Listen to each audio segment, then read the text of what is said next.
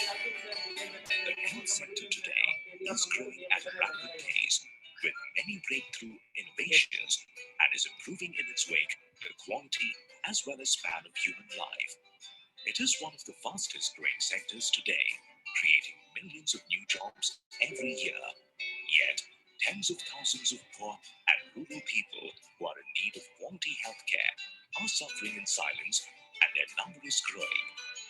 Thus, the need of the hour is healthcare organizations must come forward to take up the cause of the underprivileged sections.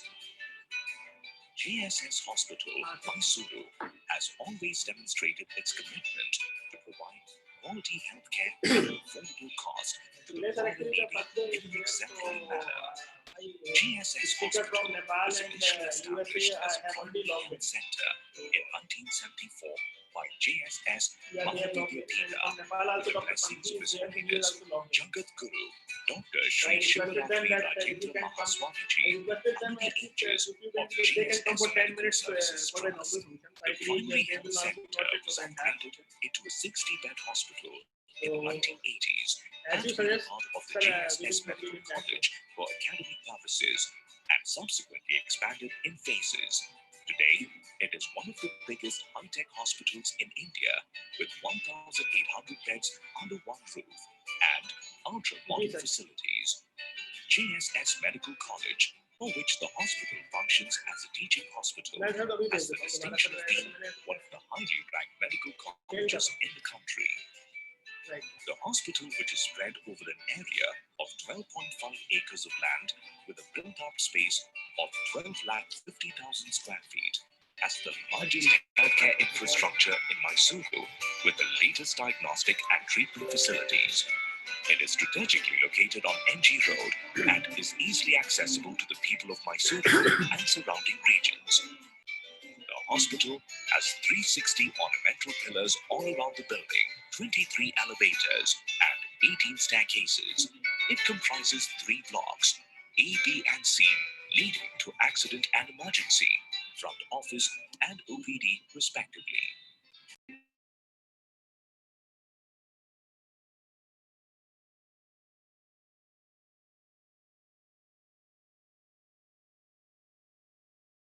JSS Hospital is the only private hospital which provides free outpatient consultancy in all specialties throughout the year for a one-time yearly registration fee of just 50 rupees.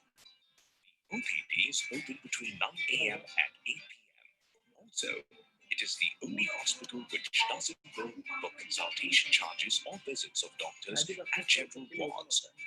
What's more, the hospital carries out all procedures for the lowest rates among similar quality hospitals in Mysuru city. Special clinics are run by the hospital for those who are too busy. Here, one can consult a doctor in any specialty at their own time by having a prior appointment. JSS Hospital offers comprehensive healthcare to the needy under one roof. It has 40 specialties and super specialties along with supportive services and 55 special clinics.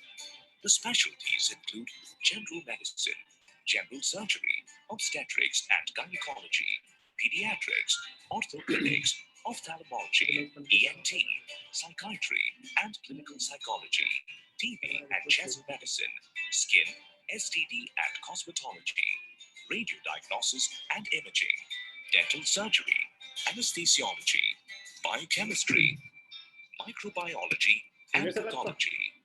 The super specialties include cardiology, emergency medicine, critical care medicine, transfusion medicine, nephrology, neurology, pulmonology, gastroenterology, hematology, rheumatology, and integrated medicine. Super specialties in surgery include cardiothoracic surgery, vascular surgery, minimal invasive surgery, urology, neurosurgery, pediatric surgery, plastic surgery, surgical gastroenterology, maxillofacial surgery, retroretinal surgery, and transplant surgery. JSS Hospital has one of the biggest critical and emergency care facilities with 260 beds. Our this, 160 beds are reserved for intensive care units.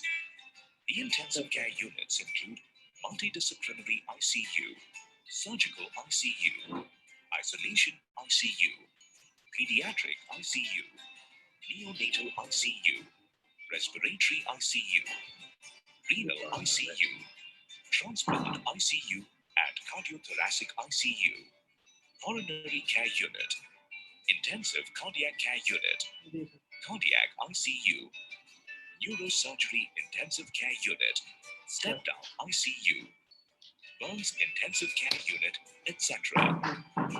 These units are specially staffed and equipped to provide the highest level of care to patients.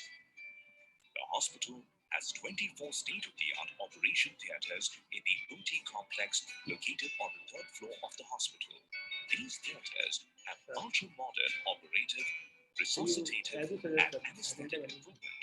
In addition, there are 3 modular steam operation theatres. The ultra-modern systems are compatible with performance-specialized surgeries such as cardiac, orthopedic, urological, and joint replacement surgery. The OT complex is isolated with a sterile corridor. The hospital also has 2 emergency operating theatres in the emergency department for emergency surgical work. The hospital offers a wide range of diagnostic services round the clock, which include hematology, biochemistry, clinical pathology, microbiology and serology, radiodiagnostics and imaging, immunology and immunohistochemistry. The biochemistry lab is enrolled for an external quality control program conducted by BioRad UK and is one of the pioneer labs to start testing for tumor markers in Mysuru. The blood bank of the hospital is recognized as a regional center for blood transfusion. The Department of Imaging, which specializes in a whole spectrum of diagnostic and interventional radiology, has one of the most advanced facilities in the region. GSS Hospital is the first in Mysuru to have a 3 Tesla MRI machine which generates a magnetic field which is 10 to 15 times the strength of low-field or open MRI scanners and produces exceptionally clear anatomic details. GSS Hospital is also the only hospital in Mysuru region to have a 120 slice CT scanner. This machine provides incredibly sharp 3D images of any organ. Other diagnostic services include digital X-ray, mammography, fluoroscopy, and vascular ultrasound, vascular and interventional radiology. The Department of Cardiovascular Sciences provides all-round cardiology care from diagnosis, prevention, treatment, surgical care to cardiac rehabilitation. Sir आपका file भी है, मैं mail आपको कर दिया है, ID password आपको मैं लिंक कर दिया है, रजिस्ट्रेशन की जरूरत नहीं पड़ेगी। हाँ तो वो डायरेक्टली लिंक है, उसमें मतलब आईडी और पासवर्ड तो डालना है। It works round the clock with a well-trained team of professionals and supporting staff. All clinical services of the hospital are supported by 24/7 operational departments and services such as in-house central sterile and surveillance department, in-house hospital laundry, drugstores, medical gases, security, ambulance services, medical record department, and hospital information department. The hospital is a green building with facilities like rainwater harvesting and RO water plant with STP and WTP. GSS Hospital has a pneumatic tube transport system for laboratory samples. This system provides safe, efficient, and rapid means of sending specimens to the laboratories from wards and from the OPD sample collection area. The hospital has an exclusive biomedical department which ensures minimal break-even time of equipment and maximum uptime. The dialysis center at the hospital caters to about 100 patients every day and offers dialysis services at a very low cost compared to any other hospital in the city.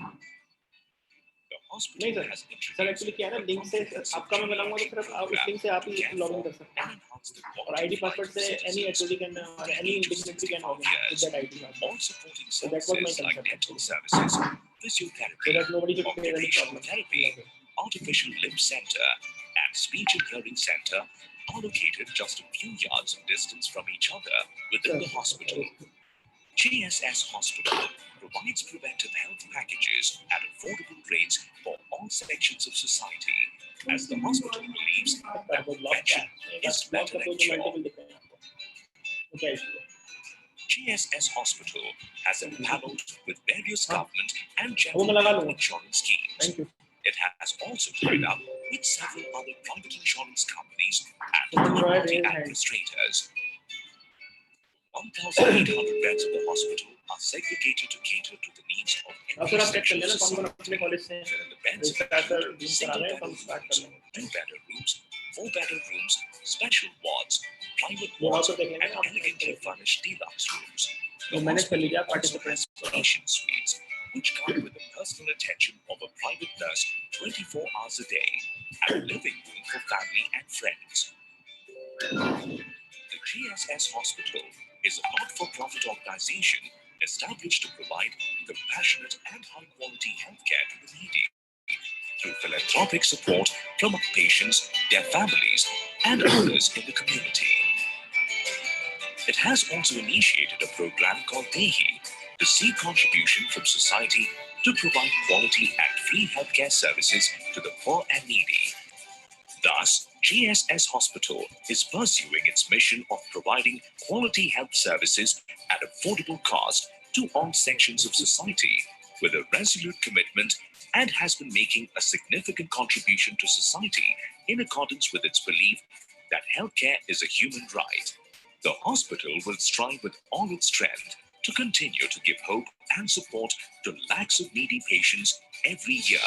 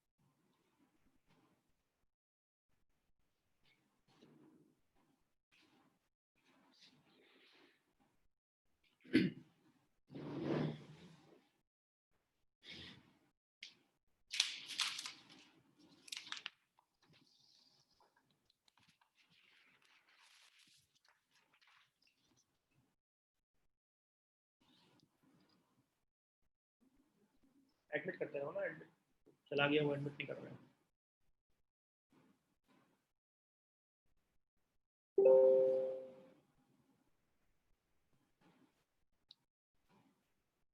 सुमन रॉय कौन है? दोबारा से आ गई है।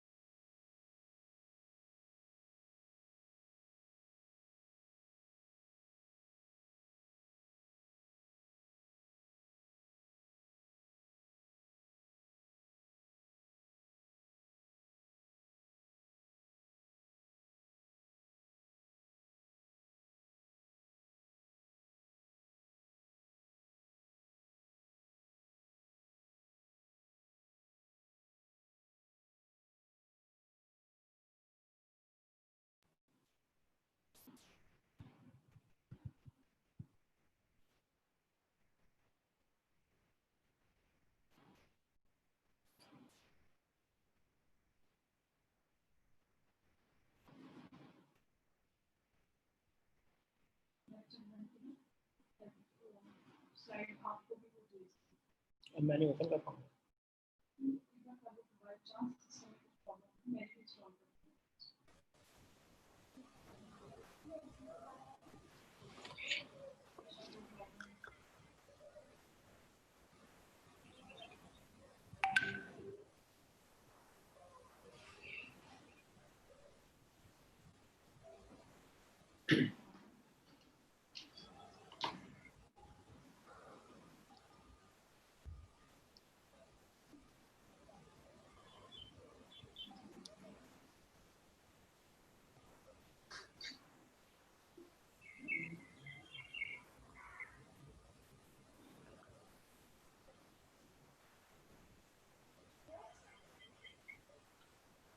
Good morning, everyone. I hope everybody can listen my voice. Is it audible? Dinesh sir, very good morning. Yeah, yes, good morning, sir. Yes, now it is. Yes, I can listen here. Ananda sir is we are delighted to have you all in the inaugural function, sir. We'll be starting in a short while, sir. Okay, sir.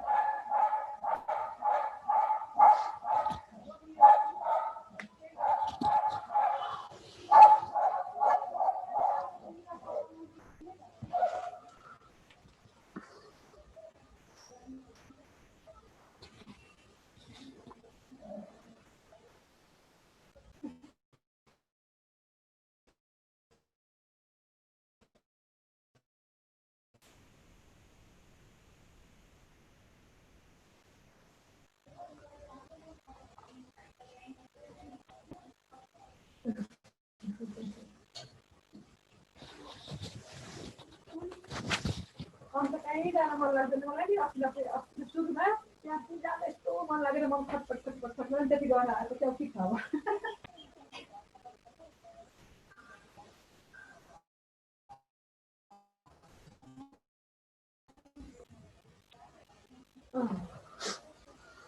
म नि गइरहने हो नि त माइत जान पाएपछि तिमीलाई चाहिँ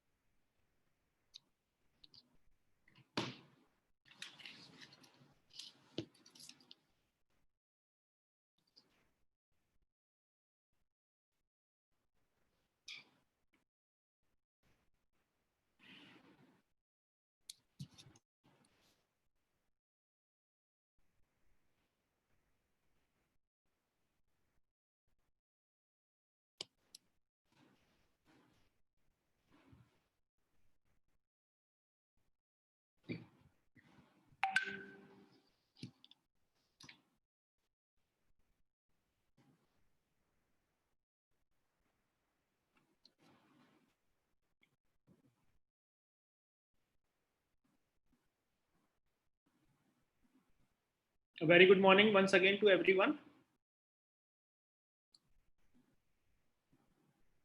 So we are about to start with the session.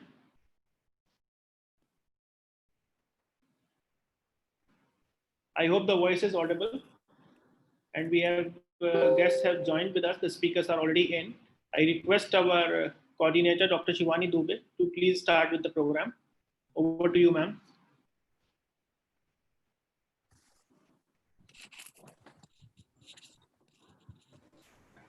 Thank you, sir. Good morning, everyone. I am Dr. Shivani Dubey. Welcome to our one-week international faculty development program on digital learning with multidisciplinary approaches, organized by Department of Computer Applications under the banner of JSS Academy of Technical Education, Noida.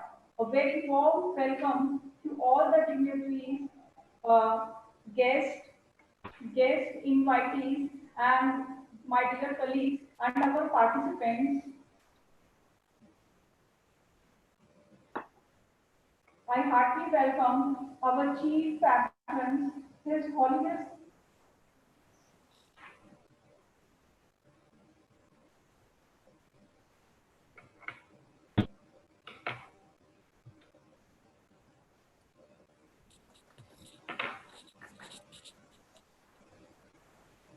I heartily welcome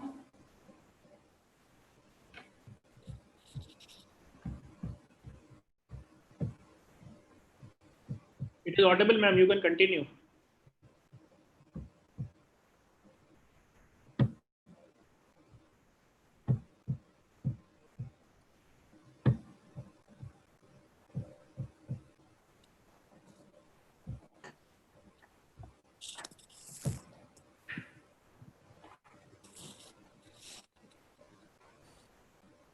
I heartily welcome our chief patron, His Holiness Jagat Guru Shri Shri Shivratri Desh Kendra Mahaswamiji, President of JSS Mahavidya Peeth, Mysore.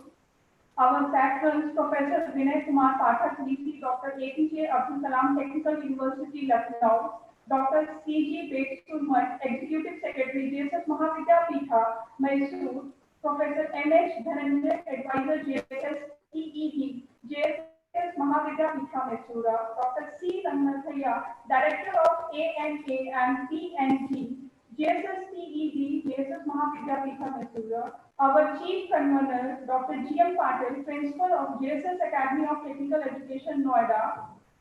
Our Convener, Mr. Vikas Singhal, HOD, Department of Computer Application, JSS Academy of Technical Education, Noida.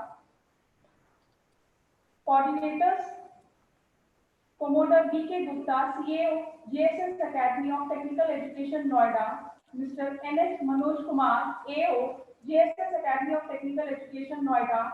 Dr. R.S. Jagdish, Dean Academic, JSS Academy of Technical Education, Noida. Dr. S.S. Shiru, Registrar, JSS Academy of Technical Education, Noida.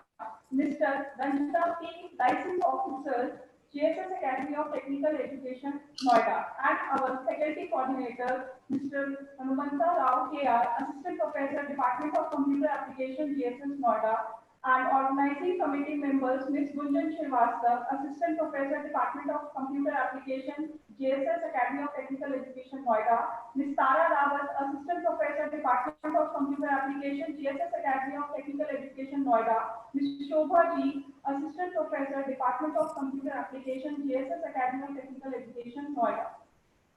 So, ladies and gentlemen, now I invite our Chief Convener, Dr. G.M. Patil, Principal of JSS Academy of Technical Education, Noida, to give the blessing for the program.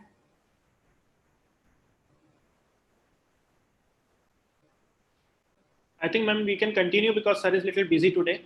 He will not be able to join the inaugural function. Maybe he will join later. Okay. So now I take the pleasure to welcome our Dean Academic, Sir, Dr. Jagdish. Ma'am, I think I can start with the, you can say, inaugural, as the dignitaries today are busy in some of the very urgent high-level meeting. Okay. So now I welcome our convener, Mr. Vikas Singhal, HOD of Department Computer Application, JSS Academy of Technical Education, Noida, to say a few words. Thank you, ma'am. Thank you for inviting me to inaugurate on behalf of all our dignitaries who are a little busy in today's, you can say, some high-level meeting is there from the management. So I feel that we'll get the blessings somewhere in the middle, or maybe tomorrow they will join to greet us all. So a hearty welcome to all the participants, and you can say all the dignitaries that are of the dais today. I welcome once again and start the program with the inaugural. Formal way, I heartily welcome, I will taking the divine blessings of our holiness. You can say that they are the backbones, so we'll be starting with taking the blessings. So starting with the blessings of His Holiness, Shri Jagat Guru, Shri Shivratri Shwara Deshikendra Mahaswamiji, from 25th Pontiff of the, you can say, Maithur Math. I would also like to pay the gratitude to our dignitaries as you can say patrons who are available to us on the dais. Honorable Chief, our Honorable you can say Vice Chancellor Professor Vinay Kumar Pathak ji, our Dr. C.G. Betsumat ji, who is the Chief Secretary of JSS Mahavidya Pitha. Then our Professor M.S. Dhananjay sir, who is you can say advisor to our JSS Technical Education Division from JSS Mahavidya Pitha. Our Dr. C. Ranganathaya sir, who is the director from again JSS Mahavidya Pitha Mysuru. I really appreciate as the efforts that they have put in giving us all the support for organizing every event that takes place in the JSS Academy of Technical Education, Noida. Thank you so much, sir.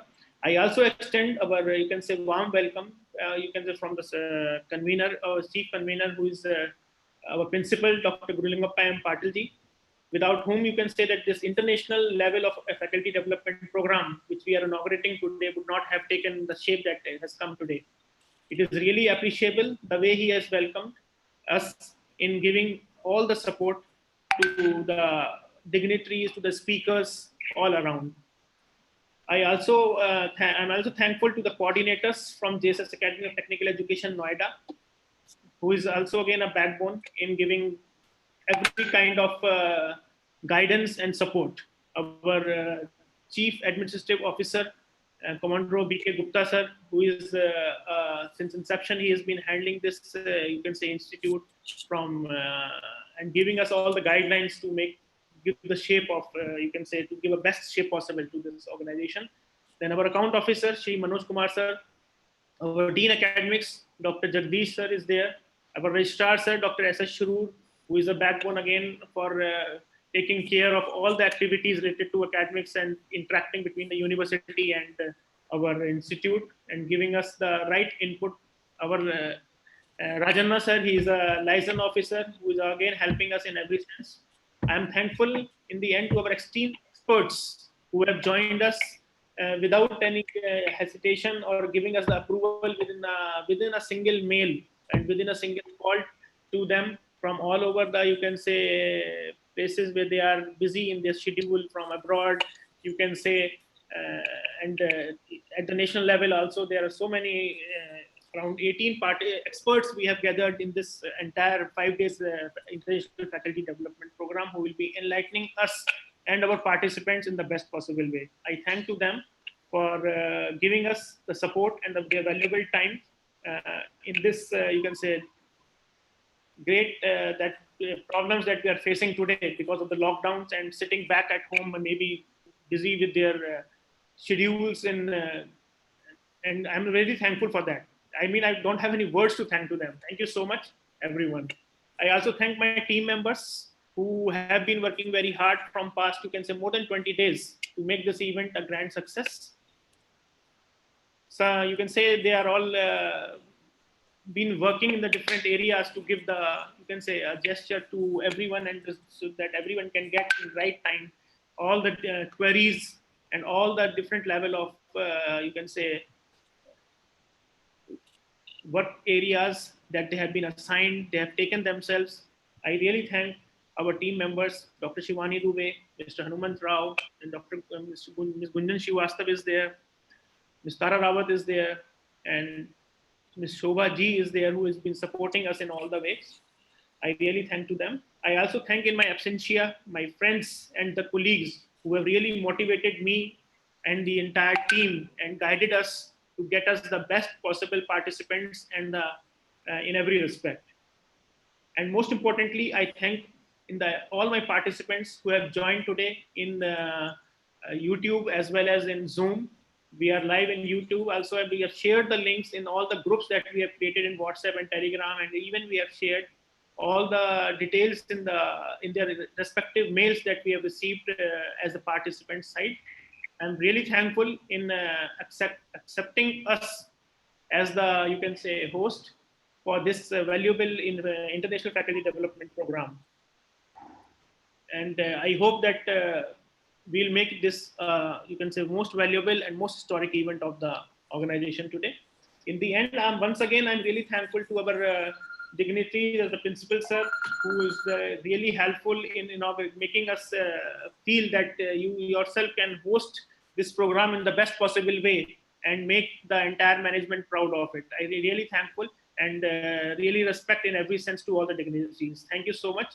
And in the end, I will hand over this to our coordinator of the day of this international development faculty development program, Dr. Shivani Dubey, to start up with the session with the speakers. Over to you, ma'am. Thank you so much. Thank you, sir, for the grateful word. It's my pleasure to extend a cheerful welcome to all our participants. Your presence makes us very happy. As per announcement in our previous webinar, today we are going to start our International Faculty Development Program with global participants registration. The highlights of our program are: program will be conducted during 10 a.m. to 3 p.m. on all 5 days. Program links will be shared by 9 a.m. on the specific day. A recorded version of this IFDP will be available on our Institute YouTube channel. Keep updated through the post in Telegram group and WhatsApp group. Attendance will be taken through a questionnaire and feedback through Google Forms after each session. E-certificate will be given only for those who attend all the sessions. Type questions in the chat box in your Zoom control panel. We will have time for questions at the end of the presentation. So today, the task of introducing our first speaker is very great privilege for me. I feel elated to introduce Mr. Chandan Agarwal with his topic 4 Industrial Revolutions. He is 9x Salesforce certified senior member of technical staff at Salesforce Frisco, Texas. He has done B.Tech Computer Science and Engineering from Uttar Pradesh Technical University in 2008. He has experienced customer relationship management and consultant with a demonstrated history of working in the information technology and services industry. He has expert in Apex coding, creating visual code pages, data integration. He has worked on Salesforce Lightning, strong information technology, professional skills in Oracle database, Salesforce, and Siebel. So without further ado, please join us, sir. Ma'am, if you won't mind, before starting with the session, I would like to Chandan Agarwal, if you are there, sir, just give me 2 minutes. Yeah, sure, sir. You take your time. Thank you, Chandan. Thank you so much. Our principal, I will write to from the, you can say our ex-principal, Professor K. Kamal is there on the board. So, sir, if you would, I will request you to speak 2 lines for us, sir. Please unmute yourself, sir. Thank you very much. I appreciate conducting this seminar during this period, and it will be definitely benefited to all of us.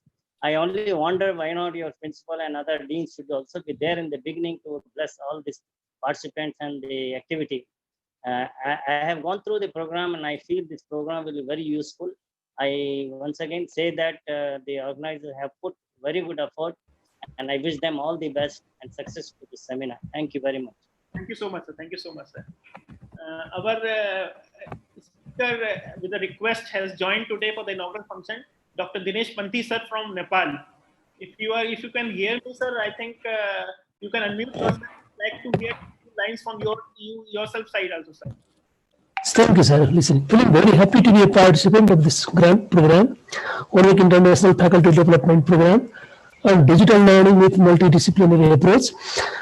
I thank Prof. Vikas Singhal, the chair of the Department of Computer Applications of JSS Mahavidyapith, whole faculties of JSS Academy of Technical Education, Noida, who organized such a big program.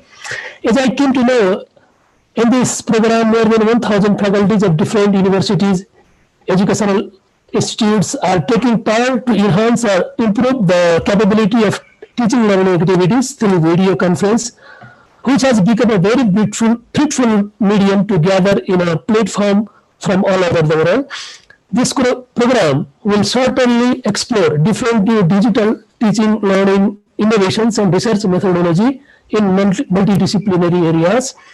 There is no doubt such type of program provide platform where talent minds of different areas of national and international countries gather together and get an opportunity to show and share their abilities. Finally, I wish for a grand successfulness of the program. Thank you very much. Thank you so much, sir. Thank you so much, sir. Our another speaker is there, Dr. Gaurav Full. If you can come online to wish us the best, good luck, sir.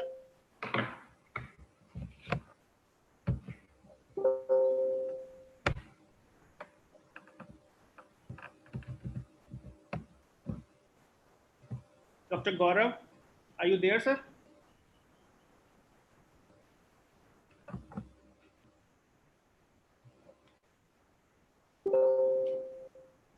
I hope he's busy. So we can take up other, you can say, experts in the after the session ends with our first speaker from. Already his introduction has been given by Dr. Shivani. Let's proceed. Chandan, you can please start. I'm sorry for interrupting you in between. No issues. Yeah. So let me start. So let me start with. You can hear me. My voice is clear. Yeah, it's audible, sir. Yeah, okay. So thanks everyone, for this invitation, and it's my privilege to be part of such a, seminar. This is my first thing, like to, present like for such a huge audience, like 262 participants, like, I can see. Okay, I will not waste time. Like I will share my screen and start with the presentation quickly. Thank you, sir. Okay. Okay. So, introduction is like, we have seen like three industrial revolution. Like, so industrial revolution is like first time, like, first industrial revolution was like the steam was, steam engine, like James Watt, created. Like then electricity is Tesla and Benjamin Franklin discovered. Then computing comes. Like then after that, the internet. So I will not go in the history of this. Like I will just, because just keeping in the mind of time and the schedule. So I will move to, directly to, main slides. These are the industrial revolution. Are the hot technologies in the market these days, like robotics, 3D printing, Internet of Things, and artificial intelligence, blockchain, virtual augmented reality. I will not cover these topics because I'm not a subject matter expert in this, but I can cover a little bit about the cloud because I'm working on number one Salesforce, cloud technology, that is Salesforce CRM. So I will cover a little bit about the cloud, and let's go to the fourth slide, and if you see the software development life cycle, so how the software development life cycle works, like generally it starts with a requirement gathering, where and do the we make the team and then do the development, then do the testing, and after testing we do deployment, and after deployment uh, you know there is a production support. So this is a basic software development life cycle, but the that is we can all the things like covers under like project management, project development, deployment, testing, integration, and reporting, and and after that, like production support and monitoring comes in picture. So I will cover all these topics. This is the agenda of this my presentation. So I will cover all these topics in this in different way. um, so let's start with the project management. So generally, what project methodology we follow? Like we can make this session interactive, or I need to, go with this. Like, so it's up to you. Actually, sir, like any comment on this?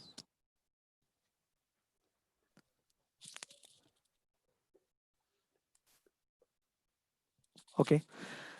So project management, generally we used to have the waterfall methodology. In waterfall methodology, generally first we gather the requirement. At that time, developer was not doing anything. Then development starts, and then at that time, tester was not doing anything, and then testing starts, and then move to after testing it's a UAT, where business users do the testing, and then after that deployment. So this was the simple software development life cycle. But now the time changed. Like, so now we are following the agile methodology is in the market. That is the the trend of the market. So start with the scrum. um, you know so Scrum is the way, one of the methodology of agile software management or project management. So let me start with this Scrum methodology. So how Scrum methodology works, like, so Scrum, here we have the requirement. So we don't deliver the one working project in one go. Like, first gather the requirement and then do the development and then deliver it like in the end. Like, so it takes year. Like now we divide the requirement, divide and conquer. So we divide the requirement, develop in small pieces in working project and tangible, and you can have a look and feel of the product, ultimate product. It's going in which direction we are going. So this is what Scrum is. So how Scrum starts? So Scrum starts, we gather the requirement first, right? So that's a basic, like, and then we divide the requirement, what we develop first, what is the priority. So here the product owner's role come in picture. So product owner decide like which requirement is the priority first. So And then the scrum master comes in picture, like decide the, generally the sprint of is of 15 days. And then the developer picks the stories and the requirement and do the development. And if you go in a scrum, so where scrum started, so scrum started with the, we have the requirement, then you do the sprint planning. And after sprint planning, what the sprint planning is like, the we say like time estimate of the story or the requirement. Story is a requirement here. So uh, so it's after sprint planning, developer picks the story and start doing the development. And then daily scrum happens where we need to tell about the story, like the progress of the story, and is there any blocker in the story, is there any problem, any issue, something. So that comes in the daily scrum meetings. And then sprint review happens. And after development completes, there is a sprint review where you need to give the demo of your story and the product. And then we finally deploy the code in the production. So in every sprint is just 15 days a sprint generally. And then sprint retro happens. What is a sprint retro? Sprint retro is something like what we did in the sprint, and how we can make the process better. There are feedbacks of the users. So let me show you a live project where, sorry for this.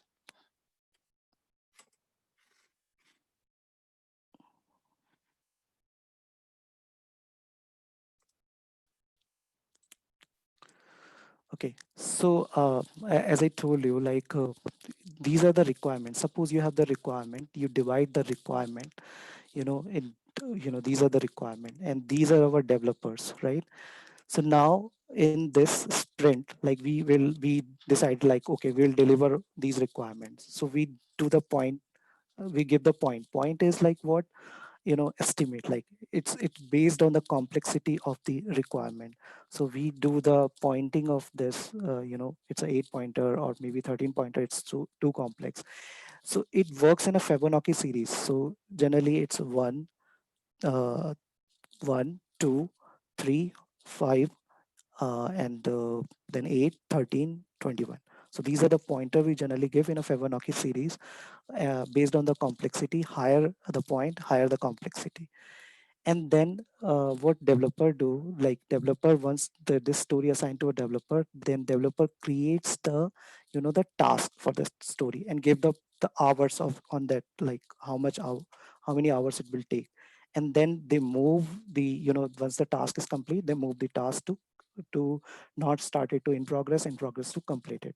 And then once the every all the tasks related to the story completed, then they move the story to, fixed. And then this story assigned to the QA. So here if you see, there are two people, like one is the developer, another one is the QA. Then that story assigned to the QA, and then QA started QA will start the doing the development. So this is how generally the agile methodology works. There are another way of agile methodology, or not agile. Uh, okay, go ahead.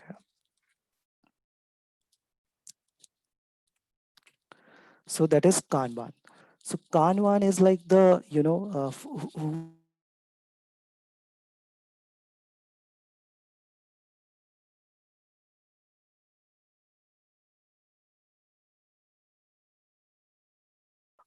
to process. So they started. So how it works like, so here you have a to-do list in to-do list, and then you move the task to, what you are doing, and when it's done. So this is the Kanban methodology works. So ultimately, it's also a part of the agile process. So there are in agile, if we say in agile, there are two ways of doing. One is the Scrum, and another one is the Kanban. Now, let me give you a demo of Kanban as well. So how it works, how Kanban and Sprint is different. If you see, uh, Sprint is like 15 days. That's a fixed, sprint. Before sprint, we do the sprint planning. Like we will pick these requirements in this sprint and we do the development and deliver it. So this, so in 15 days we commit something like we'll deliver these many requirements, these many stories we deliver in 15 days. But in Kanban it's little different. So let me open the Kanban board. So Kanban board, as I told you, like it's started in 1940. Like Toyota started first. So here, your product owner decides like what all of the requirement we need to start, delivering, and these, sorted by the based on the priority of the requirement. And who decides the priority of the requirement? Product owner decides the. And product owner, who is the product owner? Product owner is the representative, you can say, of the business. So who gathers the requirement? It's like a same, like it's a very thin difference between business analyst and a product owner. So now in we have a term like product owner in software industry. So here, if anything is ready, so developer comes and picks the story and move it to code in progress, that then move the in progress to different in progress steps, ready for review is like will come on that, and then waiting and fix and queue in progress, and like this way. So every time your story is done, developer picks the another story, then another story. So there is no fixed time bound like 15 days a sprint or something. So that is the main difference. And moreover, we don't commit the work like for 15 days, continuously working here, right? So these are the two technologies generally we use for software development. Waterfall, generally it's a very old way of doing this. I'm not saying like it's outdated, but it's the modern trend is the agile and Kanban and Scrum. There another a project management methodology is Prince 2, that is projects in a control environment. I'm not a subject matter expert. You can have a look. I can give the name, that is Prince 2. So any question till this point? Any?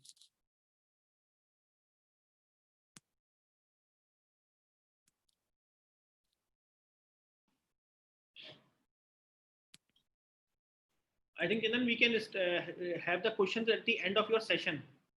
Okay, fair enough. So okay. So now the next thing, as I talk about, like if you see my agenda, like I said, like the project management. So now next thing is the project development, how the project development works. So project development, initially I told you about the waterfall methodology. What we do, when first we pick the requirement, gather the requirement, and then do the analysis, and then development. At the time of development, generally the tester writes the test cases, and then you know uh, do the testing in very end, like after the development. So it's not a continuous process. When the tester is doing the testing, then developer is like hardly doing the anything like there. So it's not a continuous process. So now it's there is another way of doing it, that is a DevOps. So DevOps goes with your like a Scrum and Agile methodology. It's complement for your Agile and Scrum methodologies. So DevOps. So how DevOps works? So DevOps is like a set of practice that combine software development and IT operations, right?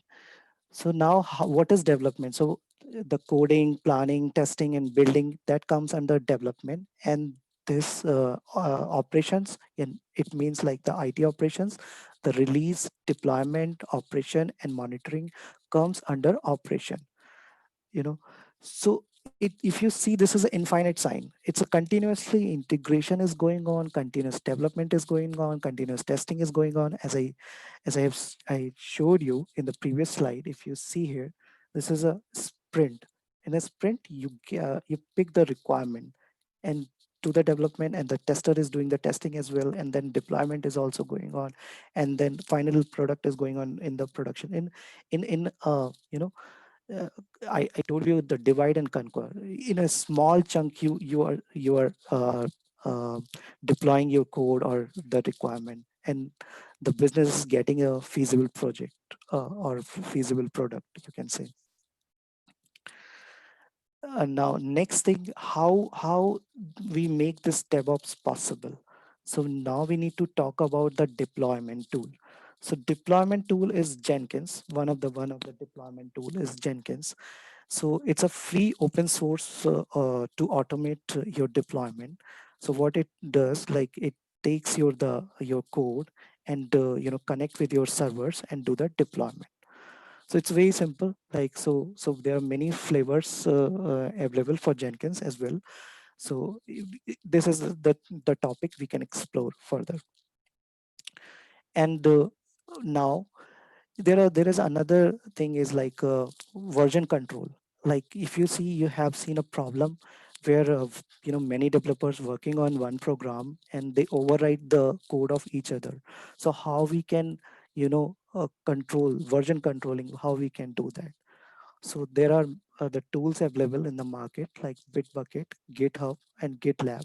These are the products that we can use to uh, for the version controlling. Version controlling means like suppose you create a one version of Word doc, right? And you shared with someone, and someone overwrite that Word doc for you, like, and then lost your content, like whatever you created in that document, right? So so the GitHub provides like for the coding thing, like GitHub provide your version controlling, right? So moving to the next slide, the project testing. So I covered like the your methodology, the project management, then how we do the development part, and then how we do the how we maintain the version controlling tool. Now move to the project testing. So project testing is also very important. Like initial days we used to do the manual testing. Now so many products are available in the market that we can use for regression testing or automation testing. So Selenium and Cucumber is one of the tool that supports behavior driven development. So what is behavior driven development? So behavior driven development is something like in a layman term or English language, you provide your test cases. Like suppose a website you want to test, like, so you will say like the website address will be this is the speed or performance, these are the fields I will see on UI, and these are the value of these fields that I need to test. If I click on this, I will go on this particular page. These are this is the way you can write your test cases, and then Cucumber convert or Selenium convert it to a script that is called Selenium script that we use for testing. So how it makes your life, the project testing or automation testing makes your life easy. Like suppose you created the working product, right? And then later point, like there are some modification or required by business, and then you do the modification in the tool, right? And so initially when you created the product, then you created 100 test cases, right? That you run the 100 test cases, and they say like the product is good to deploy in production or go live, right? Now next time, like you have like you created like, or you change something in the code, then have like 20 more test cases. So now at that time you need to 120 you need to run 120 test cases to make sure the project is like the previous requirement is covered and the new requirement is also covered. So that is called regression testing. So how we'll do the regression testing? So Selenium and Cucumber makes the automation and regression testing easy. So that is one of the tool that we can explore. Uh, you know,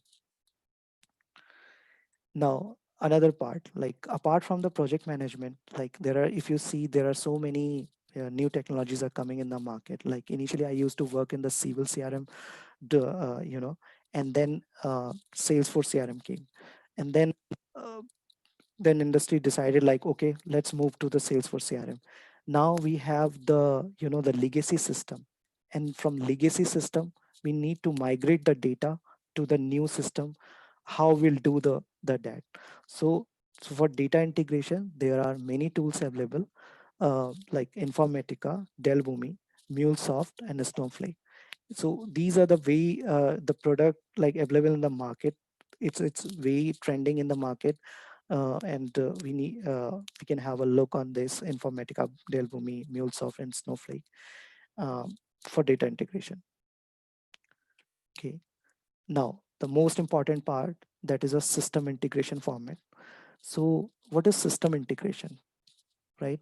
A click of a button, you are sending information to other system or sending a signal to other system. That is system integration, right? Suppose you have a problem in your like your device, or your system is not working, or your mobile signal is not coming. So what you do, like generally go for create the case. So online, generally these days many online applications uh, available to open the cases, like AT&T, or you can say in India Geo, like you can create your case. So how you do, like you just fill a form and it creates the case in other systems. So how it works, like, so there are the methods available, and the language the system integration understand, that is JSON, and the GraphQL, and XML. So JSON is the latest and most famous and trending language of system integration, that is like uh, in the market.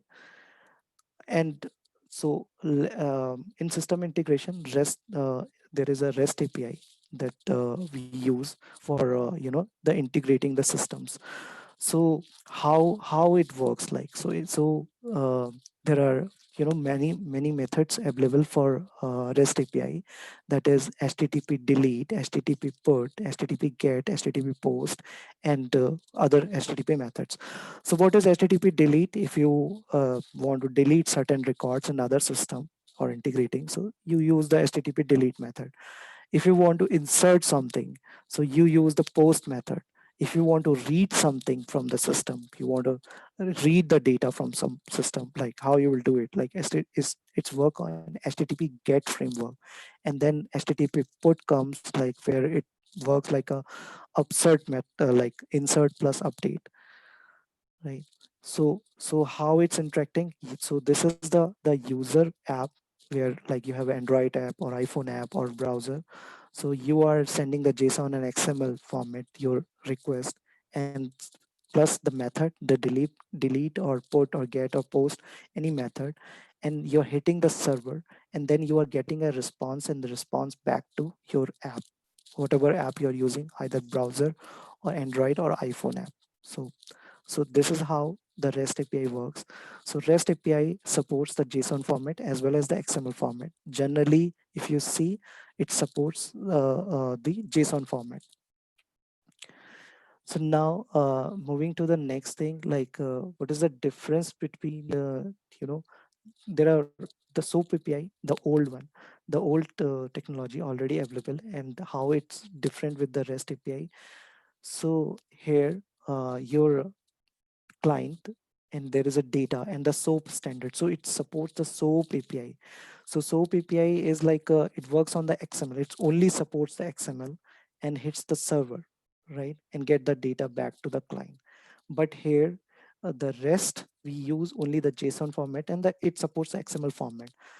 Other differences, like it handles the small set of data, it handles the large set of the data. SOAP handles a large set of data, and REST handle the small set of data. And REST is very fast. That's why we use in the mobile technology, we use the REST API, not the SOAP API. So that is another advantage of REST API. Okay, so that's about the this thing. Now moving to the next slide. uh, Now another like way of seeing the industry, like there are many requirement of data analysis, if you see, and the Python, R, and Scala are the more trending language in the market. And the products, supporting products are available in the market, that is Tableau.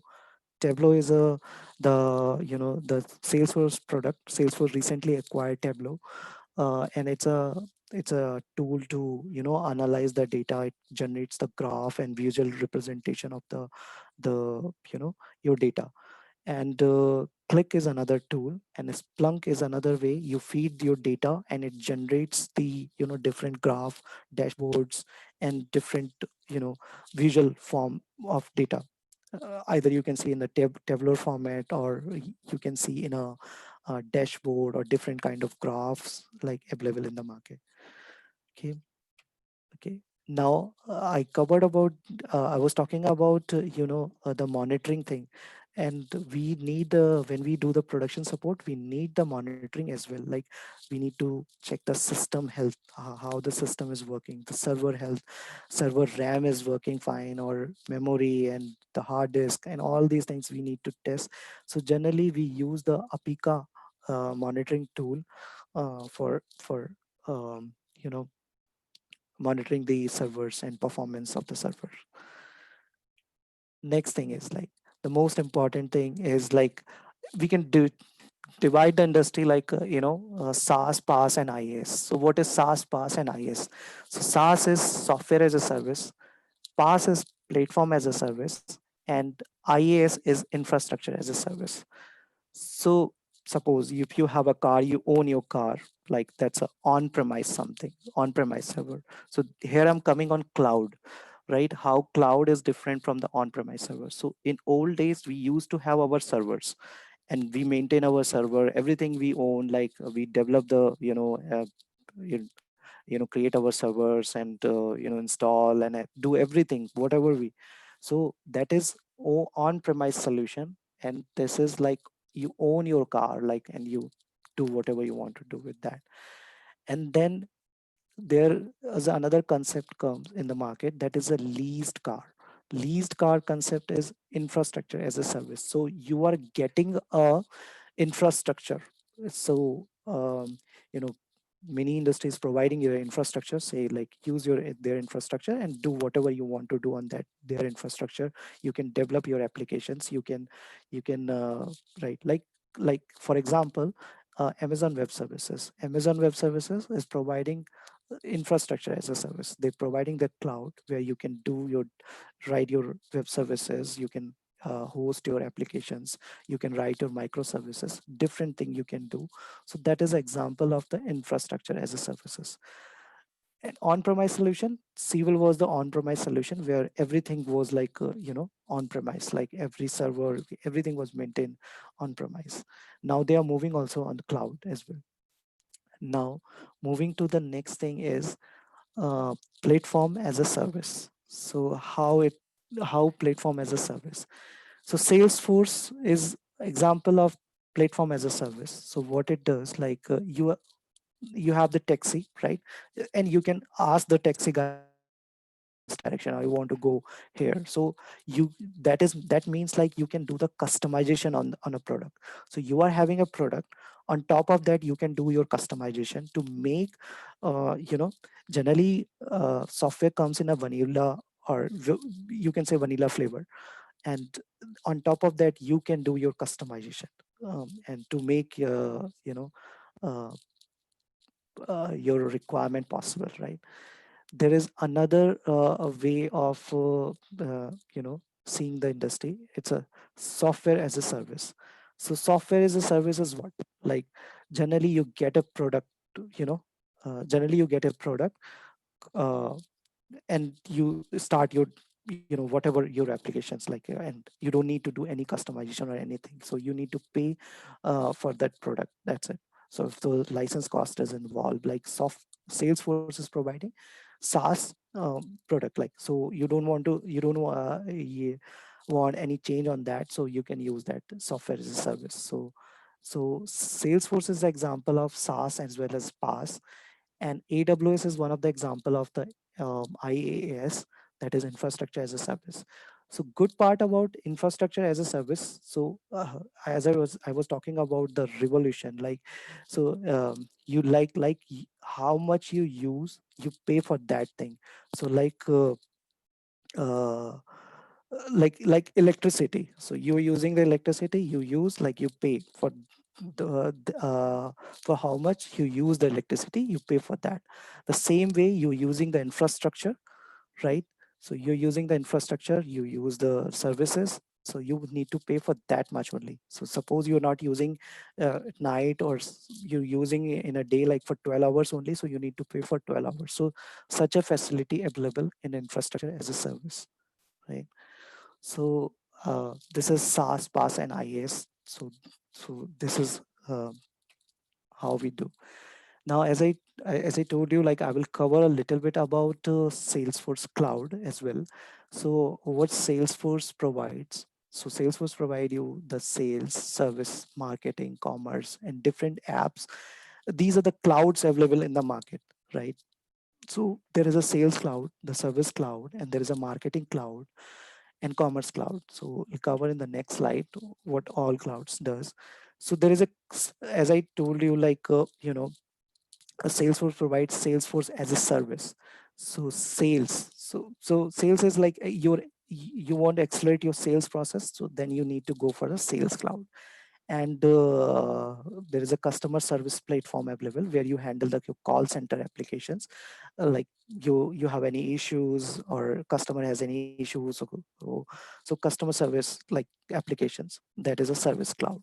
Marketing cloud, where you do your advertisement and different kind of things like email, connect with your customers, and the campaign and all those things you can do in marketing. uh, and commerce cloud, you want to grow your business, you want to connect with different business, you want to do the sales too, so you can use the commerce services. And there are apps, you can create different apps and on Salesforce platform, so that is another thing available in Salesforce. And these are the products available for analytics. As I told you, like there are Tableau and Einstein Analytics provided by Salesforce, and Quip for collaboration. And there is Trailhead, they provided for free learning. So Trailhead is a guide, like I can show you the Trailhead guide that we generally use.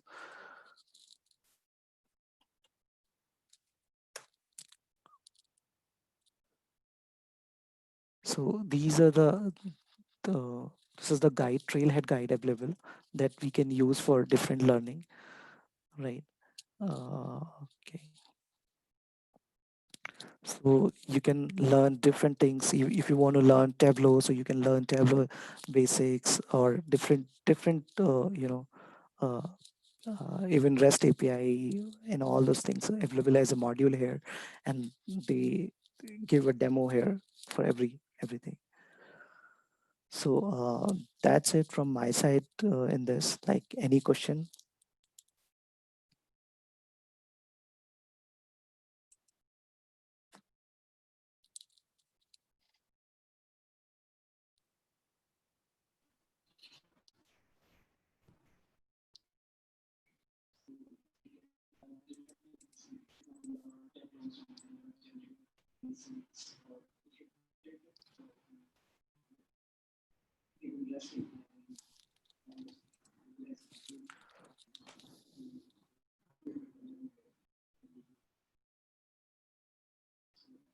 So I hope the session was informative. Chandan ji, आपका session is over from your end. Yeah, my session is end like this. These are the slides I try to cover, like, because I was not aware of like my audience, like, so I tried like to cover whatever the No the issues, industry no trend issues. is, right? Let's see if So some questions has been raised in the chat box. Our coordinator, Dr. Shivani Dubey, ma'am is there to look into it. If there are any questions in the chat box, we can look into it.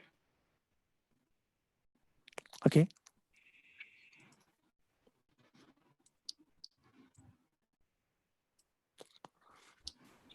Thank you, sir.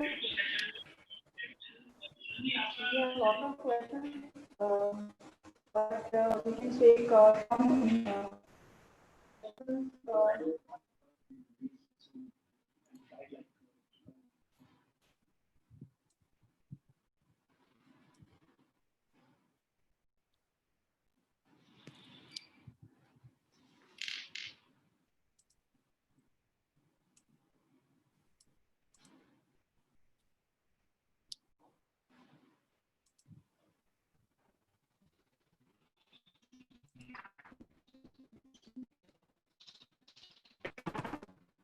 So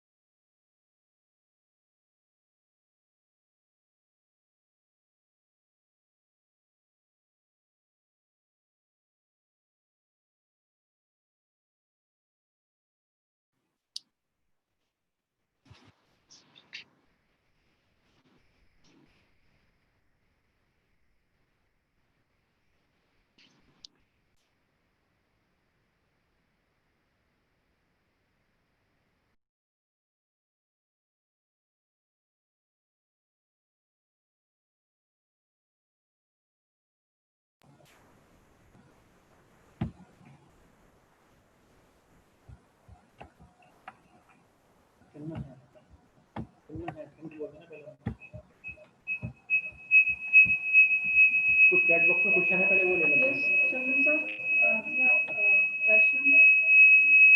ये आवाज आ रही है? A lot of noise in the background. अब करिए।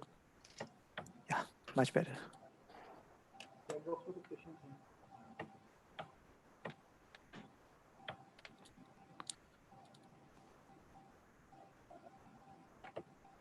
What is the difference between Scrum and Kanban?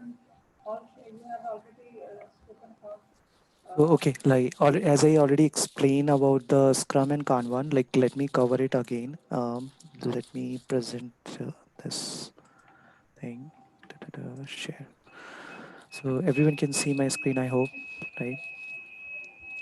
So as I told you, Kanban is first used by Toyota in 1940, where how they used to do this. So let me go with the presentation as well. So where I can explain you this thing better. So here. So initially, what we used to do, we have a requirement. We divide the requirement in small requirements, and then we say like these are the to-do list, right? So generally, in the morning we wake up like and then create a to-do list, and then we'll say like these points are covered, like or we completed these tasks. So these are the tasks you can say, and then take one task at a time, and then move to doing, and then say move to done.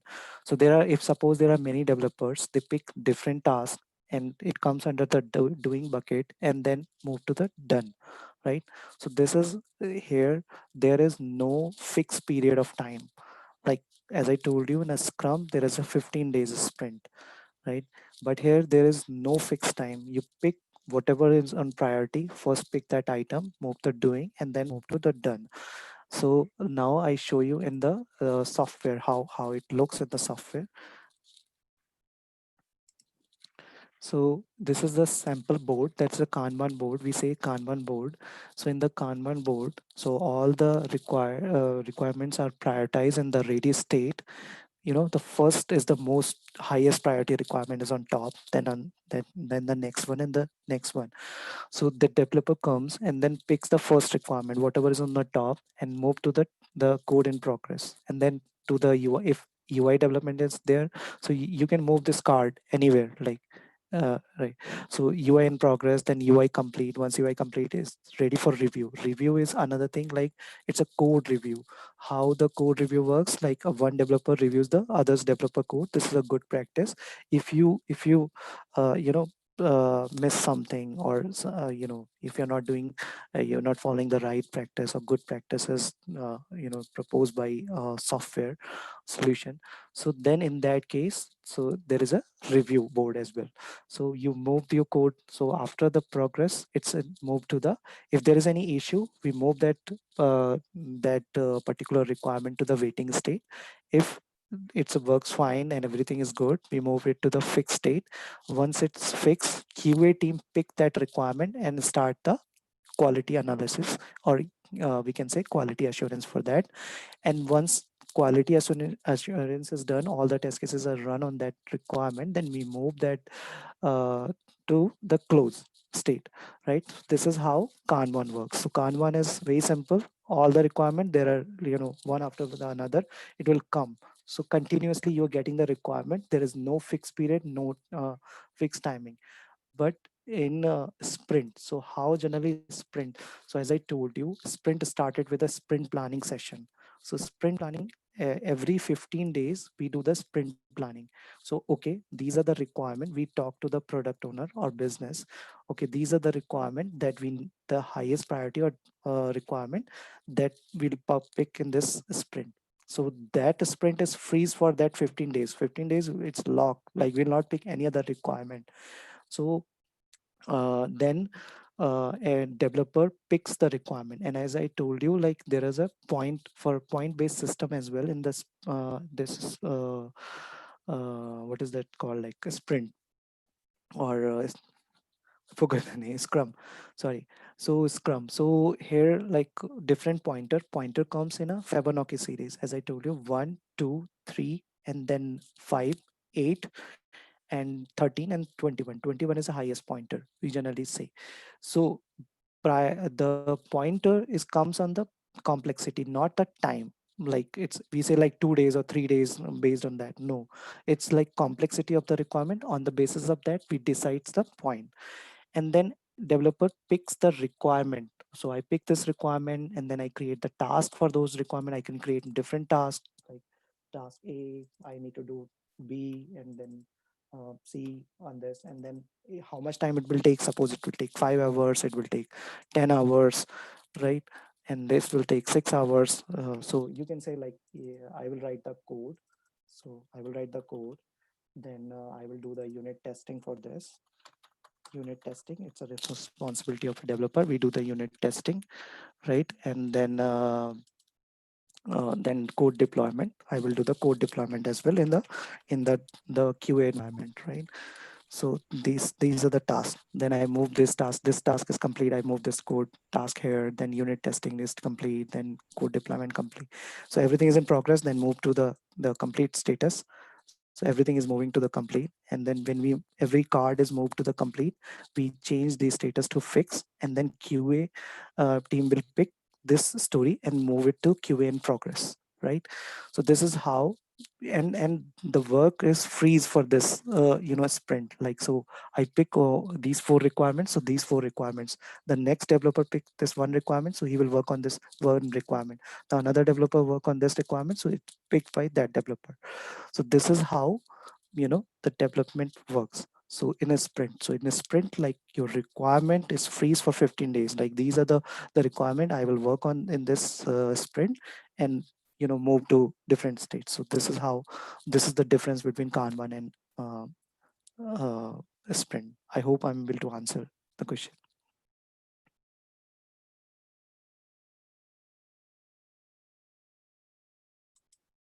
Any further question?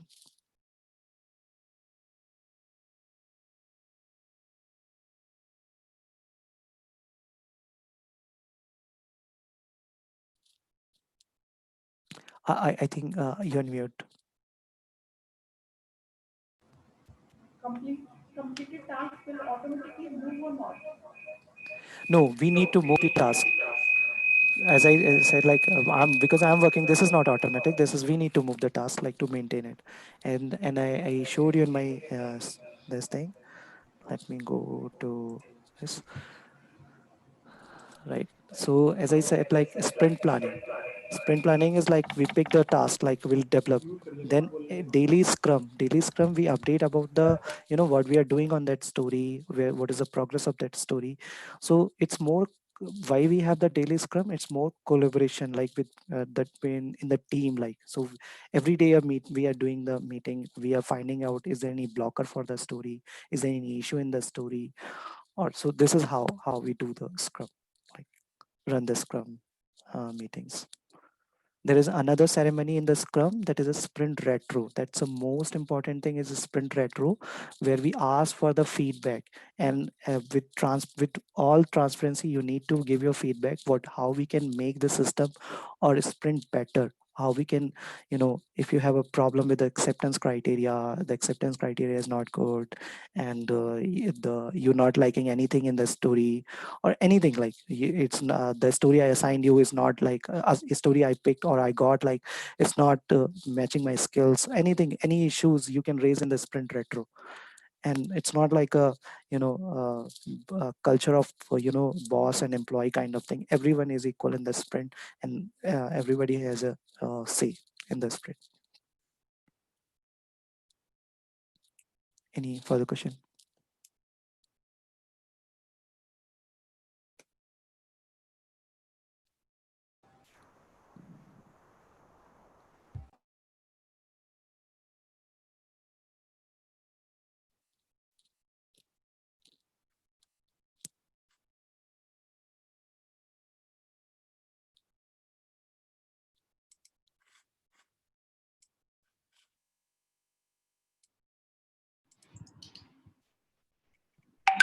Na bolo. Hello. Is it audible, Chandan? Yeah, it's audible. Yeah, thank you so much for the session, sir. It was really very informative. As the most of the in the chat box, I could see that everybody has appreciated your presentation. The way of you can say hands-on type of was also included into it. That was really good.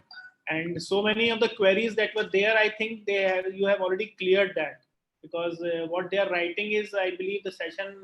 If we put that video again, as I can share with them, so they will find their questions answered in your session itself. Right. Okay. So that was really good to have you here, sir. Thank you so much for the session, and I thank for your valuable time and every Yeah. concern that you have shown to us, sir. Thank you so much, sir. Thank you so Right. much. Right. Thank you. And Thank you. I'm also giving the link to where you can go for more about the Scrum and other stuff. Like I'm giving a link in the You can chat. share the link in the chat box so that Yeah. participants can make use of it. Yeah. I'm just giving the link in that. So Yeah. yeah. Thank you. Thanks Thank you. everyone. Like Thank you yeah. so much. Have a great day, sir. Thank you. Thank you. Thank you, sir. So now I hand over to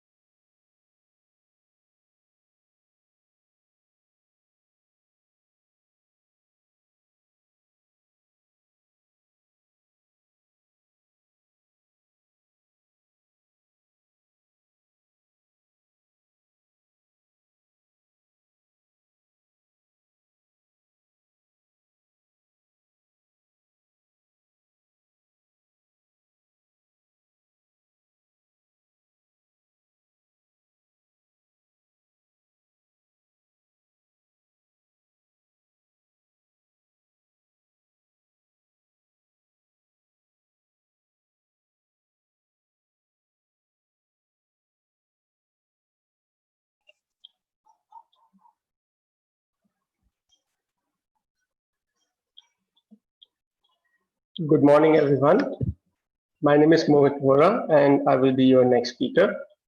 I hope everybody is able to hear me. Please at least write in the chat box if I'm audible. Thank you. Okay, give me a moment. I will share my screen presentation, and then we will get started.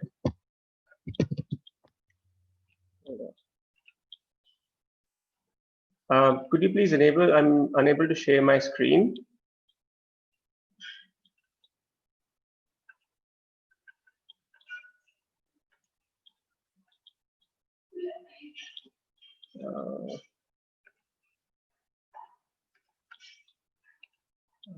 I'm unable to share my screen at this point. I wanted to share my content.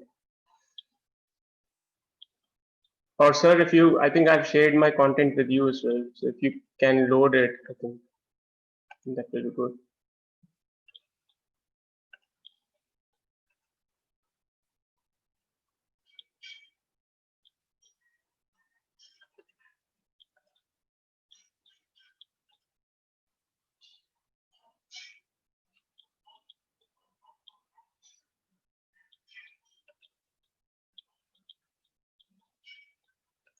All right.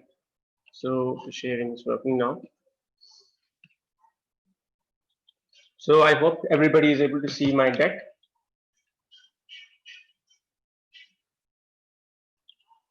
Okay. Okay. Thank you. So as you can see here on the screen, the topic for today's session here is information security, protecting data in the personal data in the age of social media. So this is a very high level agenda that I would be sharing. So, that first, just an icebreaker before we begin.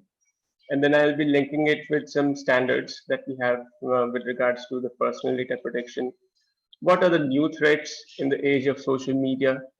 COVID-19 themed attacks. So this will contain the stats and some newer ways of stealing your data, and then how we can secure our personal data. So this would be applicable for different persons, like whether you're a teacher, whether you're a student, if you are traveling. So all of that will be covered here. And then also I will be touching upon how COVID-19 impacts the way we authenticate. And finally, I have also included the references to all of these that I'm covering within my presentation. Okay. So,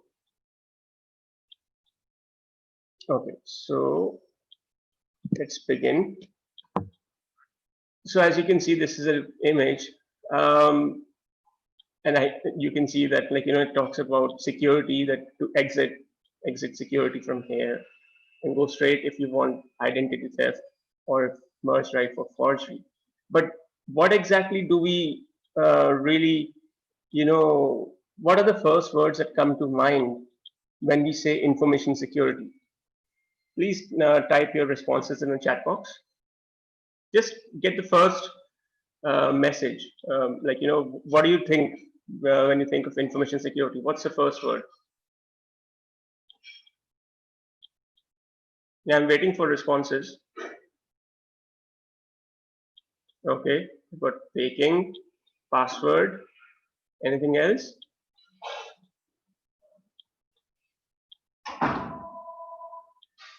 Sure, I will talk about that as well, Rajshekhar. Hacking, bank account, fraud, right? Personal data, bank details. Yes, okay. And as Dr. Indrani Saha is saying, personal data. So I'll just use that. So can anybody write down what? Yes, I can see. I think mobile number, other names and identities, identity theft. Yes, but what exactly constitutes personal data? Can anybody, write a few words? What do you think? What constitutes personal data for you? Name, contact number, right? What else? What else do you think could be personal data? Photo, correct? Name, personal details, photo, Aadhaar, yes. Card details, bank details, right? Location, yes, very good. Location is there. PAN, yep, okay. Address, okay, yes. So I think yes, date of birth, definitely date of birth. Yeah. Screen sharing as well. Okay. So yes, I think most of you have got the answers. Most of you have got this right. So let me, progress further, and I'll, you will see more about this. Thanks all. I think I've got sufficient responses now. Thank you. So when we look at it, from information security, some of the words, I think some of you already said it, but I think some additional that I'll probably just have added here. So you have CIA, confidentiality, integrity, availability, right? Then you have threat and vulnerability management, which is basically identifying vulnerabilities and threats. Weakness is basically in the system within real time, so as to protect it from hackers. Then you have penetration testing. You can think of it like ethical hacking. And then you have red team, which is also similar to penetration testing, but it is more scenario based. And there we also test the people as well as the processes along with the environment. And then you have phishing, where you have different types of phishing attacks. You have email phishing, you have spear phishing, and then you have identity governance.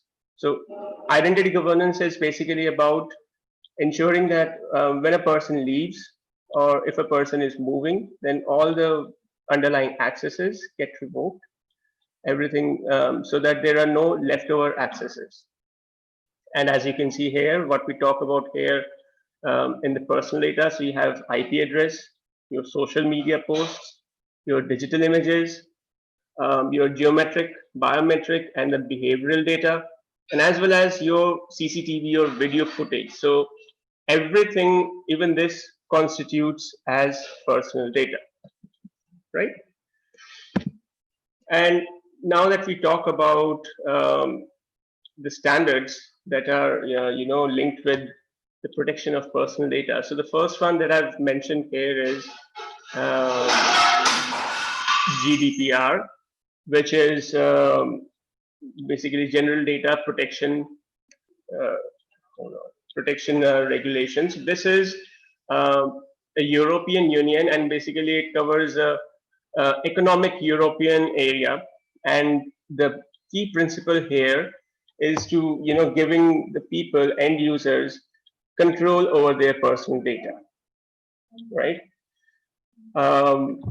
Then you have ISO 27701. So this is a new standard that came out last year, and it is extension to the ISO 27001 standard. So this talks about the privacy extension to our information security standard. Then you have the personal data protection bill, which was tabled in the Lok Sabha last year. I'm not adding more to this right now because it is not a law yet. It hasn't. It's still being reviewed by a select committee. So leaving it at that. But in addition to these standards, we also have some additional standards.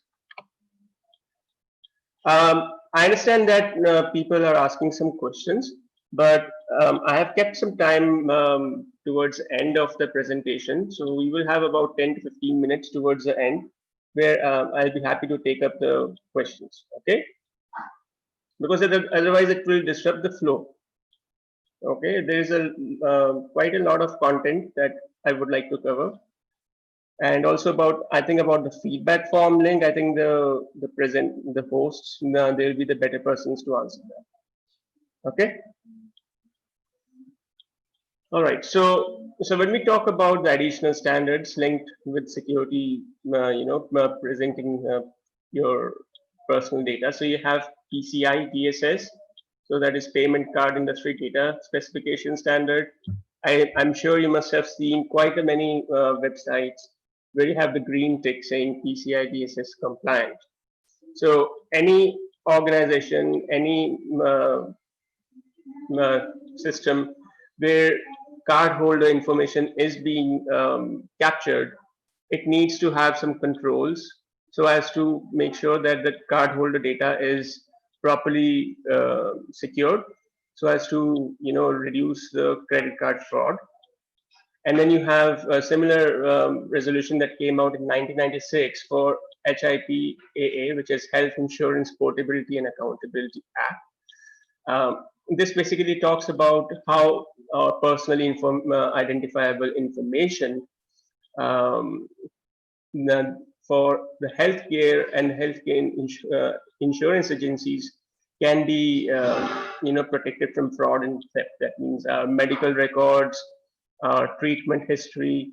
So all of that information, how that can be protected from fraud and theft. So this standard, this act, tells us more about it. Okay.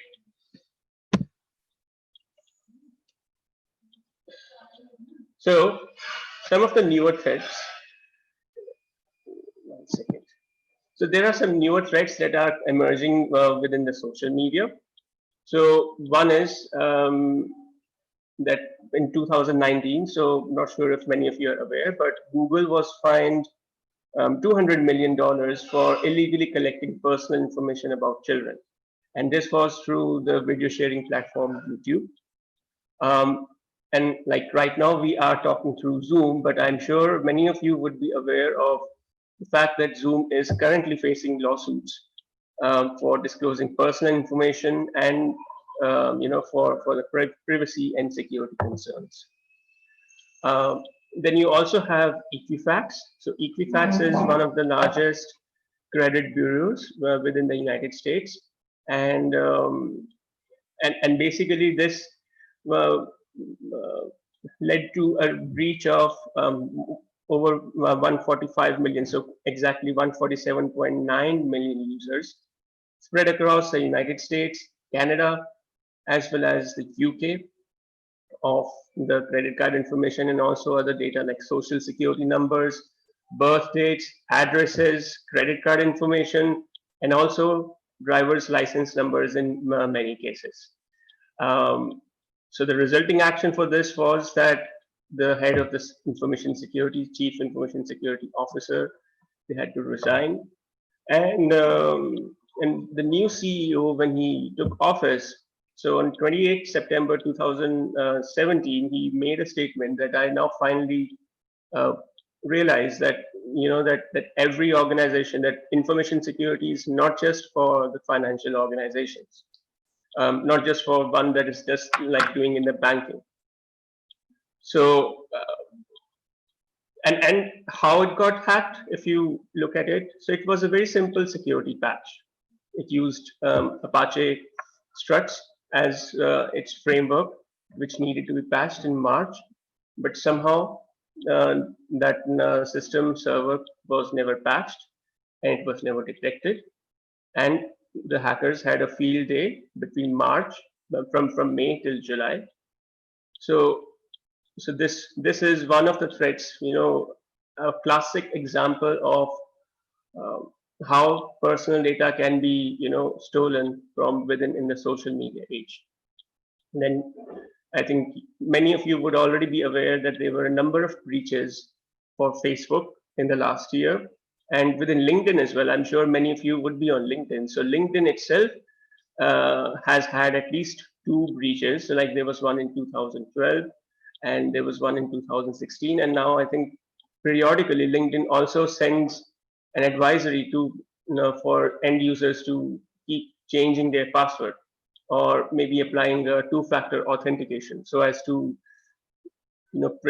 prevent the stealing of personal data. Okay.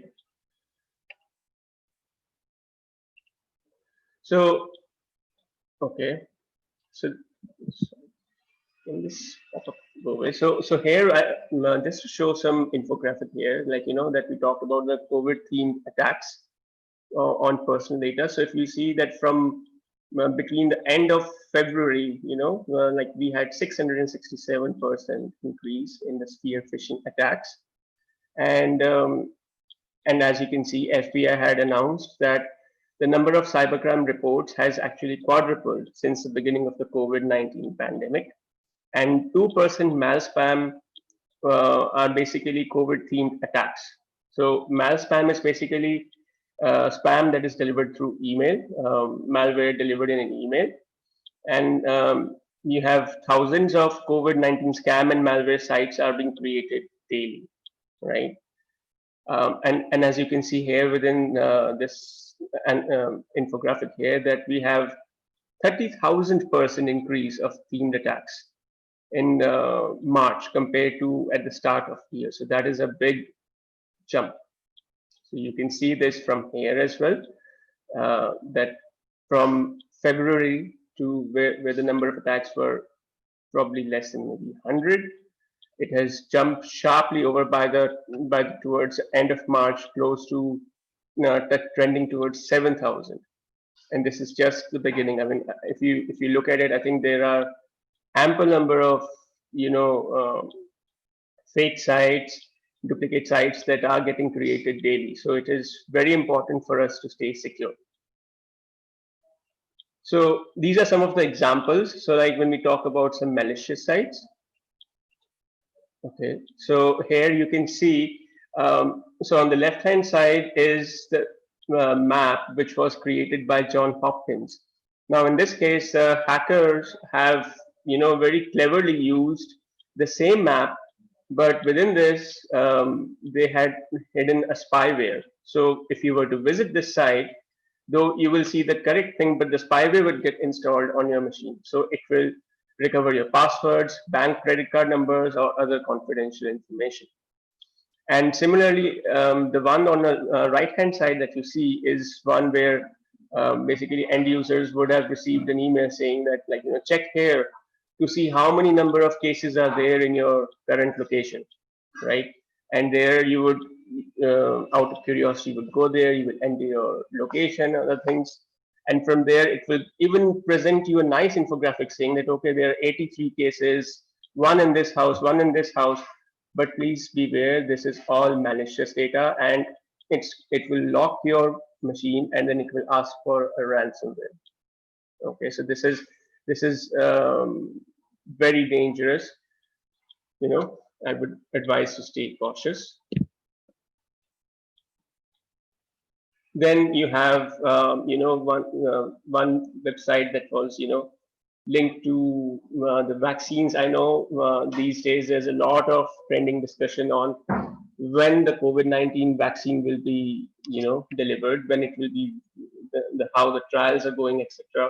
So to encash on that, some smart elements created some similar sites, similar sounding sites, where if you were to click on it, then like this email says, so it has come through an email, but it talks about that there is this website. You click on this link, and you can see details about the vaccine, but this is fake. This is a spam. Then you might also get some updates, some email phishing, where it would be in the form of an like an organizational update or something saying that that.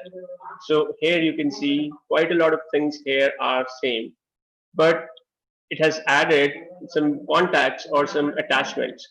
So if it is something about an update, then a contact or an attachment here would never be submitted, and it would never be floated over to everybody, right? So there are very obvious red flags here. And also another thing that this black thing is here is to have a look, what is the email address? Is it corresponding to what is coming up from the sender?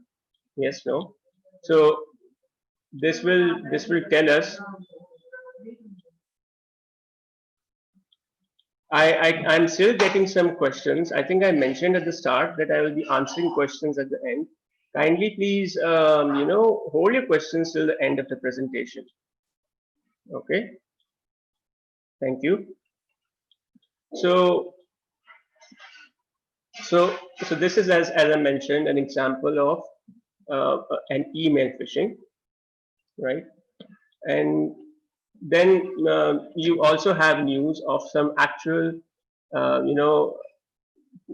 websites, some actual services that were impacted by cyber attacks in the midst of COVID-19. Two of them are here. Like you can see the one in Czech Republic's testing labs was hit by a mysterious cyber attack.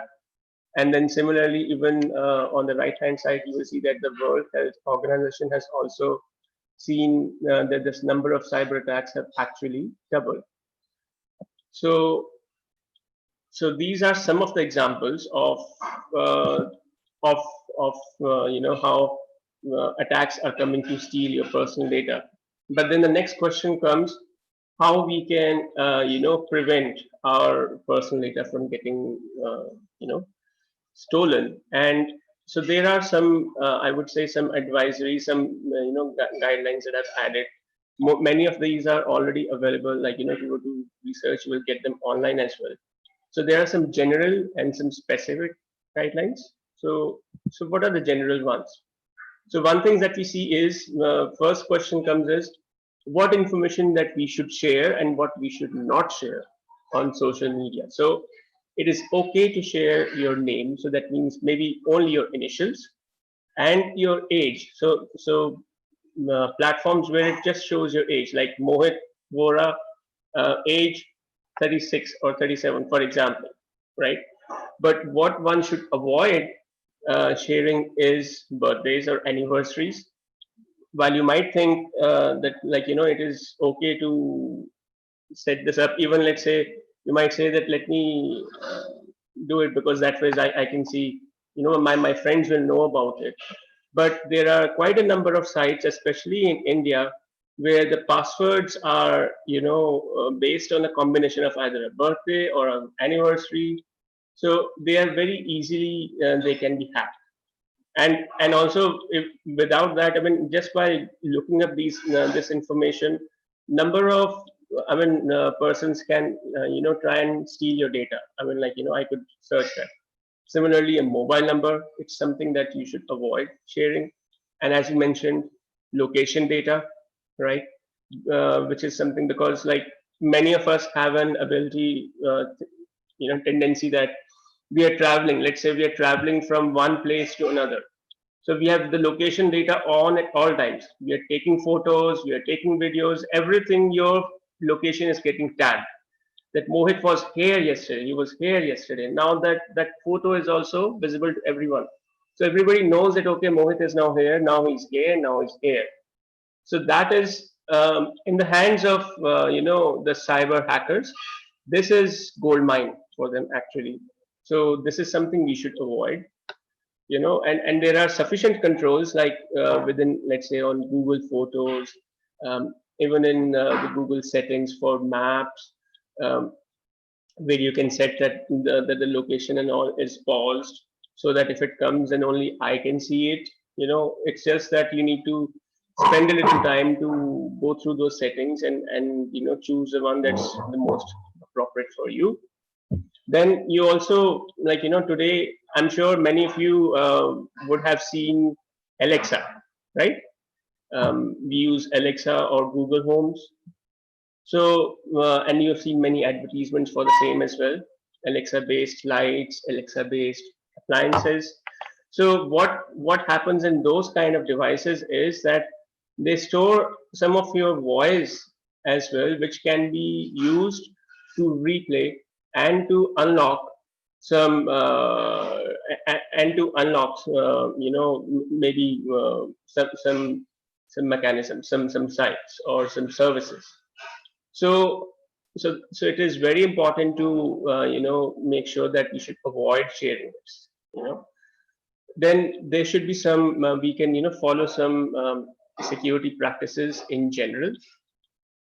Yeah. So like if for example I get a an email saying that this is a NASCOM webinars calendar, and I get an email, but it looks, I'm not fully sure whether it is authentic or not.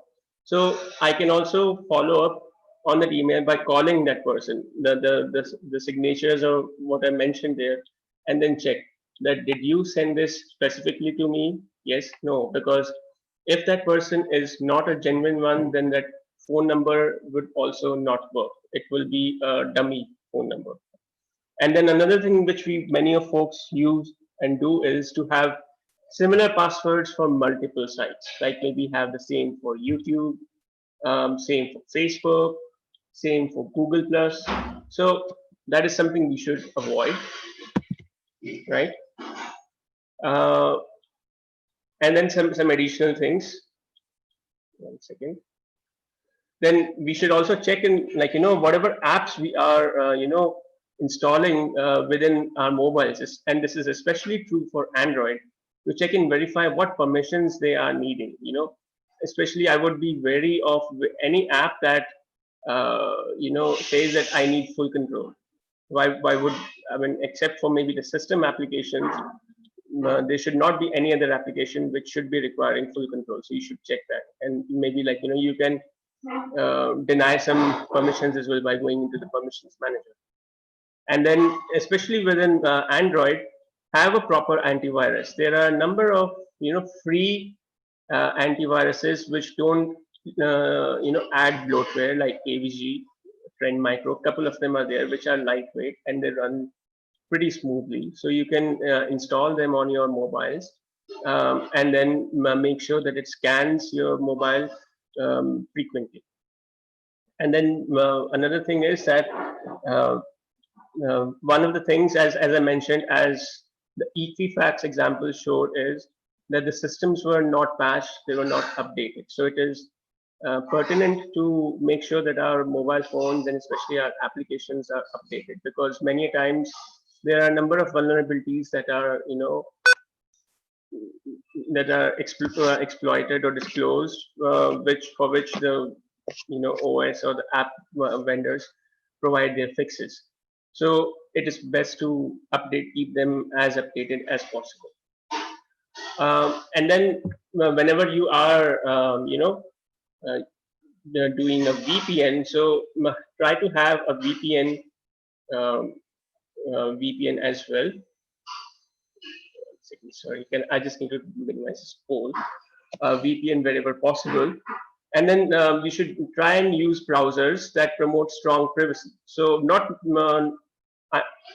I'm not sure how many of you are aware of a site called DuckDuckGo. So DuckDuckGo is it's a small search engine, and it also has its browser and its applications, where your privacy is completely maintained. So anything that you do within there, you search within there, the links that are presented from there, it does not store any cookies. It does not store anything within your personal data, right? So in fact, I have started using DuckDuckGo as my primary search engine in place of Google for majority of cases, except for maybe at times if I really need something, and I know that maybe I can find this only through Google, then on an occasional I might go to Google or Bing to get my results. Then you have Brave browser. So Brave is also it has a Chrome-based engine, but it is focused on privacy. And Opera, though, many might say that it's not that popular, but it has an inbuilt VPN. Not sure many of you are aware of that. Okay, so then we talk about how to prevent the phishing awareness. So I think there are 6 things. Watch out for emails that have improper grammar or spelling. Make sure that the hyperlink URLs are the same as a URL shown, so you can just hover over it. Then you can always be wary of emails that say to take immediate action. Let's say if you get an email from a bank saying take immediate action or we will freeze your account. So please be that no bank like ICICI or HDFC will ever give you an email like that. So be wary of that. And then the email says you have won a contest where you never even entered it, so always be suspicious. Like I kept on getting, I don't know, hundreds of spam emails from Reader's Digest, whereas I stopped its subscription maybe years ago. Then you have emails to donate to a worthy cause after a tragedy. So be wary of how and which causes are there, because there are legitimate ways to donate to the same causes, right? So always look out for that. And then suspicious attacks via like I showed the email phishing attack, that it had a contacts attachment. So never download those attachments. Okay. Then we go on to say, let's say if I'm flying abroad, then what tips that I can do to make sure that I don't get into a security risk there. So make sure your machine is up to date, again, as I mentioned. And whenever you're connecting to a public Wi-Fi, it's always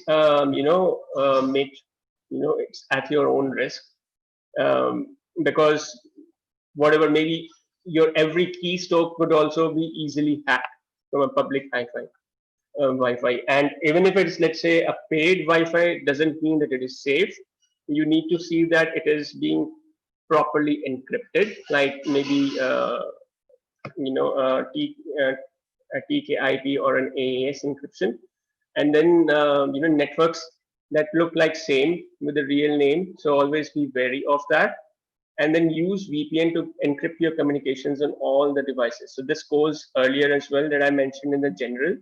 So always mention that. And as this line below says, that Wi-Fi signals are just like radio waves. Anyone can listen into what you send and receive. right? Okay. Then this deck is for the, information, like for our educational professionals. Um, and I think this is very pertinent, to make sure, because there is a lot of, these days cyberbullying happening for students. So if you are a, teacher or educator, then you should make sure, keep a track that are the students, being lonely, isolated, are this, suddenly not interested in maybe clubs, extracurricular activities, right? And maybe, is there a trend that suddenly their grades are slipping, they are distracted? So these are some signs that maybe, the student might be getting cyberbullied, and maybe the person is too afraid or, ashamed to tell that, he might think that, okay, what would others think of him? So many folks don't come out under that pressure, or maybe peer pressure. And then there are some more tips that you can see here, that always be aware of your usage guidelines. So like within your academy, there must be a general usage guidelines, that what to do, what not to do, what content to post on social media. So always be aware of that. And many times what happens is that maybe you might get some teething problems. So make sure that, you don't make that as a point to say that, that I will not make the most of technology, like the previous president talked about Scrum or Agile. So maybe you might say that there are some teething problems from there, that it's taking a long time, but that should not prevent us from, let's say, having a shorter sprint cycle, if I'm in an organization, for example, or having a shorter session with the students. Then also, have internet use policies for your staff, student, families, all these points. I'm not going to go through each one of them, but I'm sure you can read through it. So these will be very critical for educators. Okay. And then for parents, because this is also a very important thing. Many of us, especially the educators, are parents, or probably you would see people, children, who have now access to social media, which was not the case earlier. So there are quite a few risks: cyberbullying, cyber predators, information of private information, phishing, falling for scams. The child may not even know that he's fallen for it, because he's clicking it and then downloading some malware, or maybe he's doing some posts that, might come to haunt him or her back in life. So I just want to take you all through this video. It's a few minutes, 2 to 3 minutes video, which will talk about the different types of cyberbullying. Okay. Let me know when you are able to hear the video, because it's pretty important that we. Top 10 forms of cyberbullying. Cyberbullying is a worldwide problem that's growing fast. In this video, we'll take you through the top 10 forms. Okay, hold on. Let me see. New share. Okay. Hold on. Top 10 forms of cyberbullying. Cyberbullying is a worldwide problem that's growing. In this video, we'll take you through the top 10 forms of cyberbullying. So you have the knowledge to protect your children. Cyberbullying can happen in small ways. Your child might be constantly exposed to online activities, conversations, social media tags. Children may come in the latest technology. Okay. So what I will do is I will reduce the voice and I'll just give a commentary, so that will, help you out. Okay. So this basically talks about the top 10 forms of cyberbullying, right? And here you can see there are two adults who are sitting, and they're all alone.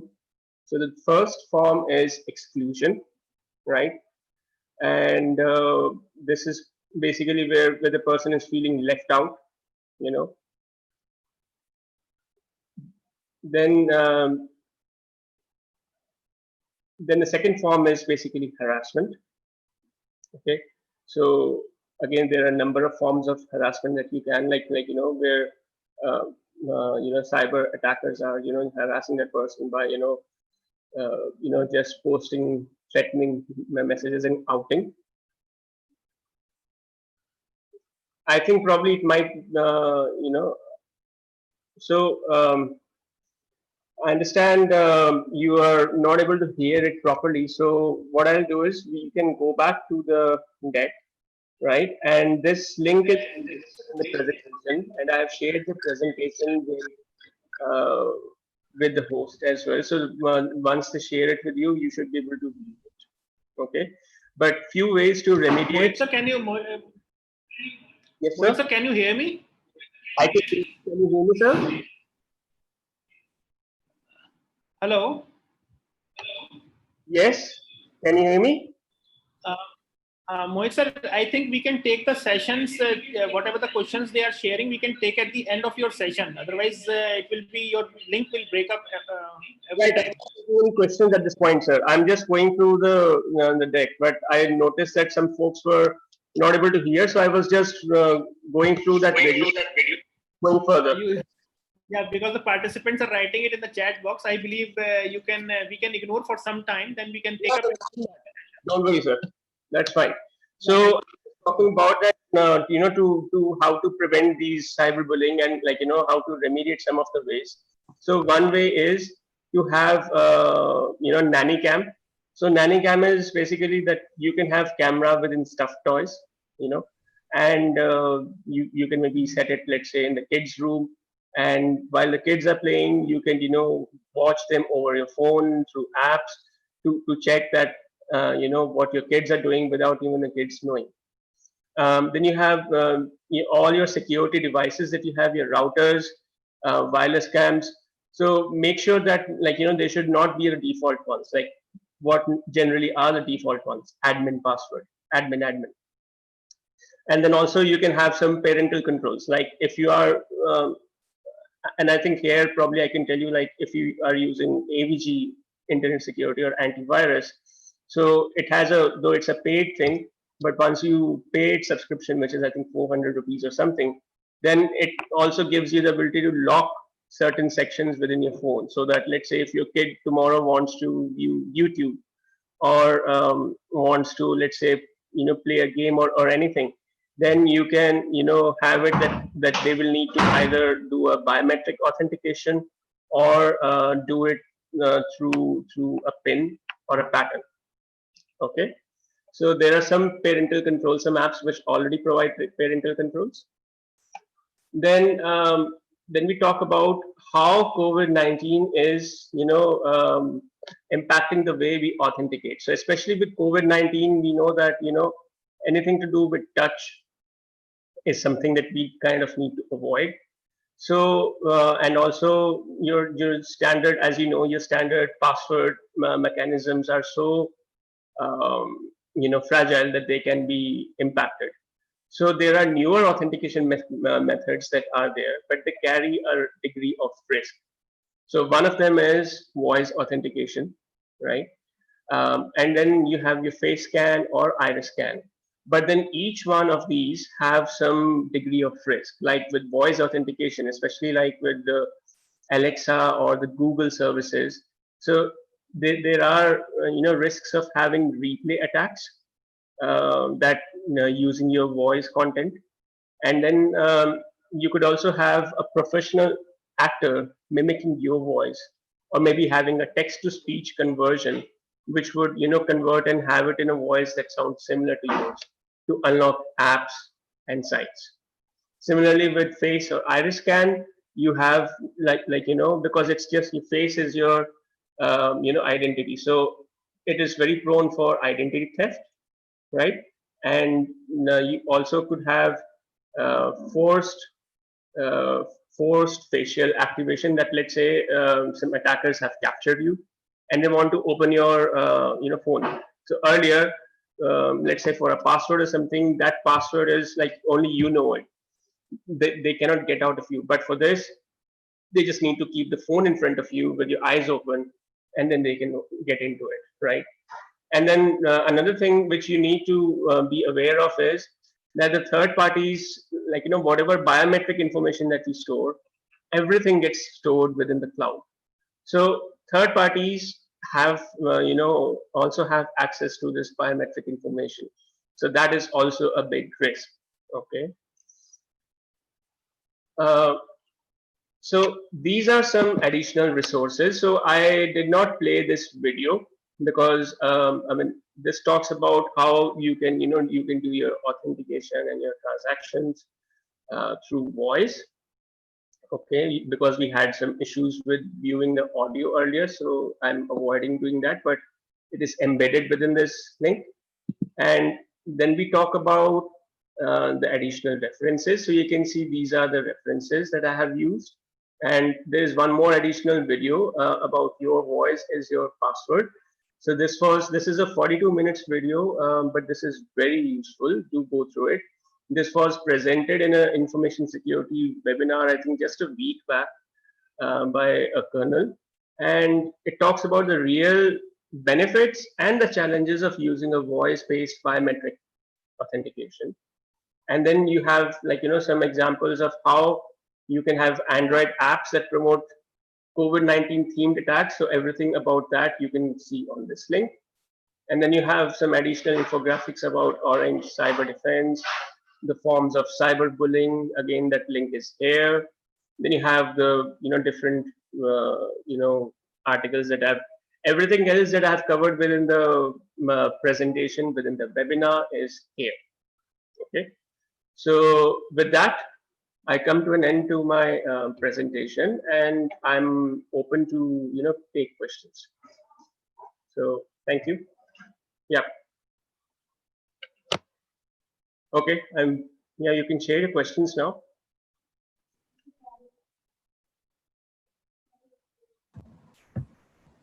So there are one question that I've is from Patil. She had asked that whether I could share with many websites that they say that when you log into it, you can select it's like the Guardian, they will tell you what kind of web cookies they are showing, because in I session can surely say that your presentation will be so like, much beneficial for us. let's say I access Indian You have Express already from scheduled so a and so lot of sessions or within computer. your session. Those bits you are able to avoid. And additional bits like filling in other than your name, Attachment check. other than your IP, if any other site is doing, so that you need to be aware of. There is one more, yeah. So we are talking about other browsers, other than Opera. So I think, yeah, you have Mozilla or other browsers that are there, but they don't have privacy-based measures. So I wouldn't recommend that. Now, when Dr. Puneet Shukla says we safeguard information on apps like Paytm, free charge, can it be misused? Yes, it can be, but Paytm is still a relatively more secure application platform. So the risk mechanisms for them are definitely lesser.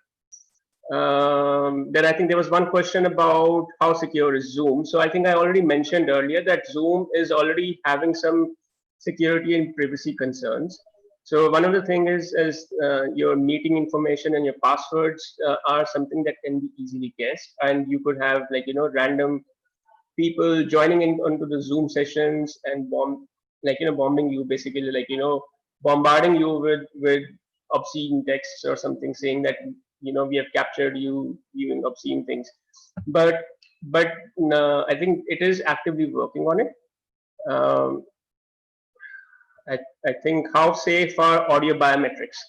So I mentioned when I said it is not used by Colonel Dr. Rakhi Mairal Renubakar. So what I mentioned is that there is a talk by a colonel who has talked about the audio-based biometrics, how it can be used, the benefits as well as the disadvantages, what kind of attacks can occur there. So that's a video, YouTube video. So this is the second one. If you see, your voice is your password. Okay. And yes, Dr. Indrani Saha, thank you for your appreciation. You said sometimes we need to share some personal data like webinar through Zoom.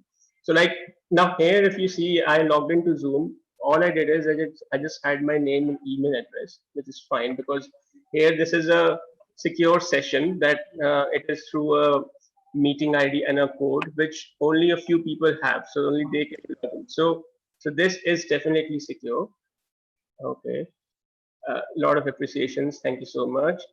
Is Google Pay secure? I think the same with other UPI based. So I think it is on a UPI based mechanism. So definitely there is there. So then I think there is one about is Google Chrome safe? I think I already mentioned it uses Google search engine. So all your cookies and all your things there will be tracked. So you can continue to use Google Chrome, but then you can set up DuckDuckGo as the search engine so that whenever you type anything, it goes to DuckDuckGo. It does not go to Google. That you can do. And for some specific things, then you can go to google.com. And I think same.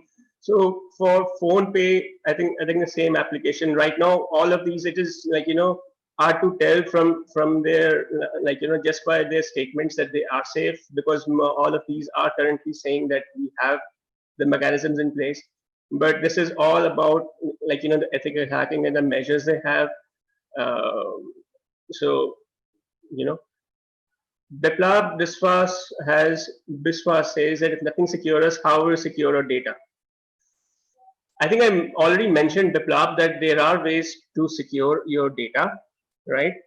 And and some software I also mentioned, like for AVG is one software where it gives you access to ability to be able to lock access to certain applications and services. Any routing from data from China is equally risky. Sangeeta, for your question, I think just by saying that it is routing through China, that itself, I mean, we cannot say by that blindly, because especially many, if you are part of many organizations, many of them, what they currently would be having is that there would be some servers present maybe in the United States, some within Europe, some within India, and quite a few in China as well. So just the fact that those servers are present in China does not mean that they become risky because of the India-China conflict or that's there on the border. As long as the same servers, within China, India, and all others have the same security mechanisms in place, then the risk should not be there. Okay. Google Drive and safety, I think. Okay. Sorry. So farming fraudulence using, so I think you can have, probably we could have a separate, you could have a more detailed session on different kind of violations. So this was just to talk about what are the risks of personal data, of having personal data on social media today, how information security can be used to protect it. That was intent of today's session, and then it's, I think, like Sumon says, how do we know or not it is? See, Sumon, you have to go through the controls and all they have. Like I would trust Google or some of the big known sites like Facebook.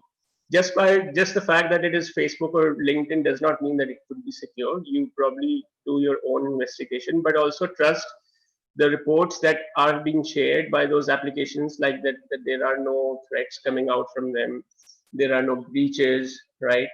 And then what level of and at your own personal level, what level of security is it offering?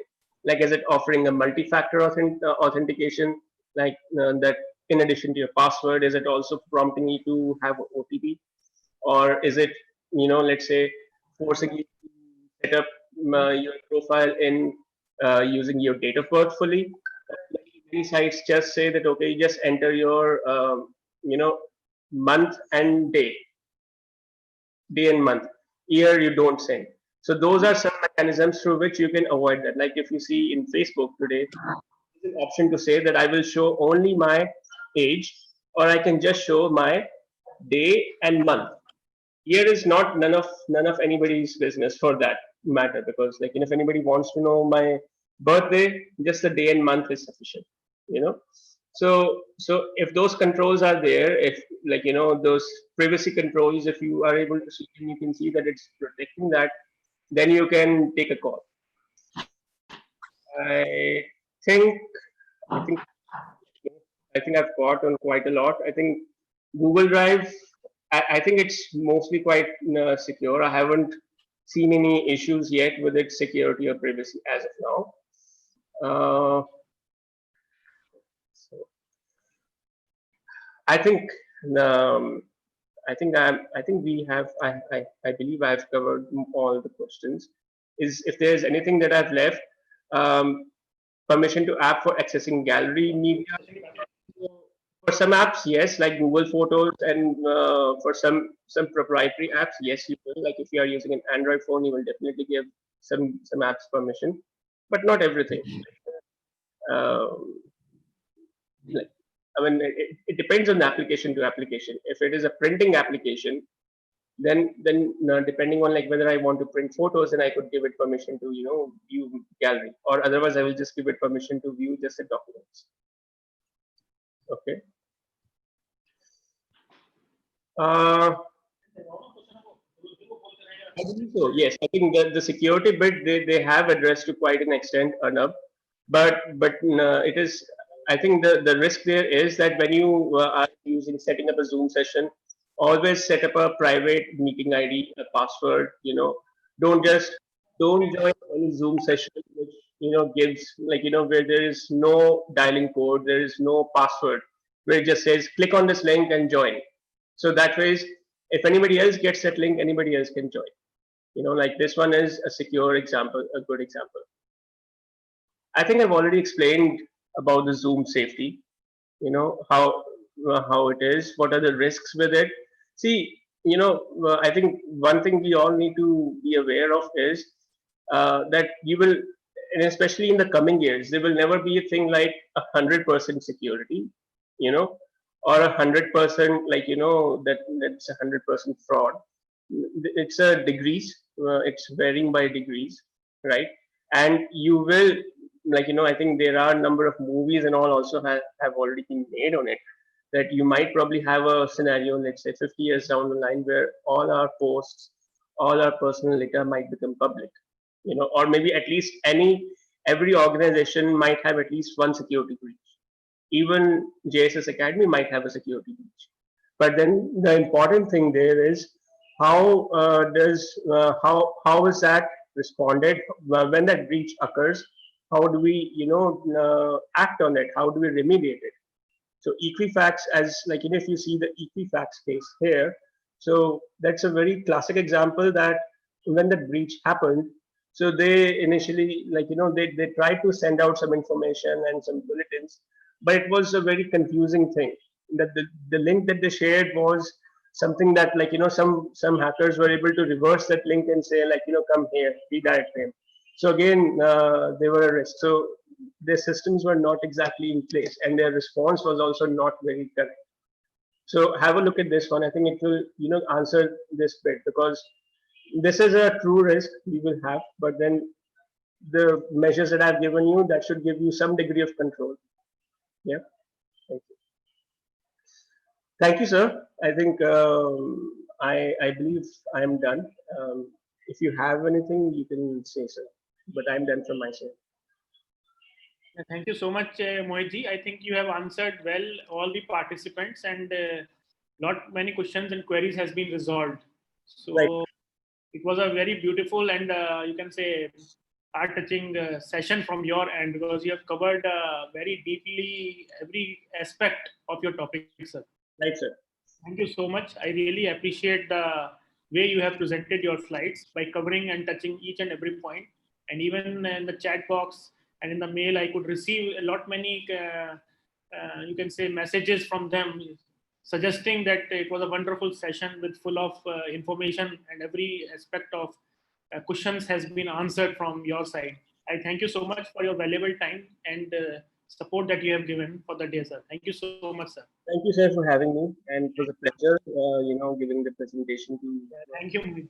They're all very bright, and I wish them best of luck. And yeah, Thank you. Thank you so much. Thank you so much, sir. thank you. So now our coordinator will take over, Dr. Shivani, for the further.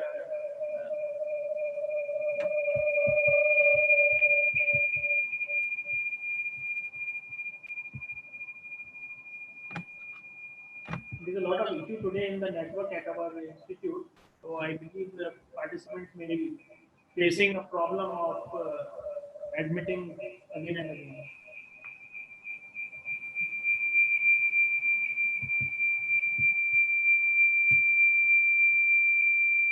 Over to you, ma'am. Please continue.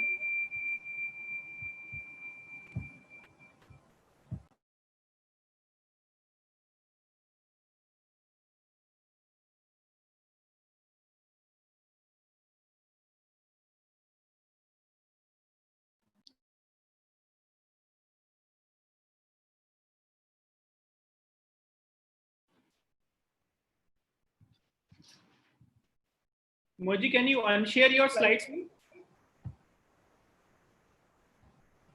You can see your slides. Unmute करो इसको. Mute कर दो.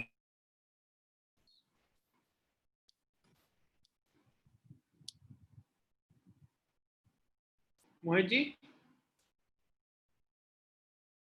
Yes, sir. I've stopped sharing. Yeah, thank you so much. Thank you so much. Thank you. So we'll be coming up again, and the session will commence at 1 p.m. So for a short while, we have a break over here. The participants can come in again at 1 p.m. Thank you so much. Our Zoom is active, and the same ID will work for the another session at 1 p.m. So it's up to you if you want to be in the Zoom platform. You can be active, or you can join us again with the YouTube has been shared, and we have not received the attendance as per the participants that were available in Zoom for session 1 and session 2. I request all the participants to kindly fill up the attendance sheet for YouTube. As Zoom attendance we already have, we just need participants who are there on the YouTube only. If any participant has entered at both the platforms, so please need not fill for Zoom. We only need for your YouTube participants.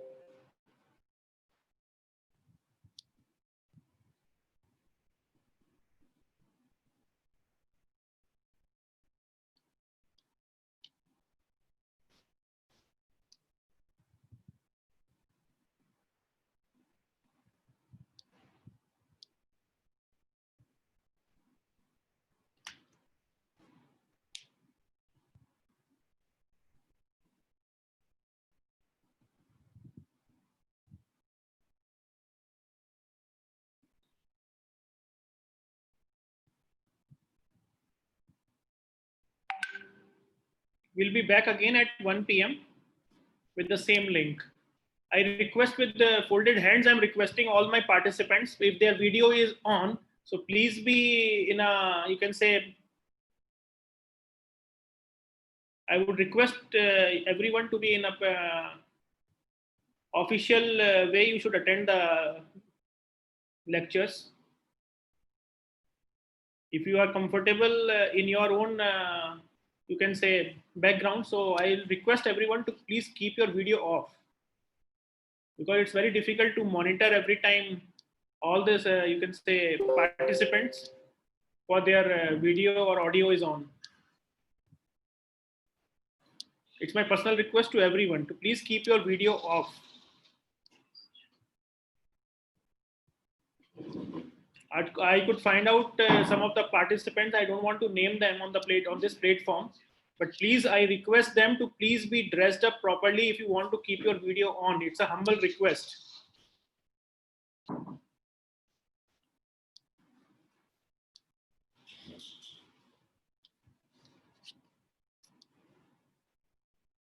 So we'll be opening up this link again at 1 p.m.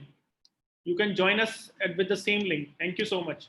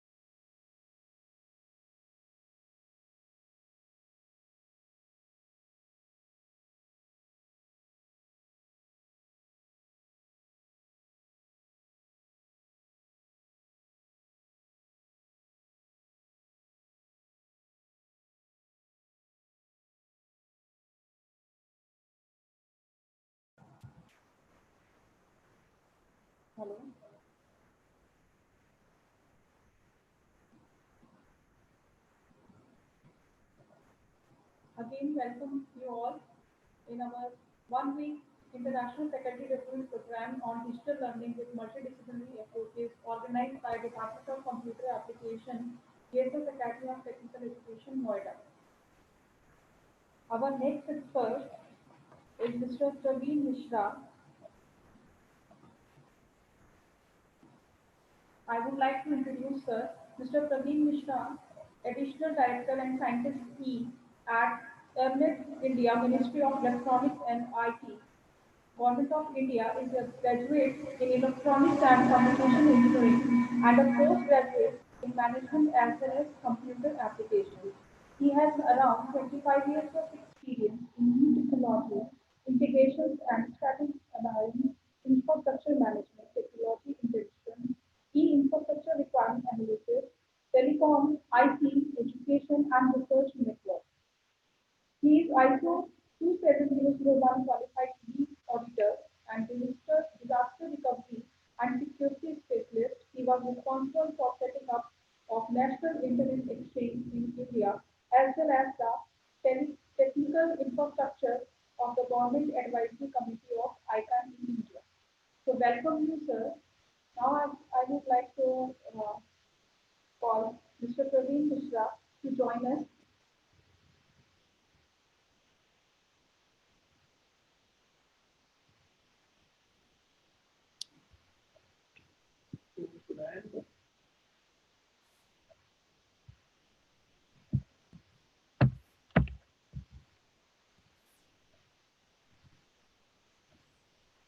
Yeah, I think good afternoon to all.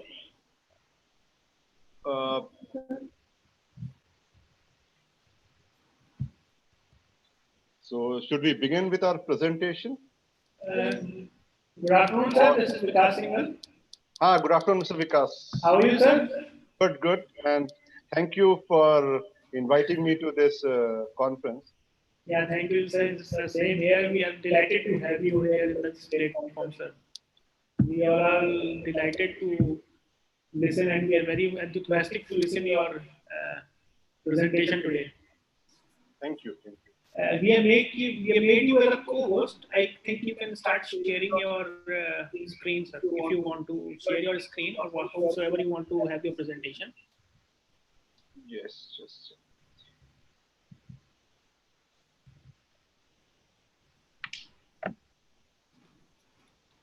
Is it audible from my audio?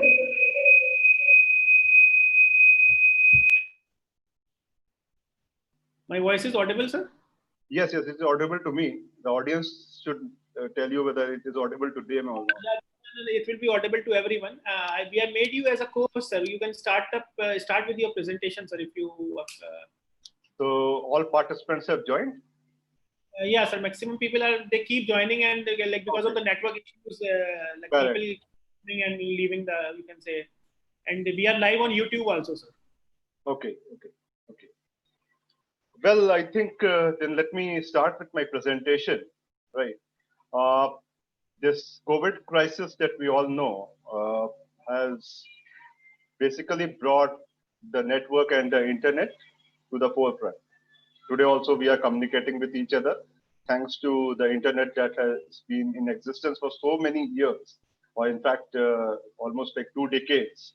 And people have been using it for different purposes, but probably the importance of internet, especially in the education sector, has been felt now. Many of the classes that probably your institute and many other institutes have also been taking classes online and using the internet. So the importance of internet has probably come to the forefront now to that extent. So this is a background that probably, yes, we all now realize that internet is an important tool for all of us to be connected, and connected in a manner that we add value to it, right? So the students get knowledge when they are connected to it through the classrooms or even through your different contents that are available on the internet, and make use of it. Teachers to enhance their knowledge go onto the internet, share their experiences, learn from the experiences that other people have. So that probably sharing of content or accessing those content has really become very important. Since this is an institute, so I'm more focusing on the educational properties of the internet. But if you realize, internet has been a part and parcel of many different things that we do, either in our profession or probably at our home. People make dishes, they go to the net, find out it's how to make it and all those things. So probably there are a lot of applications or uses that are there that we keep on going on to the internet to find out, to use it, which raises its importance. Now, having said that, there are people who may not be as good, I would say, or as enabled as we are to be able to browse the internet or probably take contents from the internet. Now, one way is leave them out, but probably as a humanity or probably as a brotherhood, that would not be a wise way and would also be an injustice to them. So what's the way out? When internet came into existence, it was made only for about 2 to 3 computers in the beginning on a test model. Then your www came into existence, and that is how a lot of things changed. So probably my presentation is basically meant to tell you how and why do we need web accessibility, which is basically making web contents accessible to all. So from here, giving you the background, I start my presentation. So the presentation is for education and information. So this is just a disclaimer. I'm leaving it. It's not that it is part and parcel of something that we need to be keeping, since most of the contents have been taken from different sources. That's it. This is something which is important to each and every one of us. The internet is a place of equality. There has been a lot of debate when governments or organizations probably clamp down or create policies that restrict the use of internet. The same thing also applies to people who are less enabled. And that is where the purpose or the full significance of the internet gets defeated. So any web content such as text, table, hyperlink, images, videos, etc. should be reachable and navigable irrespective of the type of device, technology, including assistive ones, location, education, disability, experience by everyone. So probably you cannot restrict a person to buy a device of its which is not of his choice or maybe of his budget or his capacity. You cannot restrict a person or an audience or a user for that purpose to tell him that this is a software that you need to use or this is how you can see the content. The content should be transparently available to each and every one who logs on to the internet. So this is the basic motive of the people who created the internet. After this COVID crisis and the lockdown that happened worldwide, I saw one of the messages, or probably you can say comments, from the founder of the internet, Mr. Windsor, who is an evangelist with Google. And he said the same thing, that he is proud to see that probably the type of technology, he was the founder of TCP IP, on which the internet rides. The type of technology that he has created, which was supposed to be for a lab environment, has been able to sustain and provide the service to such a large audience in a time of crisis like this. So that probably has been an anticipation or probably I would say it has been more of an apprehension that whether when there are so many people or so many means the type of traffic increases on the net, whether we would be able to uh, get the internet going or it may crash. So probably today we know that yes, we are all connected to each other using its services even in the time of such a lockdown worldwide, and have been able to do our work to that extent. And my entire presentation is also based on this particular slide because the entire presentation is for web accessibility. Web accessibility will only happen when there is an internet, and internet is for all. So that's how it is.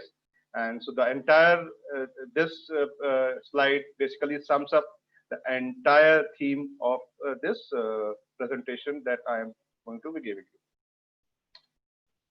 Now, I have been talking about people who have not been that enabled.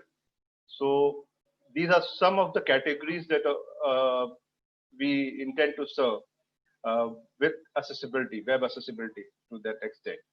Now, people with special needs, visual, people who are visually impaired, so they could be blind, there could be low vision, there could be color blind, or there could be people who have allergies, or probably you can say they are not able to see when the contrast is too high or too low. So too low anyhow comes into the low vision category, but the too high is a very different category in itself. So that's on the visually impaired part. Hearing deafness. So there would be people on who would be have a low hearing or would be deaf, and probably we need to be taking care of them also. Then people who are handicapped or people who cannot use a mouse, so their movement of the hand is restricted. So those people probably also should be able to use the internet. Then we have people who are into different types of other disabilities. So the contents and all. I'm just giving you some of these what you call categories of people, and then we will see how we move forward and probably take care of each category into the type of contents that has to be created. So people who are even not educated, right? So people who are not educated, you need to have take care of them also. So this is how the type of people that are there. They are different, means other peoples also who have to be included. And but these categories cover most vastly the entire spectrum of the people that are on the internet. Just to interrupt you here, I would just like to tell you that if anyone has any question, there's a slide number if you can see on the bottom. Either you can probably note down that slide number and give your questions or something in the chat box, or which we can take at the end of this presentation, or probably we can have what you call break of a minute or two for questions in between after a few slides or a section has been completed. So we can do it both ways. So be prepared with your questions. This presentation should not be more of a monotonous thing. We should be able to interact and see that what is the knowledge that we gain and what is that probably comes out of this presentation. Now, as part what I was okay. So as part of this initiative, one is obviously we need to be probably taking care of the moral responsibilities that we have towards fellow humans. Keeping that in the background, right? There are legal obligations that are also there. Worldwide, a lot of laws have been made by different countries. Mostly it was spearheaded by in the US, and Now it is much more comprehensive in the European Union. In India also, we have similar laws. So laws had been there for a very long time, but unfortunately, they had never been covering the IT section, the information technology section. So we are into a cyberspace. When these laws were made, they never anticipated, or they never had even incorporated anything that was related to the Information Technology Act. Oh, sorry, information technology. So recently there have been developments.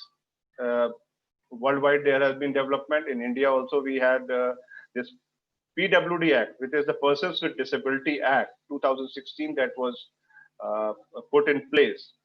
It talks about providing equal opportunities and makes it mandatory. Not only it talks about, it makes it mandatory for people to be able to access physical infrastructure as well as the IT infrastructure.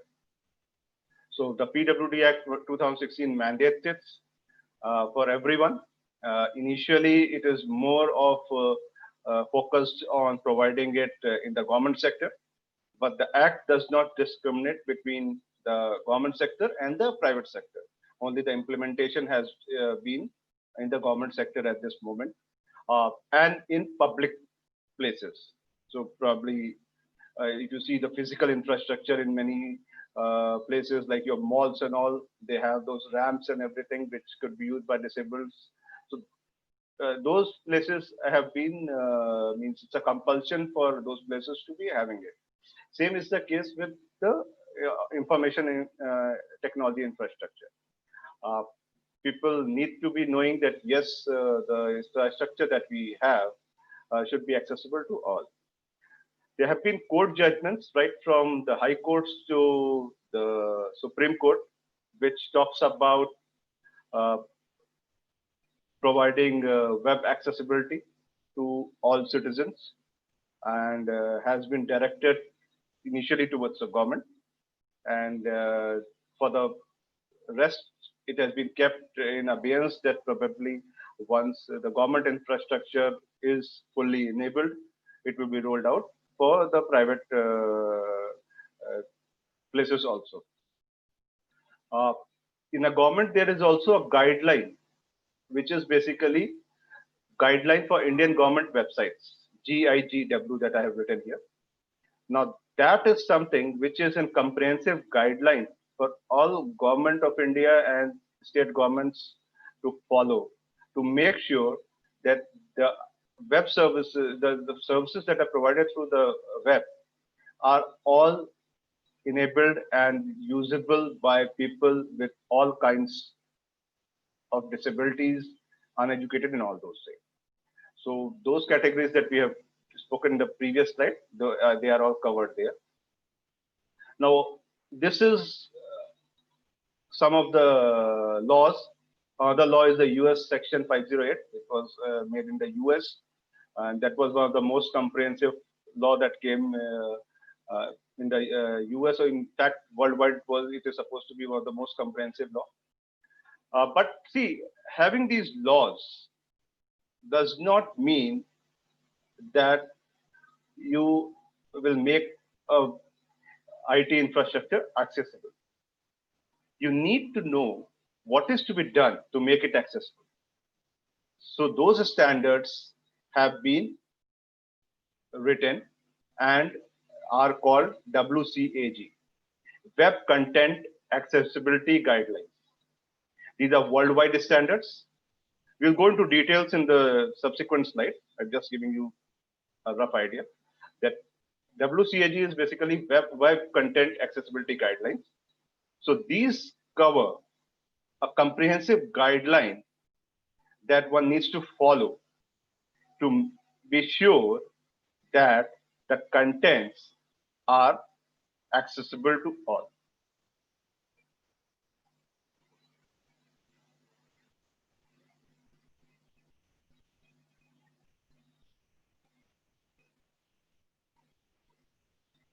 Some legal examples: Netflix, National Association of Deaf had put in a claim that their videos, Netflix is a video platform, so that their videos do not have a caption, right? Caption is basically the subtitle that you see on the screen for as a replacement of, as a text replacement of the voice. So Netflix did not have it, and so there was a case that was filed against them, or a complaint that was filed, and so they were told to comply with it. And Netflix today has all its videos with a caption running. So that's a legal compliance. I'm giving you these examples to tell you that it's not that probably Netflix is a very popular platform. So these are things that were not done for popularity purpose, but are also a legal requirement, apart from obviously helping a lot of human beings. Hilton Hotel, they also similar thing was there, that their website, when you do an online booking or something, was not accessible, and so they had to be complying with these laws and make their website accessible to all. UC Berkeley, another this thing. This is basically, you may be more concerned because being an educational institution. This was again that the students and the faculty there could not access contents. The people who were less enabled could not probably access those contents and all. And so this claim was there, and then now UC Berkeley has made all its content available to everyone through different tools and mechanisms that are part and parcel of the accessibility exercise. Like I said, in India also, it is now made compulsorily for all government websites to be accessible to all, central government as well as the state governments, as well as the PSUs. There is a deadline that has been given. Many of the websites have already been complied with, but since it is a very long process,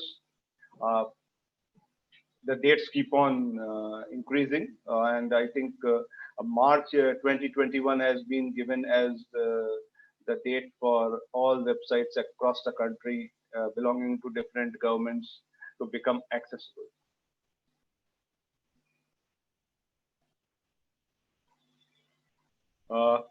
Coming back, just a minute.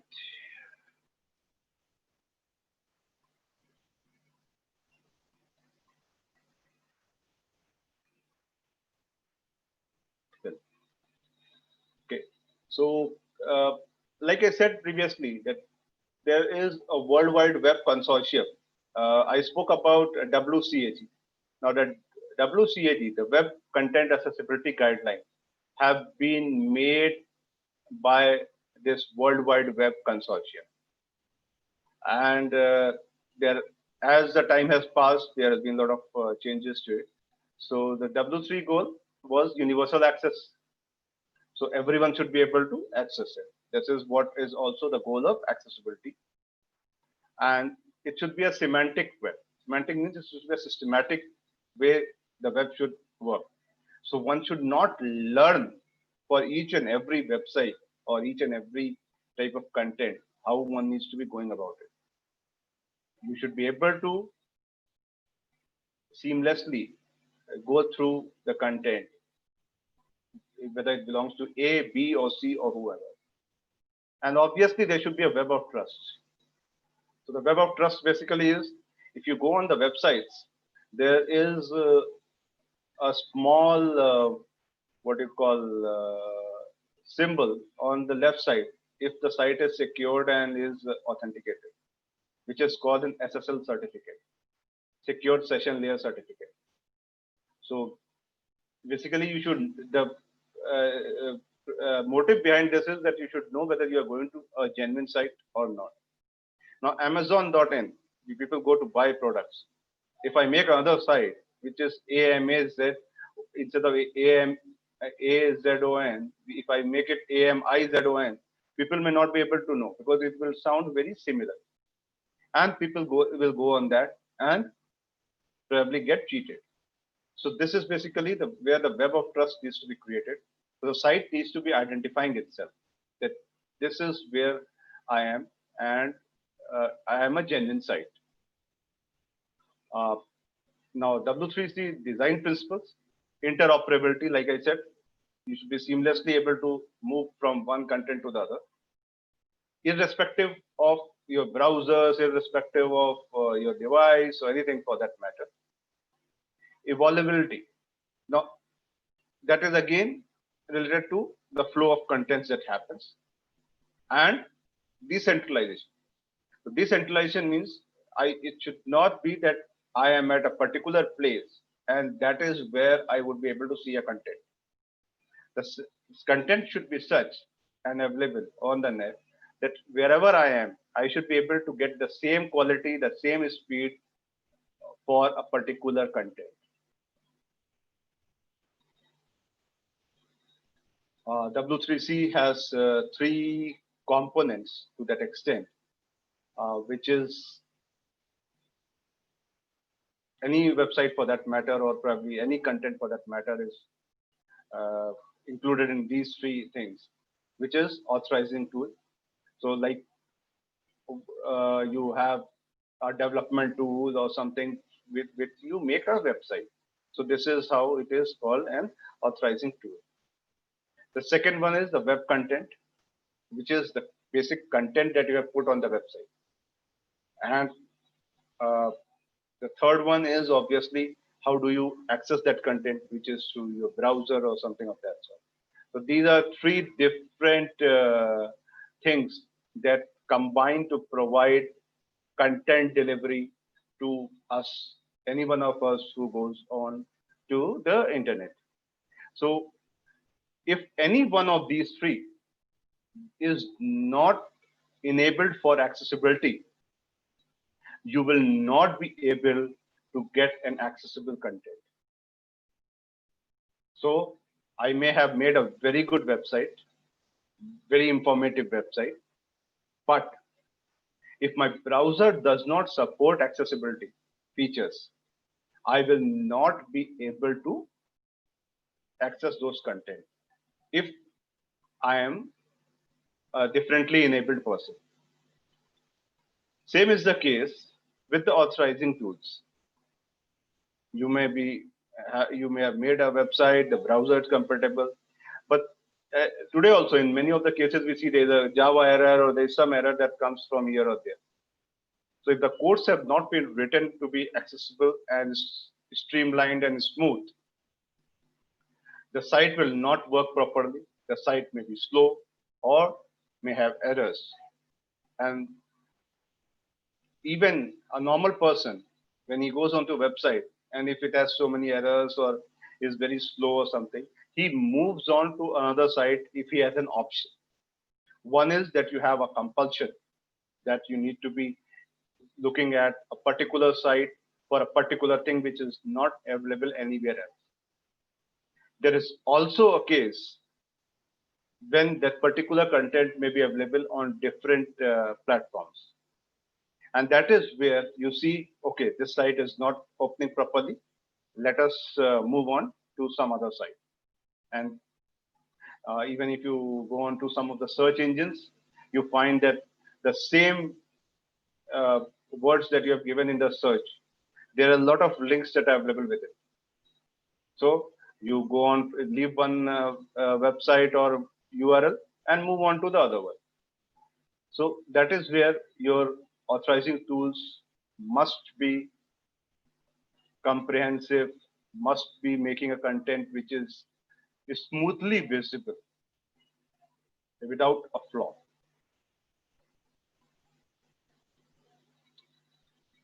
Now, like I said, WCAG, the Web Content Accessibility Guidelines have been made. It's a very comprehensive guideline that was made, keeping in mind technology. One is the technology, one is the ease of making it, and the third one is the user ability to see it. So it was a combination of these three prime factors and many other factors to that extent. Now, once the comprehensive guidelines were made, everything could not be followed by everyone, right? Because it was dependent on technology, the platform, the people who are making their knowledge and probably the skill sets that are required, and even the type of things that the type of people that were supposed to be looking at it. So based on that, these guidelines were divided into three levels. So level A is that we must satisfy it. Without it, the site or the contents cannot be counted as accessible at all. That's the first point. Now the double A level is basically includes the A level also. So you have come to a level where you have said that A level, yes, we have enabled our website, our content to A level. So we have qualified being accessible. Now, the second level is something which makes it easier to access, right? So what has happened is, this is basically the double A that we see is basically what happened. Like you have all those these different types of disabilities that we have talked about. So what happened? Criteria was made that how many people of which particular type C are there in the world with such issues. So level A basically was meant to make sure that the basic requirement for a large audience is at least made up. So assuming there are 100 people with disabilities, level A was supposed to look at it that at least 80% or 60% or 70, whatever criteria, majority of the people are able to be taken on board to be able to access these content. So that is how level A was made as a basic minimum criteria for any accessibility to be made. Now, those remaining people is something which were covered under double A. And now what happens to the, if we have already covered these people under A and double A, the 100% people, then what does the criteria triple A do? Now that is where triple A is an enhancement. So I may be able to see something has been made accessible. I have been able to get that content, but whether I have been able to get that content with difficulty and whether that improvement can happen. So that's why the level AAA is still being implemented in many countries, but is not compulsory. Even in India, we only talk about A and AA to be part of the act that we have been talking about, but the AAA has been kept as an optional thing for the reason that the technologies are still maturing. It may be very difficult to implement many of these new technologies that are there, and probably the skill set that is required is at a level where getting those people is a difficult thing. It may be financially or from the business perspective unviable. So all those things have to be looked at. So one is that yes, we need to be making sure that the people with disabilities can come on board. So that is something which is a basic requirement, both from a moral perspective as well as from the legal perspective. But going beyond that has been left as a choice and probably as a return on investment type of a thing, you can say, that whether those things would be beneficial. If I have a client who, or probably a client base, which has a majority of people with different types of disabilities, not only disabilities, Like I said, they are uneducated. Now that is, if that is a majority of clients or users that I have who would be accessing my content, then probably AAA is beneficial for me, for the reason that if my competitor is giving them access to the content in a faster and much better way, people will go on that website or that will access that content rather than them coming to my website or accessing my content. So there comes a business model to it. So that is something on an enhancement front, but it is not compulsory at this stage. As technologies move forward, skill sets improve, probably that would be where you will have AAA also becoming compulsory, and there could be some other level that may come up later on. So we have already discussed most of these things, so I'm not getting into this. I will just skip through this particular slide. Like I said, level A is the minimum level of conformance that you need to have for people to be able to access, majority of the people to be able to access. The double A is that it satisfies the minimum requirement as well as some added features to it, so that the audience that was not covered in A we would be able to cover. And obviously the AAA is basically meant where you have A level and double A satisfied, and you have moved on to a level where you provide much better enhancement and experience to the audience that comes to your to access your contents.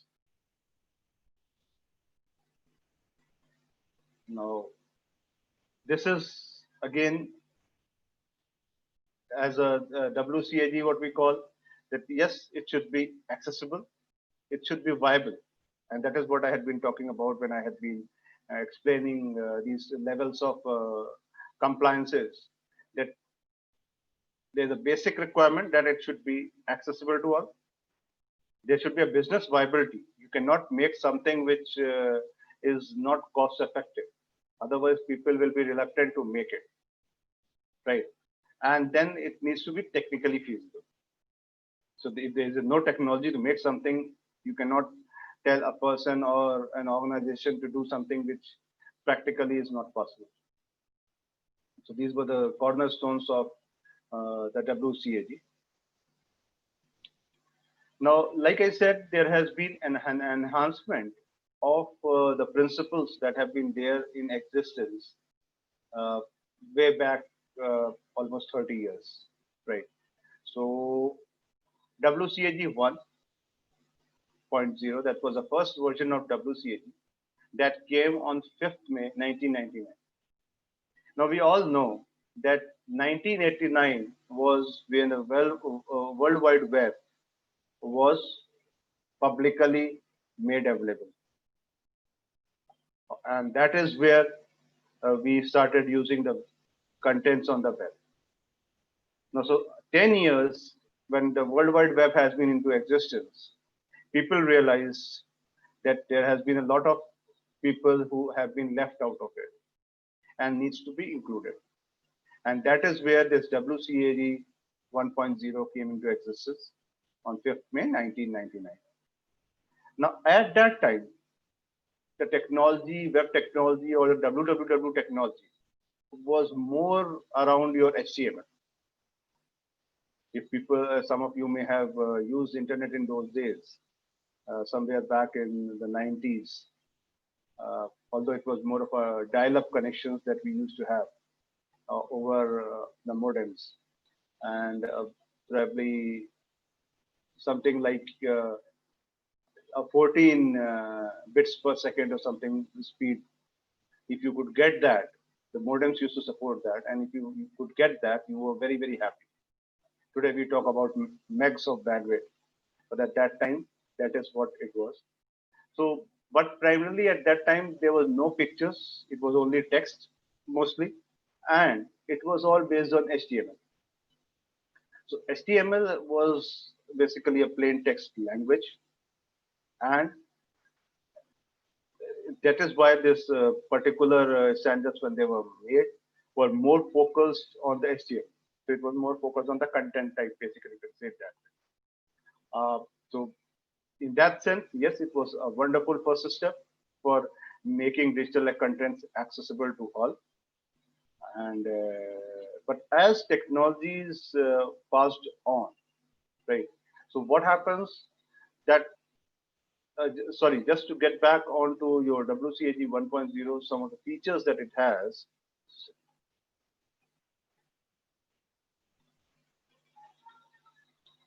So it is organized into 14 sections, right? We will come to those also, those guidelines that are there. Right now, each guideline has multiple checks. Don't get too confused or probably too involved into these guidelines. I'm only giving you more from the that you should have a vision of it, right? I know this is a very new topic for most of you, and as such, probably it may be too much for you to be getting into the final prints of it at this stage. But just I wanted to give you some probably thought, something to think about, and that is why I'm giving you an overview of what WCAG 1.0 had it. Now, each checkpoint had been assigned a priority. So since there were 14 checkpoints as such, you cannot implement everything. So same like I said for the levels. Now those levels were basically derived based on these priorities. What is that is compulsory and what is that we can afford, and then what is that is desired. So these are three different things. So there were priority one was satisfying this priority is the basic requirement. Same that we had for the A levels and AA and AAA levels. B is it will remove significant barriers, right? And C is basically it will improve access, right? And that is where your A, AA, and AAA comes into picture.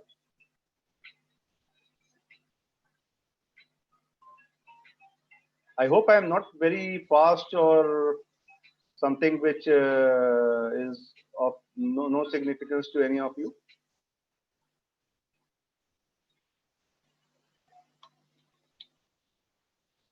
Okay, so these are some of the guidelines that we have, and I will not get too much into the details of each one of these, since it may not be of too much interest also to many of you. But and we are anyhow going to be talking about all these in the coming slides. But probably just to give you an idea, now the guideline one is more from the auditory part of it. So if you have a video or something, like I'm speaking, now if a person is deaf, he will not be able to hear what I'm saying. He will only be able to hear if he is good at lip reading. So in that case, you need to have those captions running, which is basically converting speech to text on the screen. Now, guideline 2 talks about color. You should not be denoting something with color only. Color is good, but if like you have a traffic light, I'm taking that example. Now that light, if a person is say blind for red, and there's a red light, now what will happen? He will think that the light is defective for the reason that the red light is on, but he is color blind to red. So for him, he cannot see the red light, and anyhow that yellow and green are off. So for him, that light is defective, and he could probably move on, which could create disaster. So one should not have only color as a method of depicting something. Now, guideline 3 is markup and style sheets, and now these are something which I'm not going into details, just giving you some brief idea. that if you CSS is basically how your contents are laid out, right? The style sheets and all those that you have. You all are maybe being computer science faculty, must be teaching all those languages and things. So these CSS and all you may be knowing much better than what I may be knowing. But the CSS or the style sheet that you make should be made in such a way that the navigation, everything should be very smooth, right? So that is, and probably the, like I said, content should be error free. That is basically the most what you call important objective. I have seen many times, and you all must have also experienced. There are websites when you go on them, the contents get overlapped, or there are contents that are the lines are written so closely to each other in many places that is very difficult to discriminate, even for a normal human being. Now think if we as normal human beings cannot or are having difficulty in accessing that content, what happens to a person who has some limitation? So your style sheet or the content layout should be such that you should be able to easily identify and access that content. Now, the third thing is, the guideline 4 is for your natural language usage. So what the guideline says is that one should be more focused on writing or providing the content in a natural language. Now, natural language is again depicted in two parts. It doesn't mean that I, being an Indian, Hindi would be my natural language. That's not the only case. Natural language also means that probably what I'm writing is understandable by all. So the language should be simple. There should be no jazzy words. There should not be words which are probably less used. So that is something which is called a natural language. People try to make their websites contents in such a way that probably it would look that a certain company or a certain institution is a very high profile institution. So they try to put those words, something which are very jazzy or something which probably what you call jargons people put in and all those things are there.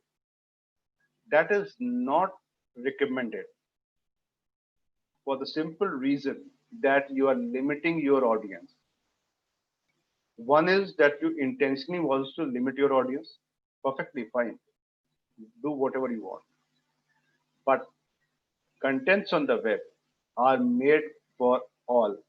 And that is why I'm repeating it every time, for the reason that this entire presentation is basically revolving around providing internet access to all. So if that is an intention, then your language should be plain and simple and understandable, right? Now, coming to the guideline 5, tables. Now the tables that you do or create on your in your content, now those should be transformed gracefully. What does it mean? See, when you make a table, I, as a normal being, could take my mouse from one cell to the other. Very easy for me. But a person who is not able to use the mouse, what does he do?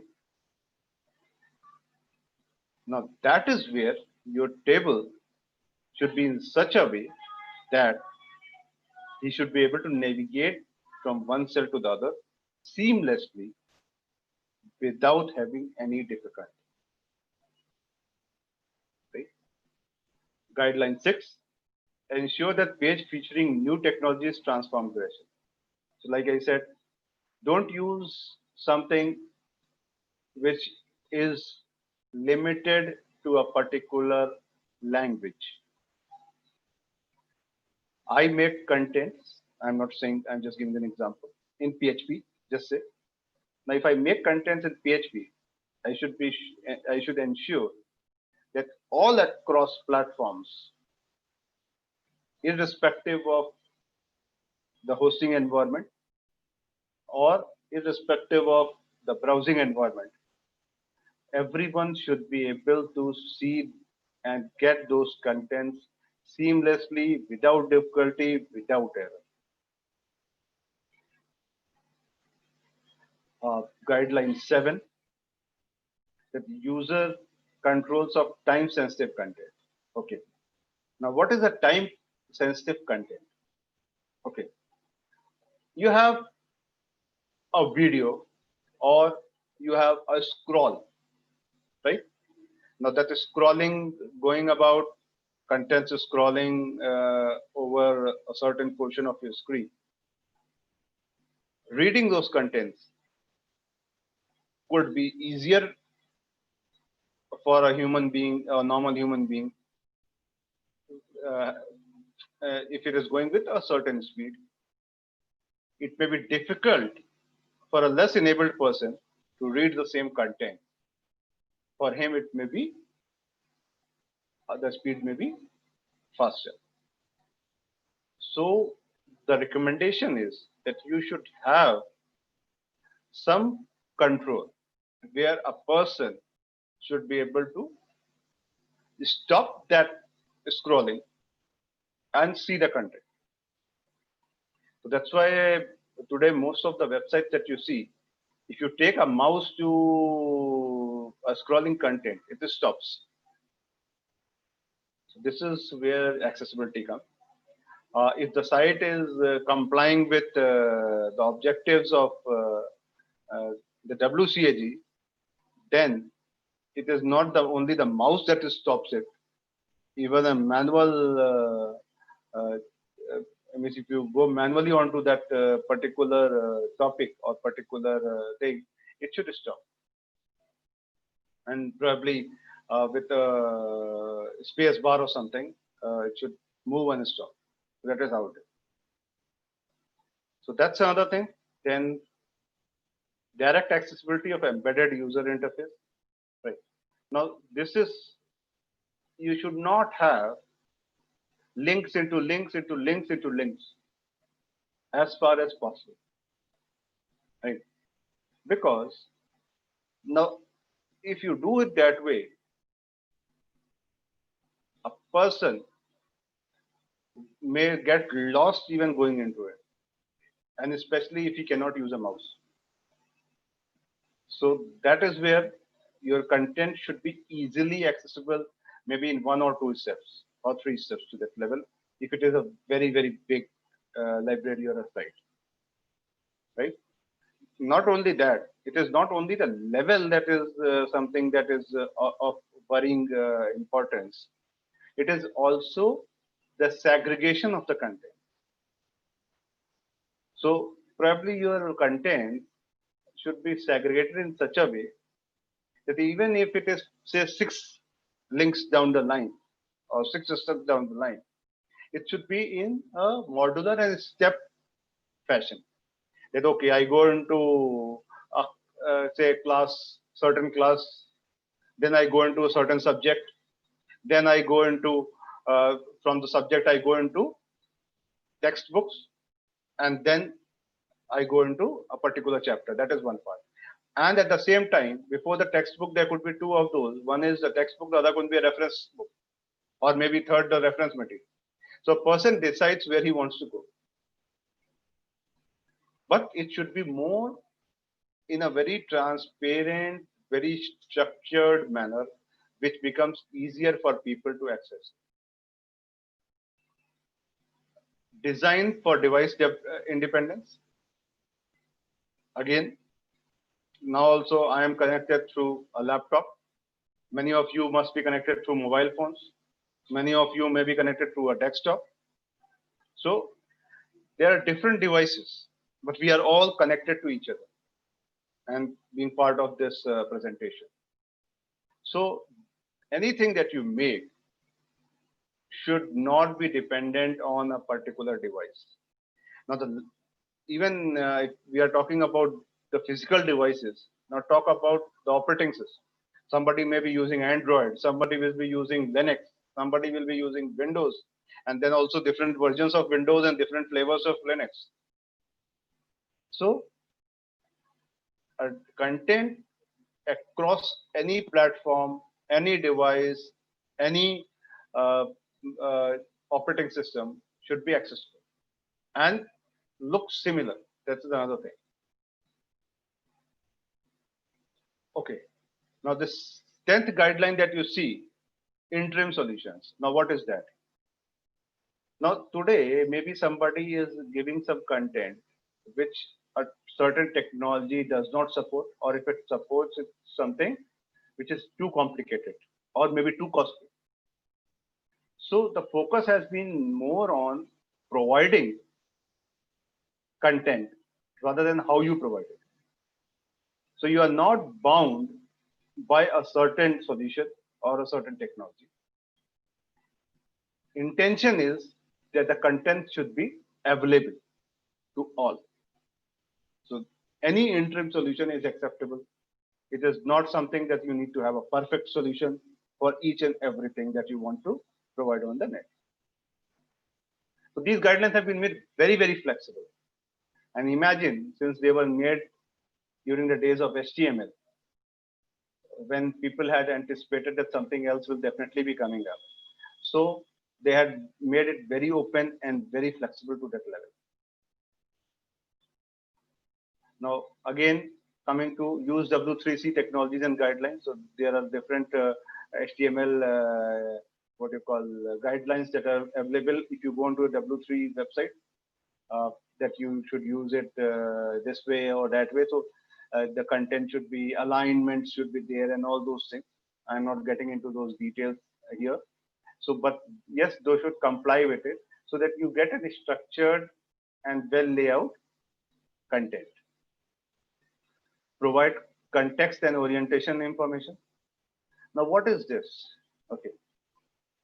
Now, when you are making contents, your content should be in such a way that people should be able to know what is there inside it.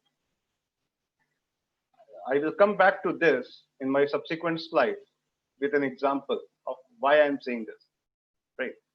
But just remember that context in which the next link is there should be known to a person, right?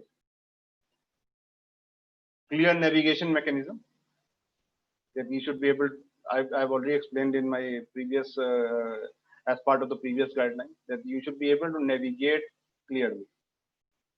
There are more slides, so that I'm not getting into those details at this stage. But all these things will be clear to you as we move on from to the throughout the presentation, right? So provide clear navigation mechanism and ensure that documents are clear and simple. This also we have already discussed. The type of content that we write should use less jargons, should be more on languages that are very popular, and plain and simple mechanism. Because everyone will have a different educational level, everyone will have a different IQ level, and everyone will have a different level of accessibility to it.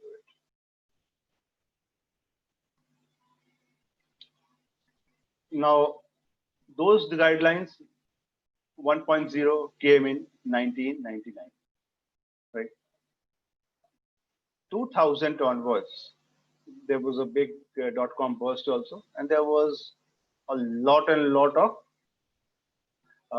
exponential rise in the content on the internet as well as the internet itself, right?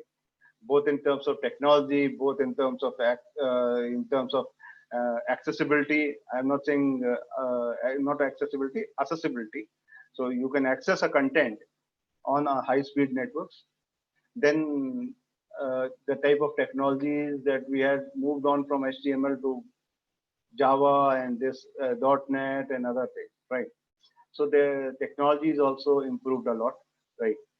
And so there were new challenges and new, what you call, things that needed to be embedded into the guidelines to make them receptive and responsive to the changing world.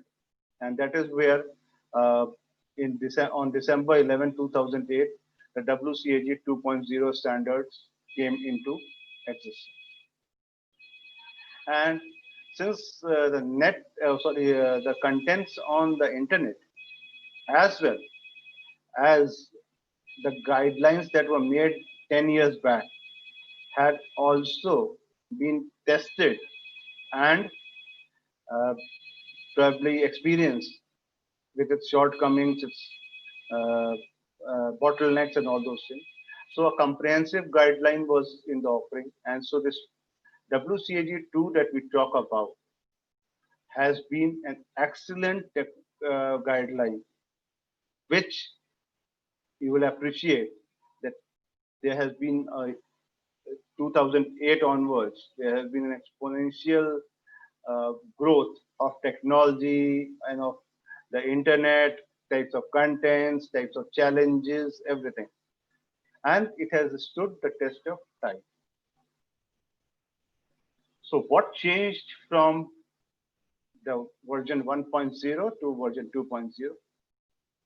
One was obviously that the 1.0 was more focused on the HTML, right?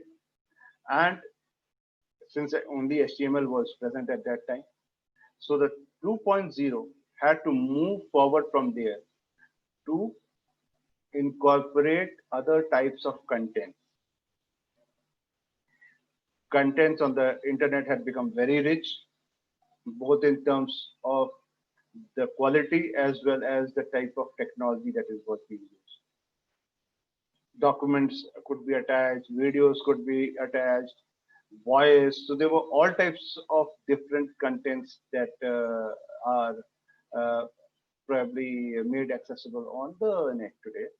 So one was that it had to move from only the HTML focused thing to a wider type of contents.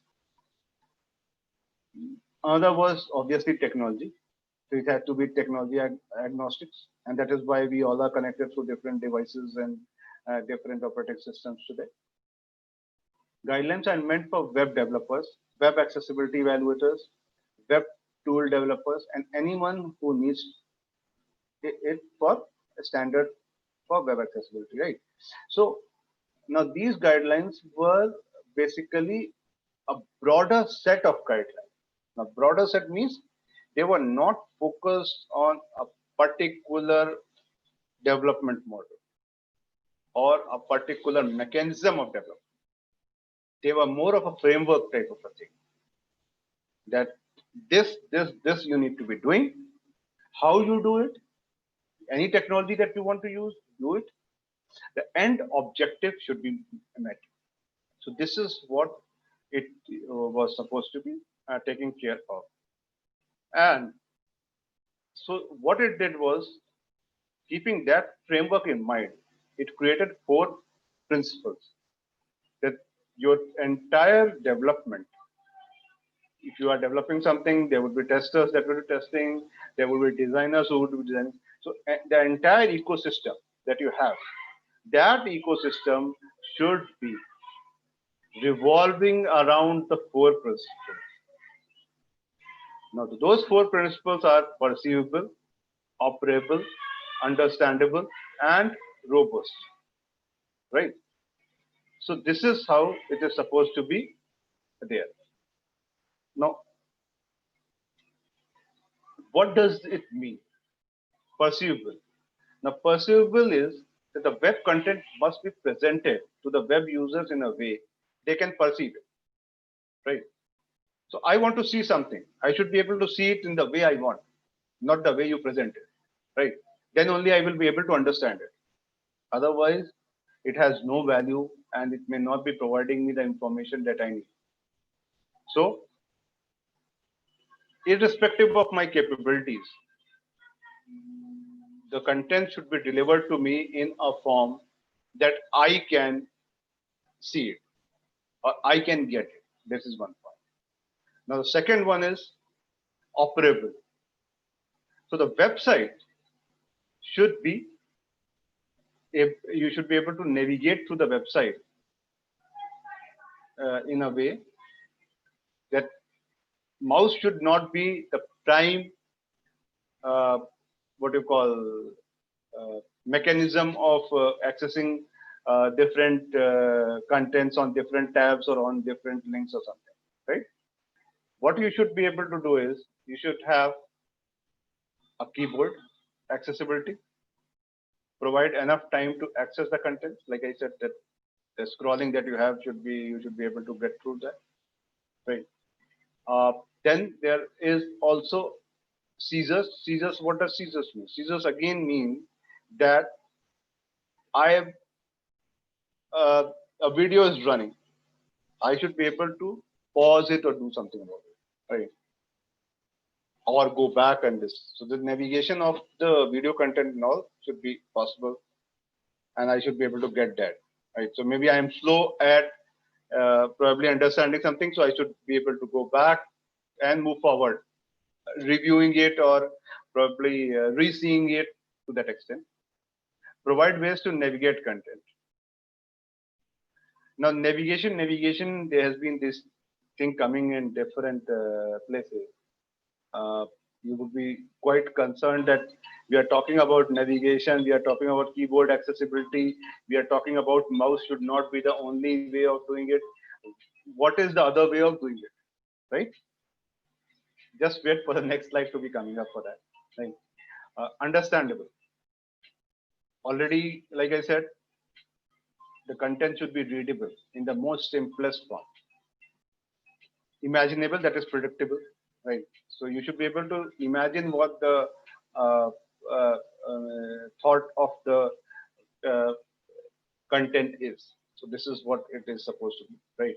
And also, like I told you an example, that you should have a class, then you should have maybe content, a subject, and then you should have a book.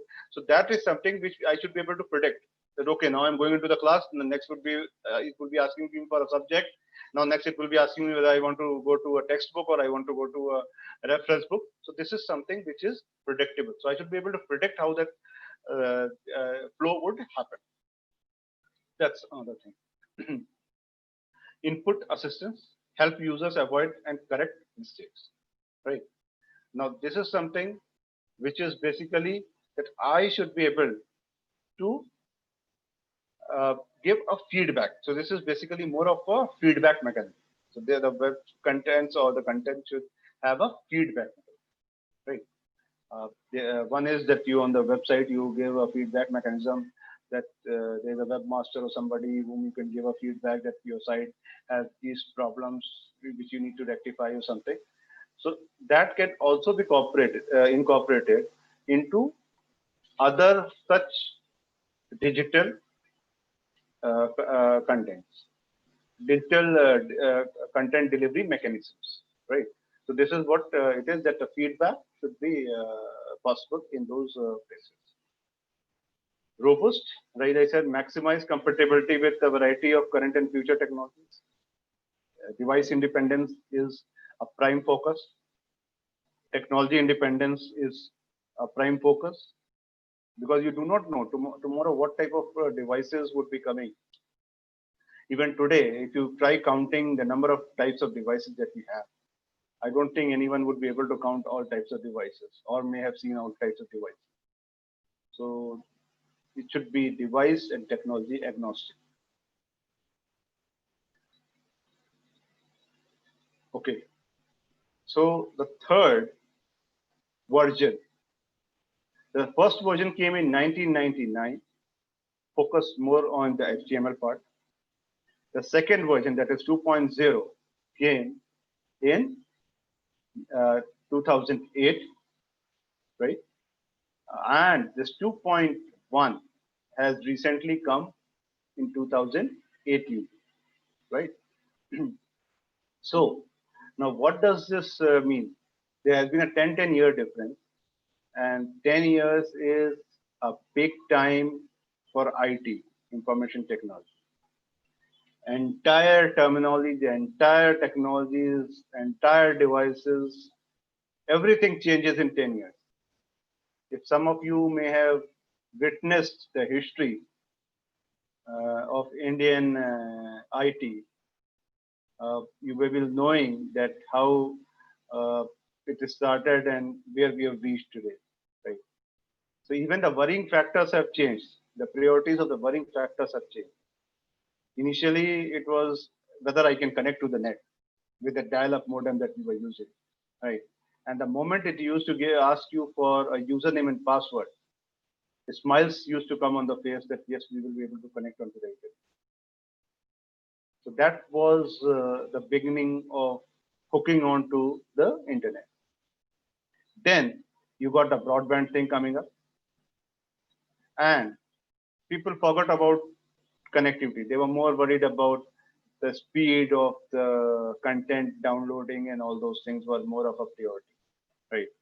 So the worry about whether I will be able to connect or not was gone, and worry changed to whether my PC is working fine or not, why I'm getting a slow response, why all those things have started coming up.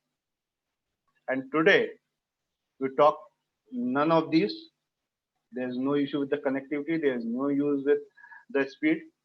We are talking about gigs of data speeds and all those things coming up, right? Even the broadbands have gone into mix of it. So every day we talk about copper going to fiber, and all those things. So those 8 megs and 10 megs and 20 megs, so those things have come into the homes. So we are not concerned about the speed. We have now started being more concerned about security. So there has been a lot of transformation that has happened in the technology of internet, and the way we use it, the way we look at it, and the type of devices that are available for accessing it, right? So I'm not going to those details, but probably that also necessitated the need for moving on or incorporating new changes into the WCAG, the Web Content Accessibility Guidelines. So these were introduced on 5th June 2018. Focus, like I said, technologies have changed. So mobile technologies, if you see today also, there are a lot of websites. If you see it on the mobile, they get very cluttered, or they get very haphazard, or probably the contents move from here to there, very difficult to read. So the technology focus was that the contents, whatever is your screen size, you should be able to the content provider, or probably the server from where you're getting the content, should be able to detect it and provide you the content that is compatible to your device. So mobile technologies was the focus. Low vision. Now, low vision in the initial stages was not there, right? And whatever was there was basically kept more focused on a blind. Although 2.0 had a lot of features for different types of blindness and low visibility also, but the 2.1 had been more focused, taking out the shortcomings that were there in 2.0. So still, the implementation of 2.0 is supposed to be the best, and it is still unstandard in many countries, including India. 2.1 is still to be practically mass adapted by the people. One of the reasons being technology itself, the way the technology is evolving. Guidelines are always futuristic. So once the technology is mature, they are financially viable, the skill sets are available, then those would be adapted. So they are more focused on low vision, Cognitive disability. Now, what is that? That is basically a person who has mobility issues and all those things are also there. So one should be able to means his understanding, since his brain has issues, would be a difficult thing altogether. So probably that could also restrict his movements. So one should be able to, instead of being able to work on a keyboard or on with a mouse or something, there could be technologies that could assist him, that he thinks, I want to move from this page or this tab to this tab, and it should be possible. So with obviously with special devices, that should be possible. But devices will only work when your content delivery mechanism supports it. So there's always what is the content delivery mechanism, what is the content layout or the development of the content, and what is the end device that is receiving it. So it is a combination of all the three. If one doesn't support any one of them, then the accessibility feature, or for that matter, any feature will not work. And obviously, speech recognition, that is part of the artificial intelligence that we are talking about, Alexa and all we have been talking about.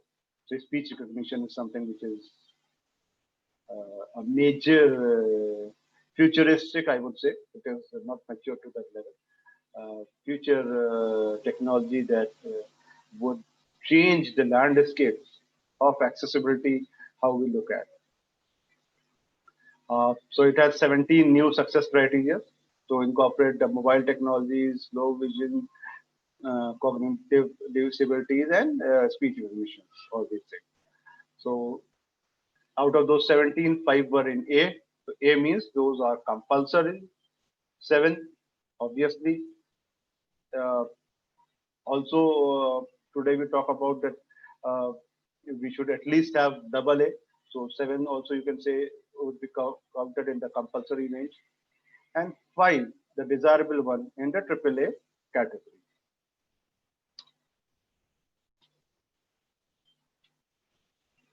So this is something which is there, that what we are talking about. What features it has. I'm just getting this screen.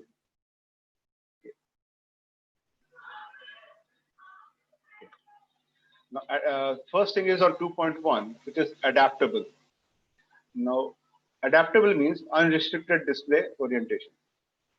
So today we see our mobiles, and we change the orientation of the mobile, and your picture also changes, the rotate screen feature that we have, right? So similar should be the case with your content. I want to see a content which is long with a mobile or some device that is straight, and I want to rotate it in the horizontal fashion. I should be able to rotate the contents to that level, right? Now, identifiable input purpose. Just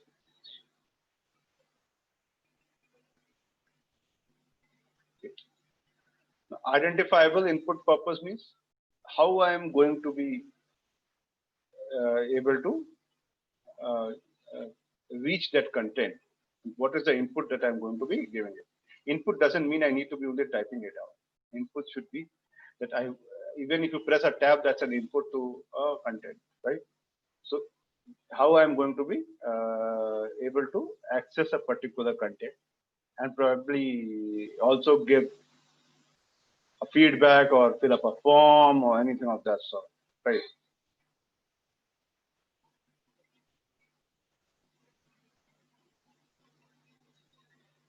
Distinguishable.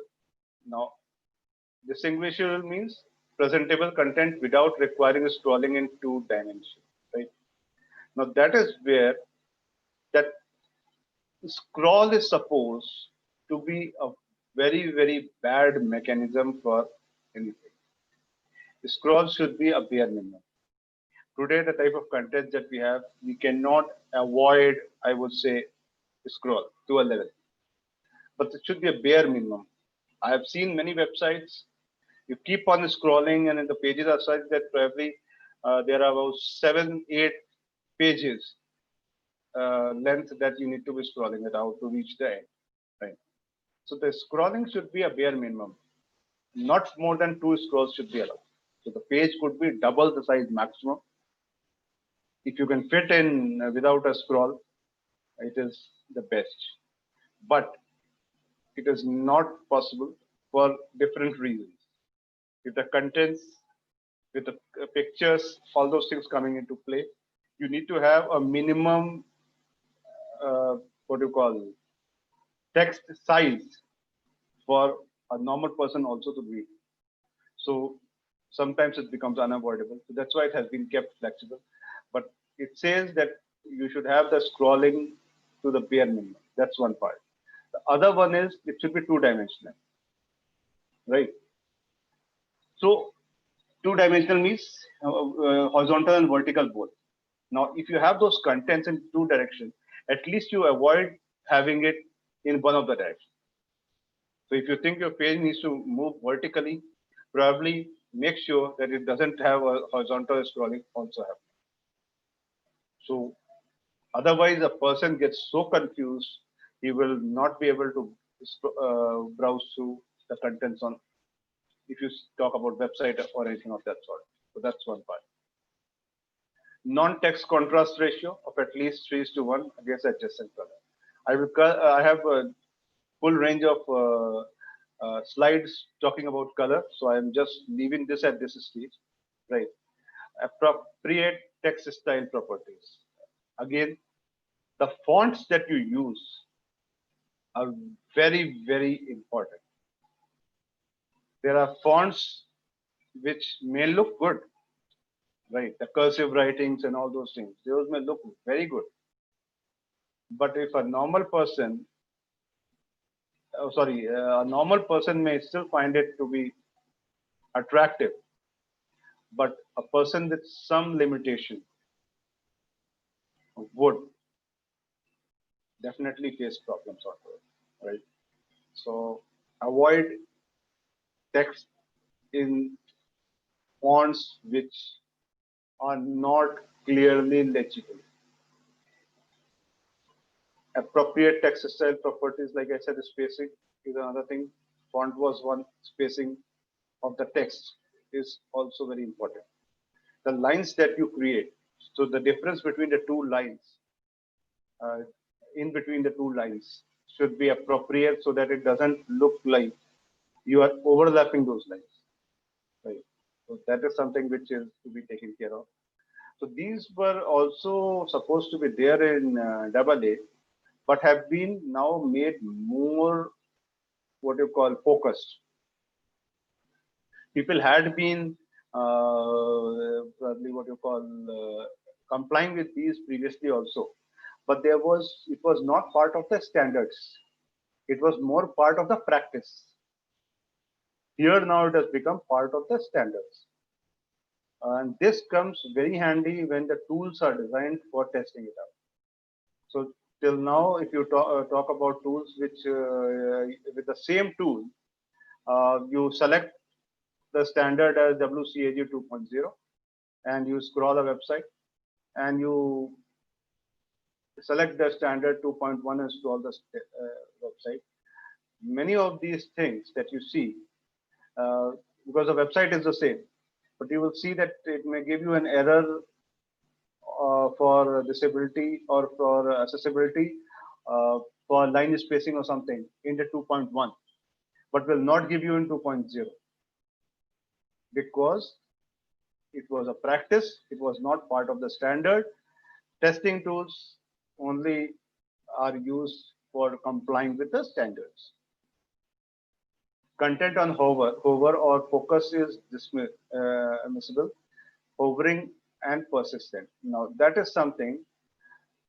Now, if you have a picture or you have some thing, you take your cursor over it. what happens? Normally, nothing happens, right? But here, what will happen is that you will see some text or something coming in the background, or maybe means this used to be there as part of the alt text mechanism, but the pictures used to get blurred on that count. So the purpose here is that probably when you are doing it, you should not be having a blurred picture, or probably the picture, what do you call, appearance changes, something of that sort should not happen. Right? Keyboard accessibility, character key shortcuts can be turned off, remapped, or active only on focus. Right. So you are seeing a website. Now, there are two mechanisms to it. You do some alt to this thing and you land somewhere else. That's one part. So it should not be more means from that perspective. Wherever is your selection, your alt or any of these character keys should be more aligned to take action where you have selected, not any a generic action, right? So that's something that is there. Enough time, user and a warned of timeouts before they occur, right? So that is something plain and simple language. I don't have to be explaining much on that. Seizure and physical reactions. So motion animation triggered by interaction can be disabled. Now what happens? There is a website. You are browsing through that website and you click somewhere or probably go somewhere, and there's a loud music that comes up immediately, right? So you have triggered an action of without knowing. If you are going to see a video, you know that yes, there's a video that is there, and so there would be some sound, but that sound should be in reasonable level, and a person should be able to increase the sound in case he wants, to make it more audible to him. But it should not be that the sound is at maximum when he clicks on or something, because that will cause problems to a person. A normal person could get frightened, but think about persons who are mentally challenged, or probably who are blind, or maybe for some other reasons. They could interpret it in a very, very different fashion, and it could obviously hurt them. So we need to be very, very cautious about the triggering mechanism that we have, right? Sound is some of the major things. So that I gave you an example of sound.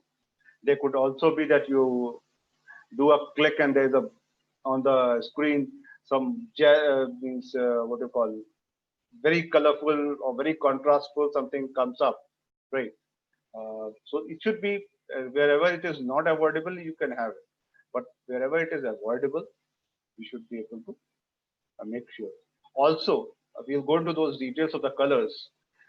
The colors combination should be such that a person, like I said, one of the types of people were who could not probably see, or if their contrast ratio is very high, right? So we have to take care of those types of people also, and that is why the second example I gave you about the color thing. But these are only examples. There could be people with others. So any reaction that you have of the browser, the clicks that we have, we should be very cautious that those should be very smooth and should not be of the type where undesirable reactions or could happen, right? So that's why it is saying that motion animation triggered by interaction can be disabled, right? So there should be a provision that I should be able to disable or enable a provision. So as a normal being, I want to see something, I should be able to enable it. If a person is apprehensive that probably if he sees it, it could be harming him, there should be a provision of disabling. That's another thing. Input modalities. all functions that use the input modalities again is more related to the keyboards and all that we use. I will come to that point again. All functions that use multi-point or path-based gestures can be operated with a single pointer, right?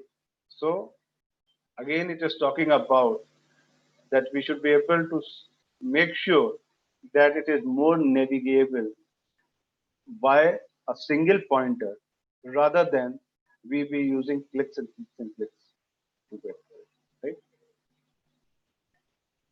Now this is, I think, more from the trigger perspective.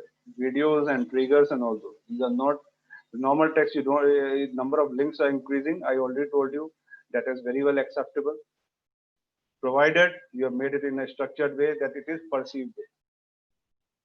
Because perceivable is one of the 4 points on which, or I would say 4 pillars on which the WCAG stands today. Right? Devices or user motion functionality can be operated by user interface components, right? So the devices or user motion, again, it is talking about videos, that the motion and all should be operated by user interface components. So what happens if a user is seeing a video? Normally you see that on the video front, you have different control mechanisms, a play, a pause, or maybe slow motion and all those. So those should be enabled for on your any content that you deliver. Unrestricted use of input modalities available on platform except when essential, right? So unrestricted use of input modalities available on a platform. Now, what is that it is talking about? It is saying that any input that you have, right? The same thing that I talked about. Only thing is that if it is probably you want to make sure that this thing is an essential part and we do not want a particular control for showing this particular content, that is the only point part where you can disable it, but that should be justifiable. It is not something that a clause has been given and so I am using it and everywhere. It is only when it is very, very essential, and that is why you see it is the word is very clearly written essential. It doesn't talk about that if I desire or something, I should be able to do it. Right? Compatibility status messages can be programmably determined and presented by assistive technology. So again, the same thing is there are different assistive technologies that are there, which should be able to make clear that whatever you are programming, those messages, but this is basically I am looking at device A or I am looking at device B. The message should remain the same.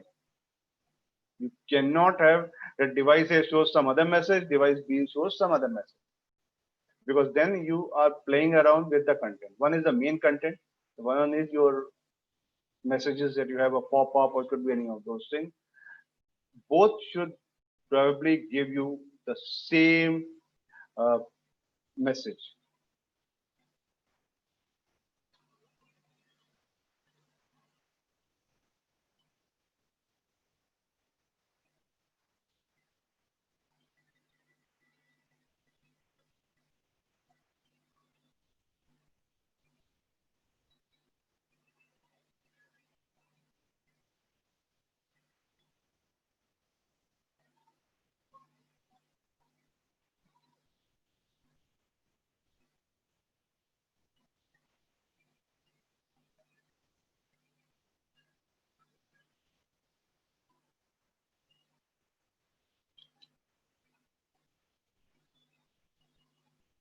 So again,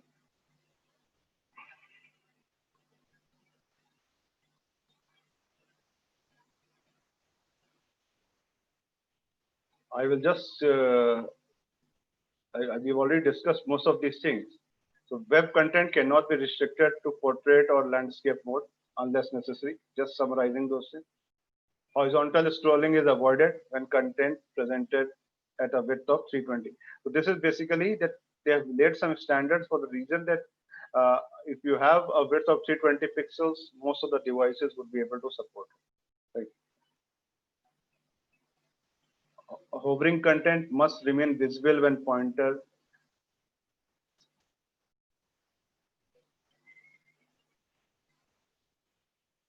Sorry, I am.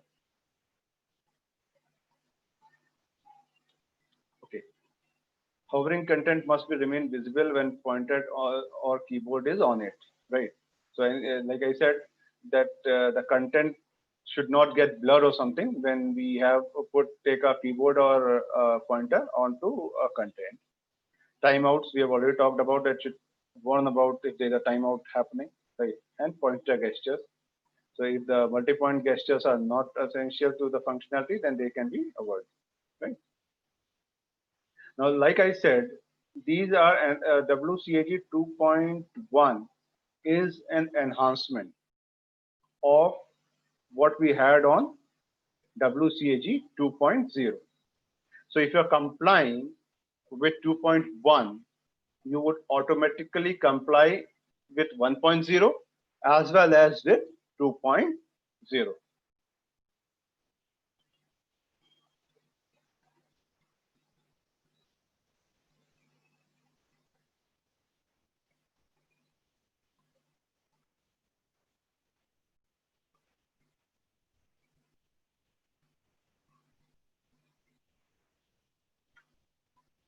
These are some of the common website accessibility issues that you would also be noticing, or you will be able to notice now at least when you go onto a website, right? So alternate text for photos and graphics. Now, what happens if you are going on a website and you go on to a photograph on the website, it should have an alternate text behind it. So behind it, how will you know? You take your mouse pointer onto a photograph. So that text would come in the foreground. And that text basically gives you the description of the photograph. So say it is my photograph. So when I, on some website, when somebody goes there with his pointer, he will see photograph of Praveen Mishra or something, right?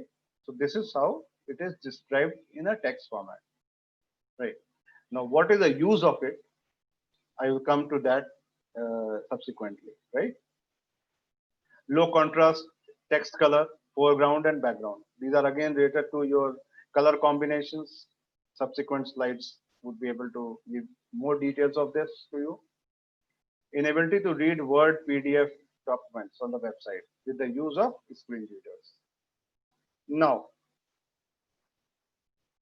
we have a lot of content, especially PDFs on websites. And most of the content, especially government orders or probably notifications or probably, like you said, some notice from your institutional principal or somebody who has made a physical signature onto it. How do you put it on your website? You normally scan it and put it on your website. Now, when you are scanning it, most of the scanners, what do? They scan that entire page as an image embedded on a PDF page, which is not editable, which is not selectable. So it's an entire one image that is there. Now, if it is one entire image, which normally happens in such cases, it will not be accessible. Why? It has to do with screen reader softwares. Now, what are screen reader softwares? These are softwares which you put on your computers, and when you browse through or access through anything on your on your computer, right? I'm not only talking about web, I'm talking about any content on your laptop. Even the start button is a content, right? So that is something that these screen reader softwares will read and announce. So it is basically a text to speech software. This is used by blind. Since they cannot read, it reads for them and they listen and understand. So any PDF that is made by by scanning, in 90% of the cases are images. And people just put them on the websites or somewhere without knowing that they are not accessible to people. I will share more details on this and how to make it accessible as we proceed, but just wanted to explain to you what is the issues that are there in a PDF, right? And similar are the cases with Word, right? A Word document also has pictures sometimes, and those pictures don't have alt text, and so are not readable or understandable by a blind person. Lack of accurate or any closed captions. Now, what are these? See, anything that you teach, even as a faculty, when you go into your class and you teach, the first thing that you write on the board or something is the heading. What is the topic you're going to teach or anything of that sort, right? The same thing needs to be followed on the web. The headings should be self-explainable. One should be able to understand from the headings and from the links that you have what is that will happen next, or what is the type of content or topic of content that I'm going to get next. Whether from the heading you scroll down, so what is that you are going to read, or from the hyperlink something, you click what is that the type of content that will open. So the topics and all is something which you should be able to know from the captions itself, right? Website formatting, again, like I said, website formatting, the flow of the content and the flow of the navigation should be very, very smooth, right? So if it is not smooth, then probably a person with difficulties will never be able to go through.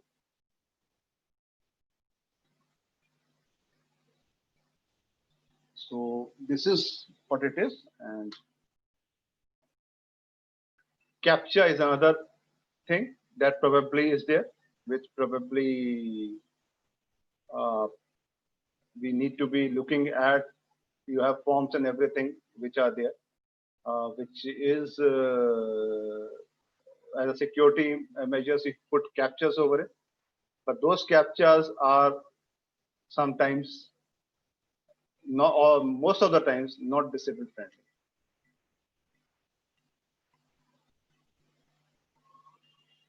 So this is the summing up of the WCAG. So it's a low visibility. So we should be able to increase. These are some of the features that should be available on the websites on the content. So low visibility. So we should be able to increase the font size of the text of an accessible website. Now font size, normally with a browser also you have something which is called zoom. But if you do a zoom, the website gets distorted. So you should have an inbuilt mechanism on the website itself to increase the fonts. Now, blindness again, you should be able to take care of different types of blind people. And that is something, whether it's a color blind, then you should have different contrast happening, or if it is what you call a blind person, your screen reader should be able to read it. All those things should be there. Right. Device accessibility, we have already spoken a lot of this, that the device should be responsive. So it can be any of those devices. You should be able to see the contents. Now, one thing that we have spoken a lot of time, but how it is done, I have not gone into it, is the tab. So what happens if you have people who are blind? They cannot see a mouse pointer, and so they cannot navigate through a mouse. They use the tab button. Now the tab button, that is why your site should be navigable in a certain fashion and seamlessly navigable. So the tab button should move from one tab to the other. That's one part. And scroll down to the next sub menu, come back to the menu and go to the next. So it should be a very structured navigable site from the tab perspective for a person, blind person, to be able to see it. Right? I have already dealt a lot with this, so I'm just skipping through this content. I think this is how a website looks like. So you have these effects that are there that you can increase or decrease the size of the font.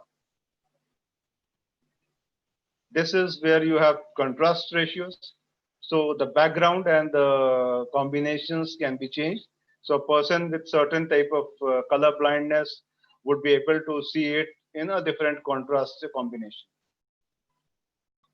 Captions, we have already talked about, that you should have captions and subtitles on every video that we have. YouTube and all have made it mandatory now as part of the legal obligations. Screen reader, there are different screen reader softwares that are available. So that is how it is. Each of these images that you have on your website or whatever digital content that you have should have an alternate text so that the screen reader should be able to read it.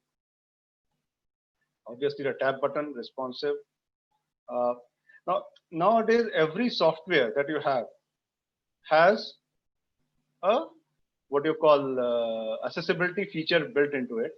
So you just need to be sure that when you've configured your PDF documents or anything, you should be able to enable it for a reason that you make your document accessible. So it's just a very small effort that is required. But yes, obviously, it goes a long way in making the document accessible. And this is available in every software that you use, whether it is Word or it is PDF or anything of that sort.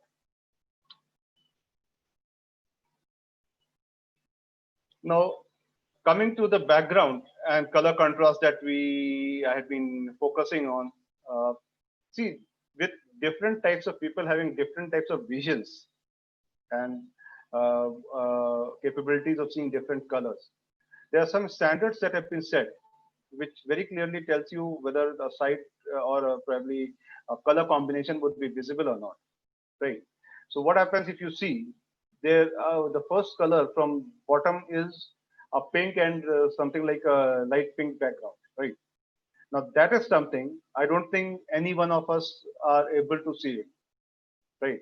It is very, very difficult to see. Now what is that is written there, right, is the contrast ratio that we have. So what is the contrast ratio? It is a ratio between your background and your text that is written onto it, right? Colors ratio between these two colors. So the first one that we see from the bottom, the color combination is 1.63 is to 1. So means 1.63 is to 1 is a ratio which we are not able to see at all. Almost very difficult to see, right? As per the standards, 4.5:1 is the bare minimum where we would be able to see.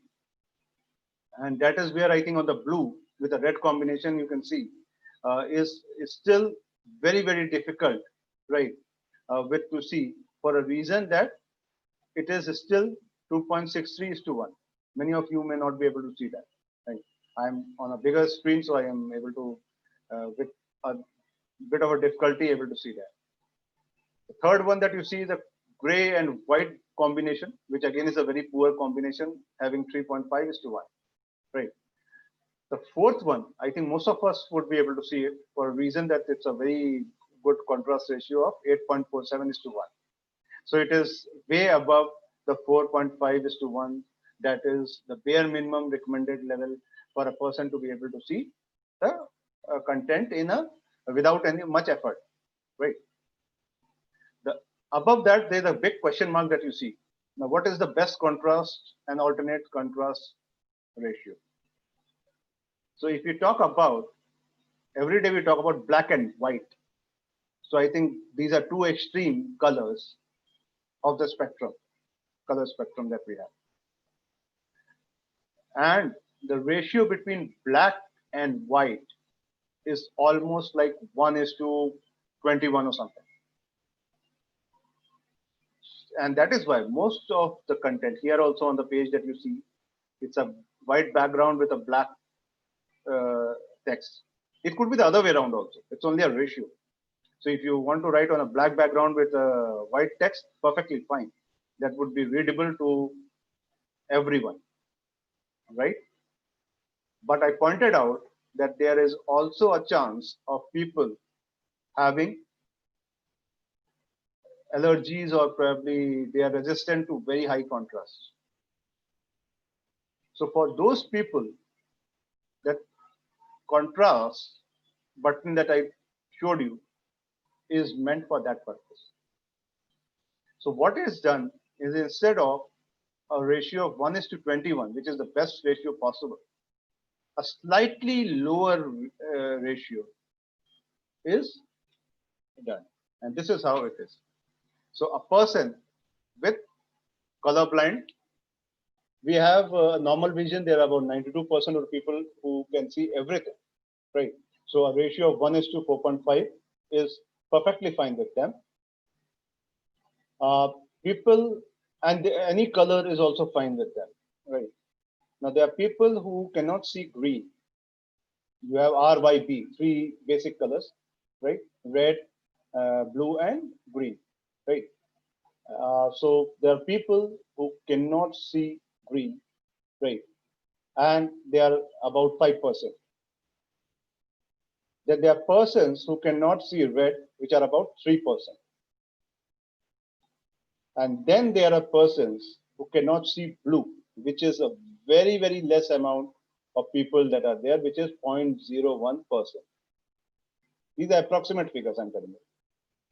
Now, if you see this spectrum, what do you see in common? In three of the circles that you see, yellow is present. That means a person, means if you count this 92, 5, and 3, so almost like 100% of the people would be able to see a color yellow. So to give a, and yellow and black have a contrast ratio of 1:, something like 90, around that figure, right? So it's a very good contrast ratio, can be seen by all. It is within the spectrum of majority of the people, even with color blind, except those with blue blindness. So we are leaving out the 0.01%, and a black and yellow combination is supposed to be the ideal alternate combination to a black and white.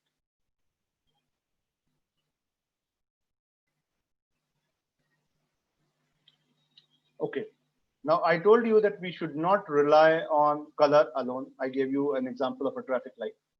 This is a page that most of you must have seen, is taken from the login page of Facebook, right?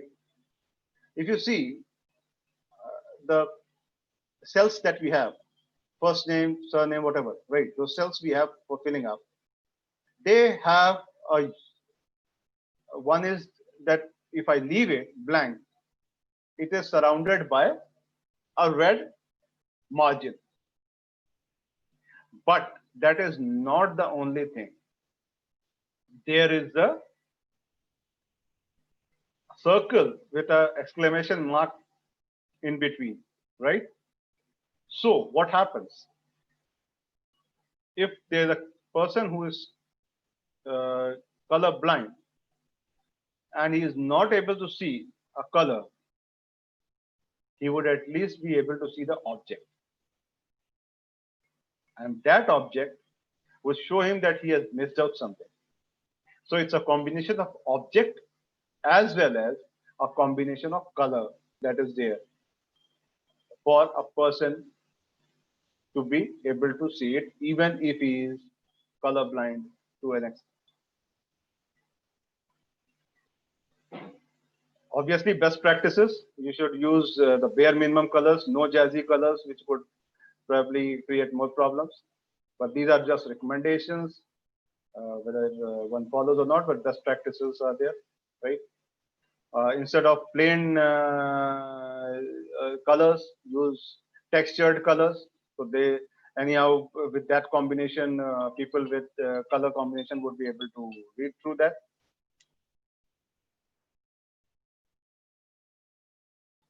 Now here is again a combination which is some of the combinations which people say is a very bad combination. So the list of such colors which should be avoided to that level. Now again, this is another practice that is supposed to be taken care of, is the order in which the content are downloaded. Now imagine a site which has a video, a text, picture, text, and maybe some documents, links to some documents, right? Now, if the order is that the video should get downloaded first on the website, what happens? If you have a poor bandwidth, it will keep like a blank screen for a very long time, and probably it will disinterest you, and you would move forward to some other site, or you may not be able to see anything, right? Till you get a good bandwidth, you may not be able to see it. Maybe if it's a big video, it may be, say, take more than an hour or something of that, right? So the order in which your content are downloaded is something which is very important, and this is an order that is followed. So if you, even if you have a very poor bandwidth, important text first, so at least you know what is on the site, which is important, followed by the other text, right? And then your pictures, and then your videos. So your site, at least the information, the basic information on your site is accessible to all. Now again, coming to the color combination, this is again part of that. Now, whether you see people with disability is written, right? So this is basically a link, right? But how I've given this link? I've written a link. Now what happens if there's a person who is blue blind? He will see it like this. So there is no link for him. And that is where it's a very poor practice, and the site is not accessible. This is the right practice that you see. So now you can see that people with disability is written in a different color, along with it being underlined. So even if there's a person who is blue blind, he would be able to see it this way. This is how is a good practice to do it. Other thing that is people do is that click here. Now click here for what? What comes next you do not know. So this practice should be avoided. You should, the link should be self-explanatory. So it should say, if you are going on to something, click here for this thing. Or the hyperlink itself should be the subject written. Like we said, this one. People with disability. So you know that you for looking at the contents or the subject matter is people with disability, and you're moving there. So this should be avoided. Captchas, I told you, you have different types of captchas here, and most of these captchas are not user friendly. You see the first one, traffic lights or something. Now those traffic lights, how will a blind person be able to see that? No way he can see. So these may be very good security practices, but these are very poor accessibility practices. And we need to balance between the two. So how do we balance? The same, if you want to use an image, you can use image capture, but that image capture should also be able to announce the image. So why captures are used? They are used to make sure that the machines are not able to read and automatically fill up something to make them like a human. The human is more intelligent, and he would be able to see what is there in the picture and would be able to fill up the same thing or click on those same cells that are required to be clicked. But a machine won't be able to do it. But a disabled person will also may not be able to do it. So now with this image, if you put an alt text, a text behind that image, then a person would be able to read because the software will announce it and would be able to do it. So image captures are not at all required. The one that you can do is a text which is also announced. So if you see, just in last column, you see there's a blue this thing. Example capture that is there. I am not a robot. Just besides that, there's a blue background thing. Now, in that, what is happening is there's some text written in a very different way, right? So a normal person or a machine would not be able to read, would get confused.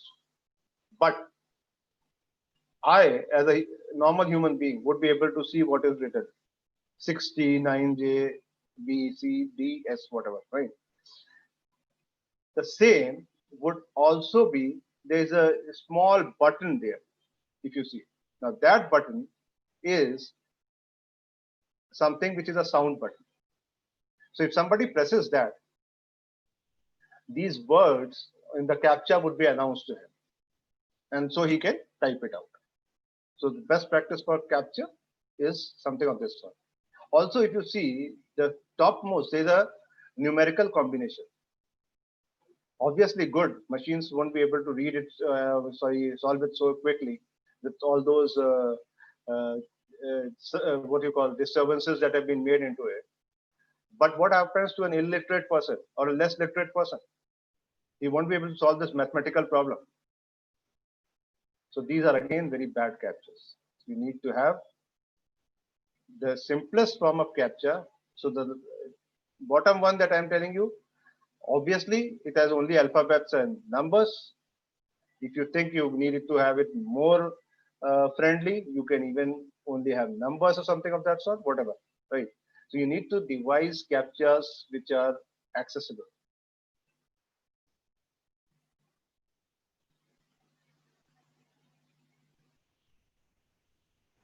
Now, website accessible fixes, I'm not getting into it. We have already talked a lot about these things.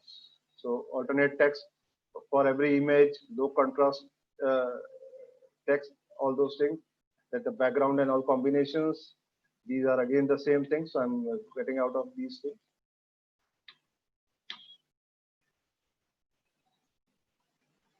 This we have already taken care of. Captioning, like I said, that all your software needs to be captioned. Now, these are some of the things that are there. Decisions that we have to make, that whether a website should be more decorative or more informative, and all text because see, the more decorative you have, the more number of alt text you will have to give. And what does the alt text actually, if the decorative has some meaning, whether the alt text that you give would be able to describe it or not. So those things are something which is, there has to be a balance between what you make as a good design and what you make a good looking website. 100 words or less for the alt text is the best practice. So if you are describing an image, it should have less than 100 words for the reason it should not go on and go on forever. Right.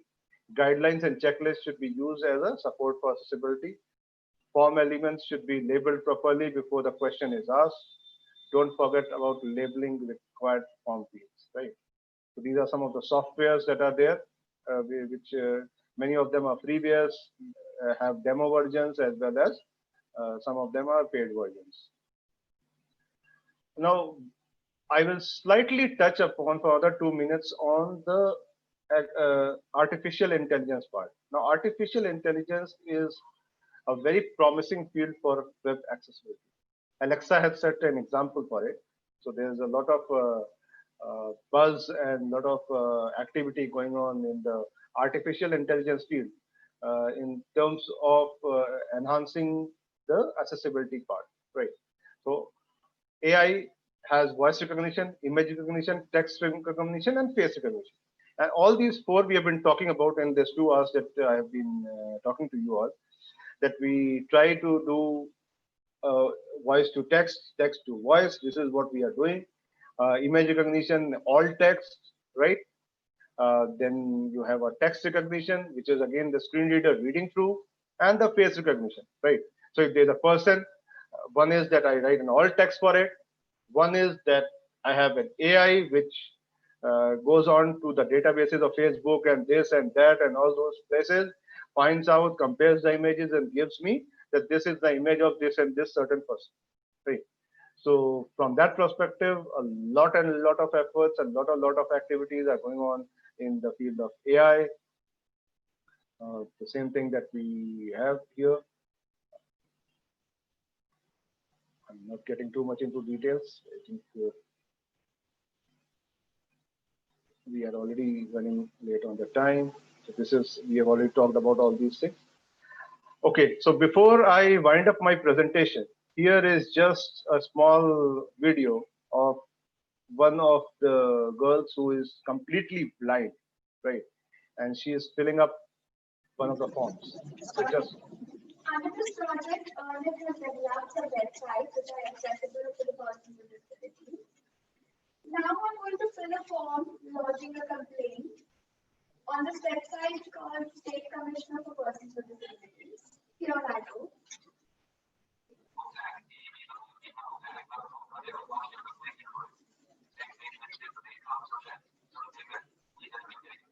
Here I'll be entering my name.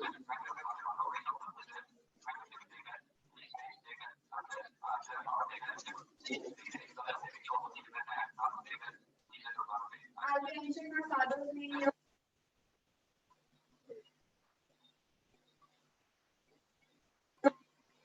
I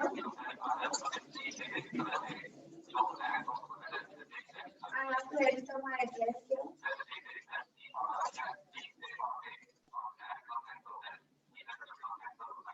My contact number.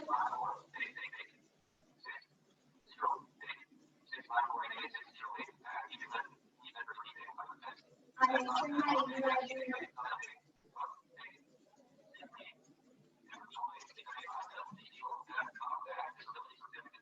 Okay, I have to upload my disability certificate.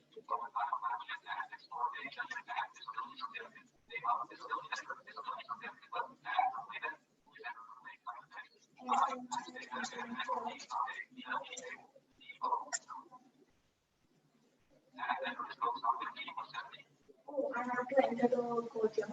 It's very easy. So, in other side, 15 plus 17, 17 is equal to 85. Okay, I got the submit button there and submitting.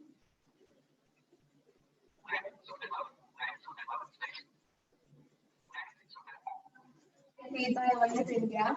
I was able to fill the form very easily. So I would like to thank Arnett India. Thank you so much.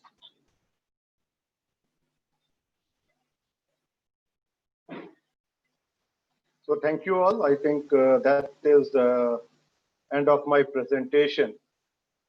And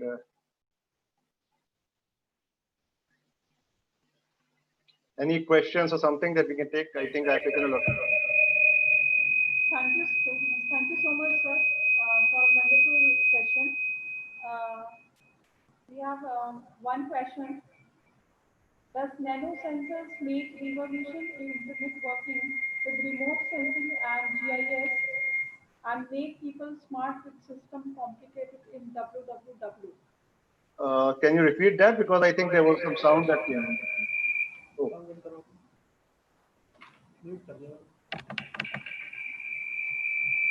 Hello? There's some sound that is. Go ahead, go ahead.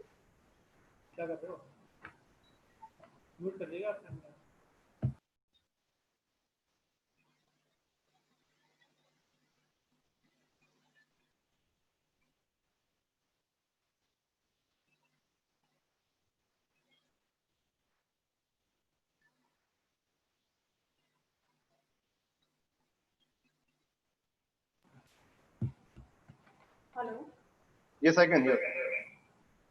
Does nanosensors make revolution in internet working with remote sensing and GIS and make people smart with system complicated in www?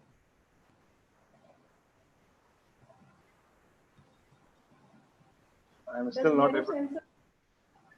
Hello? Yeah, go ahead. The question, it is in chat box if you can see. Yes, let me.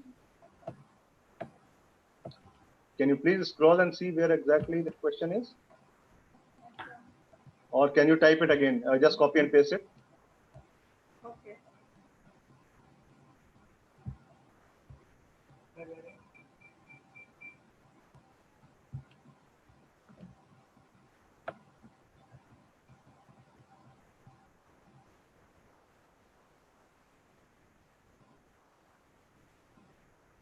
Sir, yes, this one.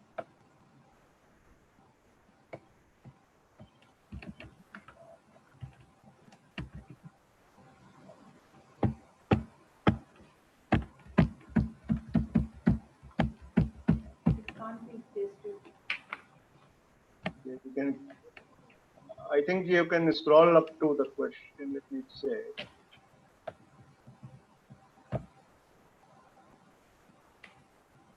Does nanosensors make revolution in internet working with remote sensing and GIS? Look, what's the first word you said? Does nanosensors? Nanosensors, right? Yes, yes. Okay. Okay, see. Yeah. Okay, so here what? Yeah, just mute it, please. Yeah. Okay.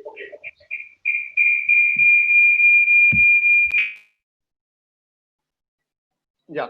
So see, what we are talking about is the use of nanosensors and GIS. That is a combination of these two for accessibility, right? Now, this I would say is not something which is going to be helping too much into the web space or the digital space to that level, except for when you can do it with a combination of a person. If a person is disabled, I'm giving you an example. A person is disabled, he moves onto the road, right? Now, with the help of these GIS mapping and all those things, and probably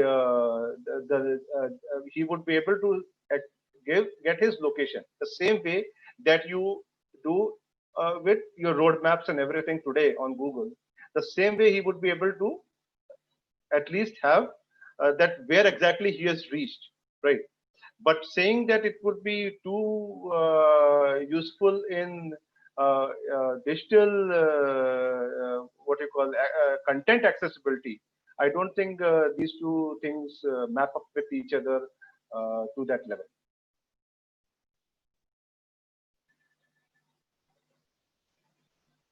If that question, I do not know whether, sorry, I'm not sure whether that question has been answered properly or not, but what is what I could understand was a combination of nano sensors and GIS technologies. Yeah. Yes, sir. Yes, sir. Thank you, sir. We have only one question Okay. at this session. So thank you so much. Thank for you. your valuable session. And anyone wants to have any questions, I think the institute can forward it to me. You already have my email address, right? So I can always respond on the mail on any questions related to accessibility. Right? Yeah. Thank you very much.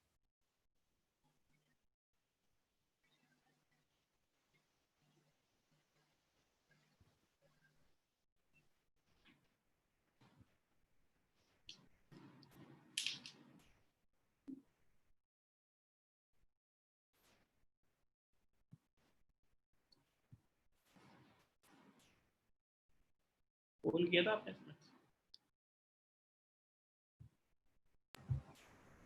पोल किया था आपने पोल?